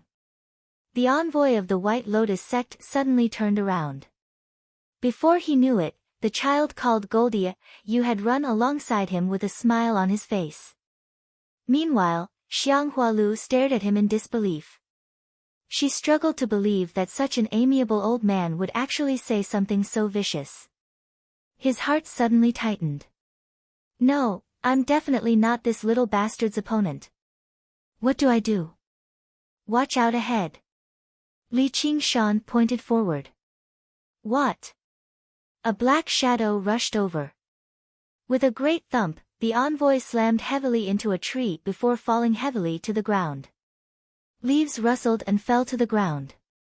Although he was protected by his true chi and did not suffer any major injuries, he still felt dizzy. His body was covered in fallen leaves and mud. He was in an extremely sorry state. Li Qingshan stepped on his head. Please continue leading the way. Take us to the Z Lotus altar. The envoy prostrated himself on the ground. I'm willing to join the sacred cult and become Sir Snake God's most loyal servant. The White Lotus sect really is regressing as time goes on. Li Qingshan pursed his lips. He remembered that the White Lotus sect had a technique that could control people's minds derived from the wisdom imbuement technique. It seemed to be called the heart-cleansing technique of clear ripple. Once affected by the technique, unless it was someone as twisted as Qian Rongji, no one would not be affected and remain loyal to the White Lotus sect. Clearly, this old man was not qualified to be affected by the technique. He casually picked up the 100 treasures pouch and opened it to take a look. The space inside was also very small, containing some food, water, and pills. There was also a map made from the skin of some unknown animal. Although it was not a high-grade item like a mental map, it was drawn in great detail. He casually passed the map to Xiang Hualu. Can you understand it? Xiang Hualu glanced at it and nodded. I can. Before she had even finished, there was a thump. Li Qingshan crushed the head under his foot.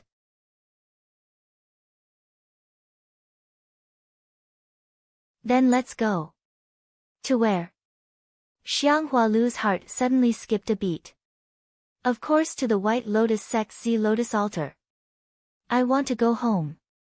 Xiang Hualu said with a long face. The outside world was too scary. When we reach the Z Lotus altar, I'll send you home. Don't worry, there won't be any danger if you follow me. Let's find a place to rest for the night and set off tomorrow. Li Qingshan saw that she looked like she was about to cry, and felt a sense of tenderness for the fairer sex. He rubbed her head and spoke in a surprisingly gentle manner. Xiang Hualu nodded with tears in her eyes. Li Qingshan carried her in his arms, unfurled his wings, and flew away. His plan to sneak into the White Lotus sect had not changed. Otherwise, he would have to attack the Z Lotus altar head-on. Killing a Z Lotus altar lord was not a difficult matter, but he did not want to attract the attention of the entire White Lotus sect. As long as he said that they had been attacked by a large snake and that they had escaped, with Xiang Hualu as a witness, it would not be difficult to sneak in.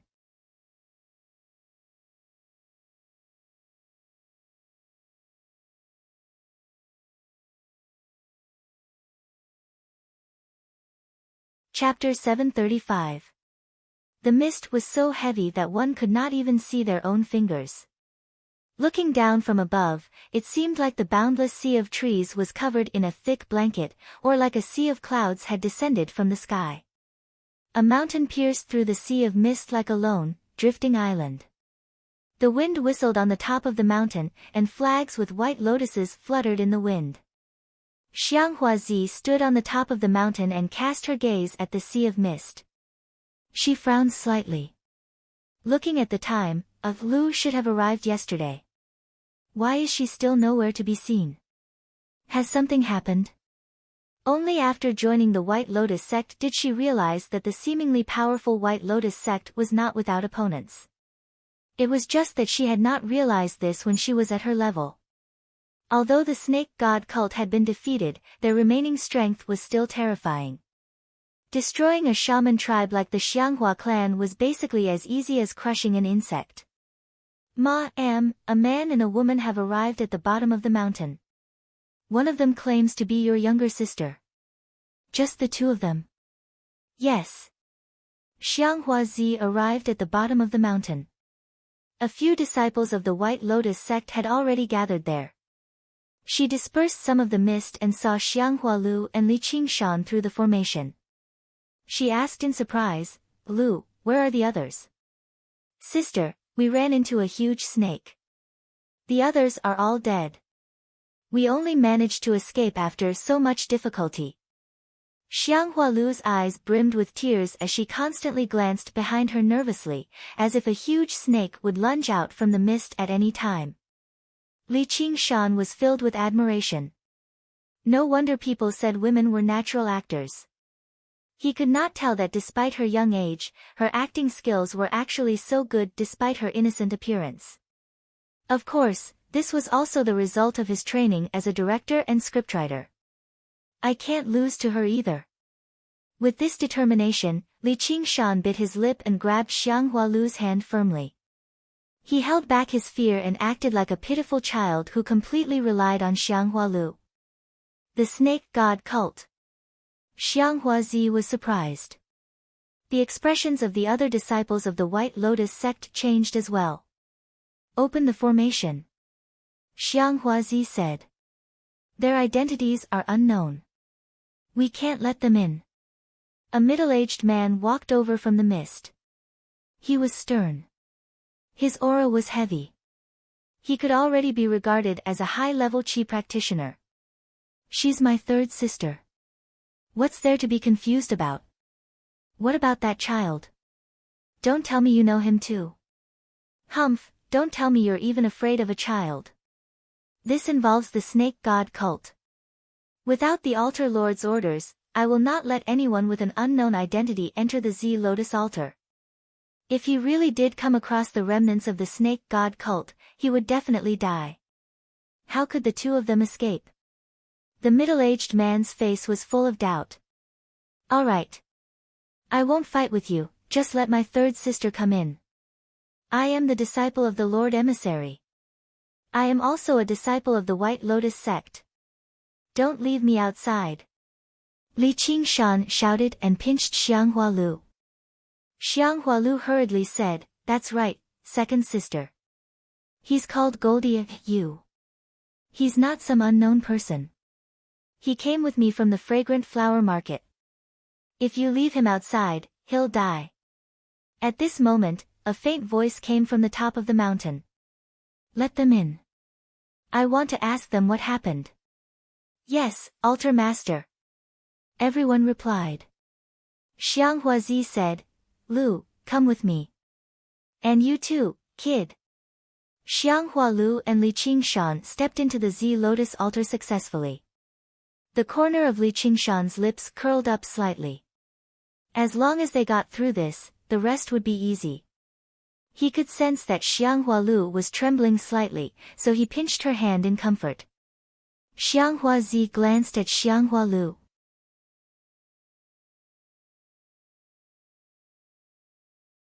As a sister who had grown up together since young, she could clearly sense that Xiang Hualu had not relaxed after entering the Z Lotus altar. Instead, she had become even more nervous. It was probably because they were about to meet the altar master. Instead, it was the child beside her who was abnormally relaxed. That extremely handsome appearance was even more eye-catching. The group arrived at the main hall at the top of the mountain. A man in white robes embroidered with lotus flowers sat on a throne on a lotus pedestal and looked down coldly. His figure was strangely and terrifyingly thin, like a skeleton wrapped in skin and bones. His hair, a mix of black and white, drooped down sparsely. He seemed eerie and terrifying. Greetings, Altar Master, everyone said loudly. Li Qingshan had learned from Chrysanthemum Fragilis that most of the altar masters of the White Lotus sect were powerful shamans who had undergone the first heavenly tribulation in the jungle of the Mist Province.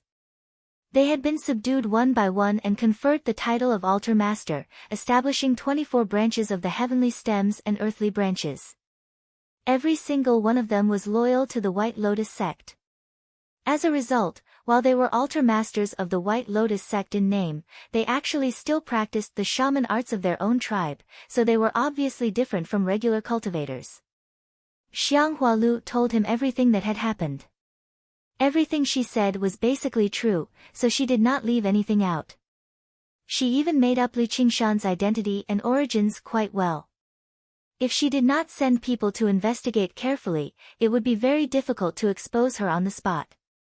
As long as Li Qingshan took back the Azura field from Xiang Huazi, everything would be fine. The altar master nodded from time to time.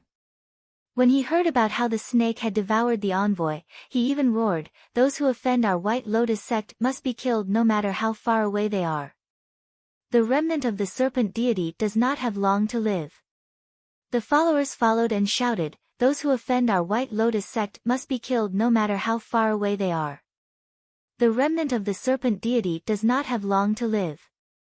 Li Qingshan felt a chill in his heart, but he could hear that the altar master's slogan came from the bottom of his heart and was almost completely sincere. On the other hand, although the followers' voices were loud and clear, they did not have much sincerity in them. The altar master's gaze suddenly fell on Li Qingshan. Such a handsome talent can be born in such a small barbarian tribe? Li Qingshan lowered his head, speechless. He was like a nervous child who did not know what to do. "Brat, the altar master is talking to you." The middle-aged man who had refused to let Li Qingshan in just now said in a low voice. "He's still young, and he has suffered so much. He still hasn't come back to his senses."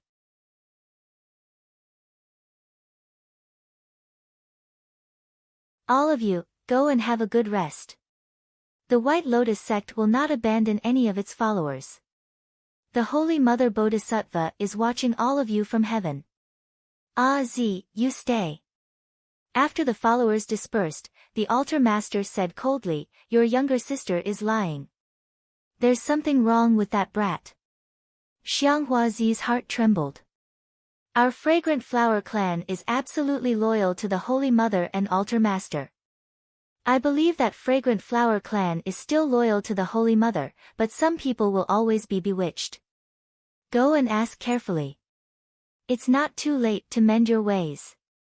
What if they still say the same thing? Then bring them here. I have my ways to make them speak the truth." A cruel smile appeared on the altar master's face. "Yes." Xianghua Zi's heart trembled. If it really reached that step, she would really be in a state worse than death. "Don't worry, I will also remember your contributions. As long as you do not show favoritism, you will not be implicated." Li Qingshan and Xianghua Lu had just settled in their respective residences when Xianghua Zi came to find him. Before she could speak, Li Qingshan handed her Chrysanthemum Fragilis's letter.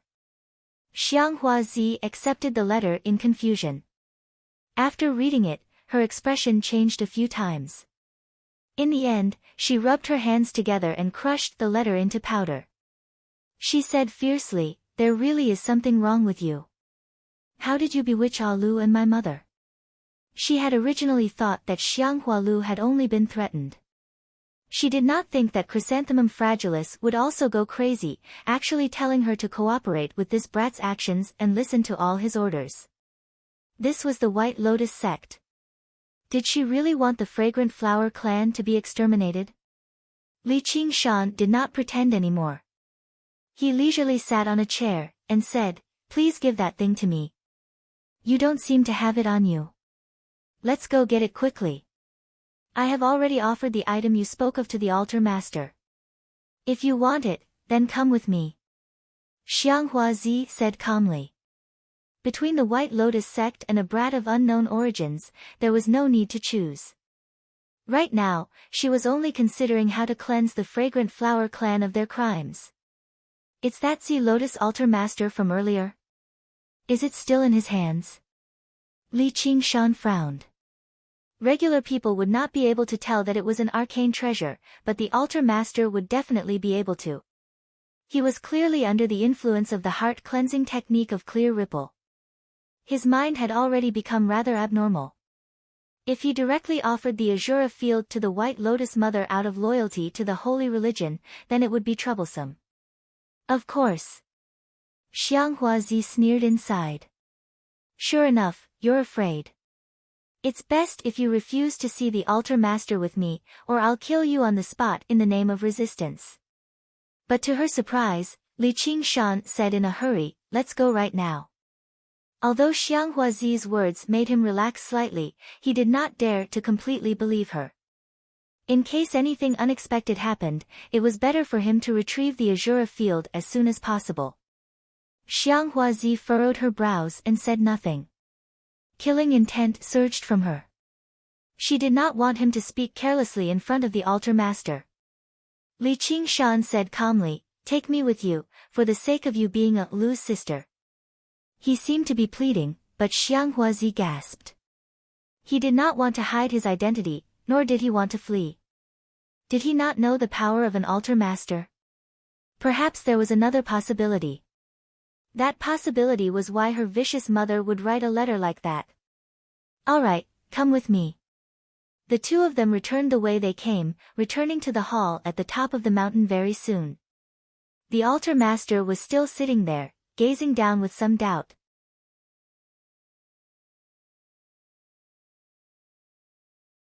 He'd gotten an outcome from the interrogation so quickly.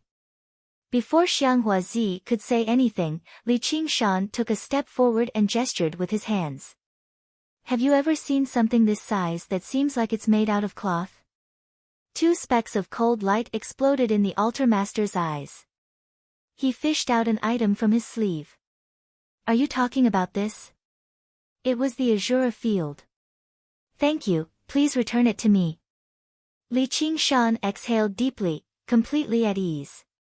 In reality, he was overly worried. Heart-cleansing technique of clear ripple originated from the Great Wisdom Imbuement technique.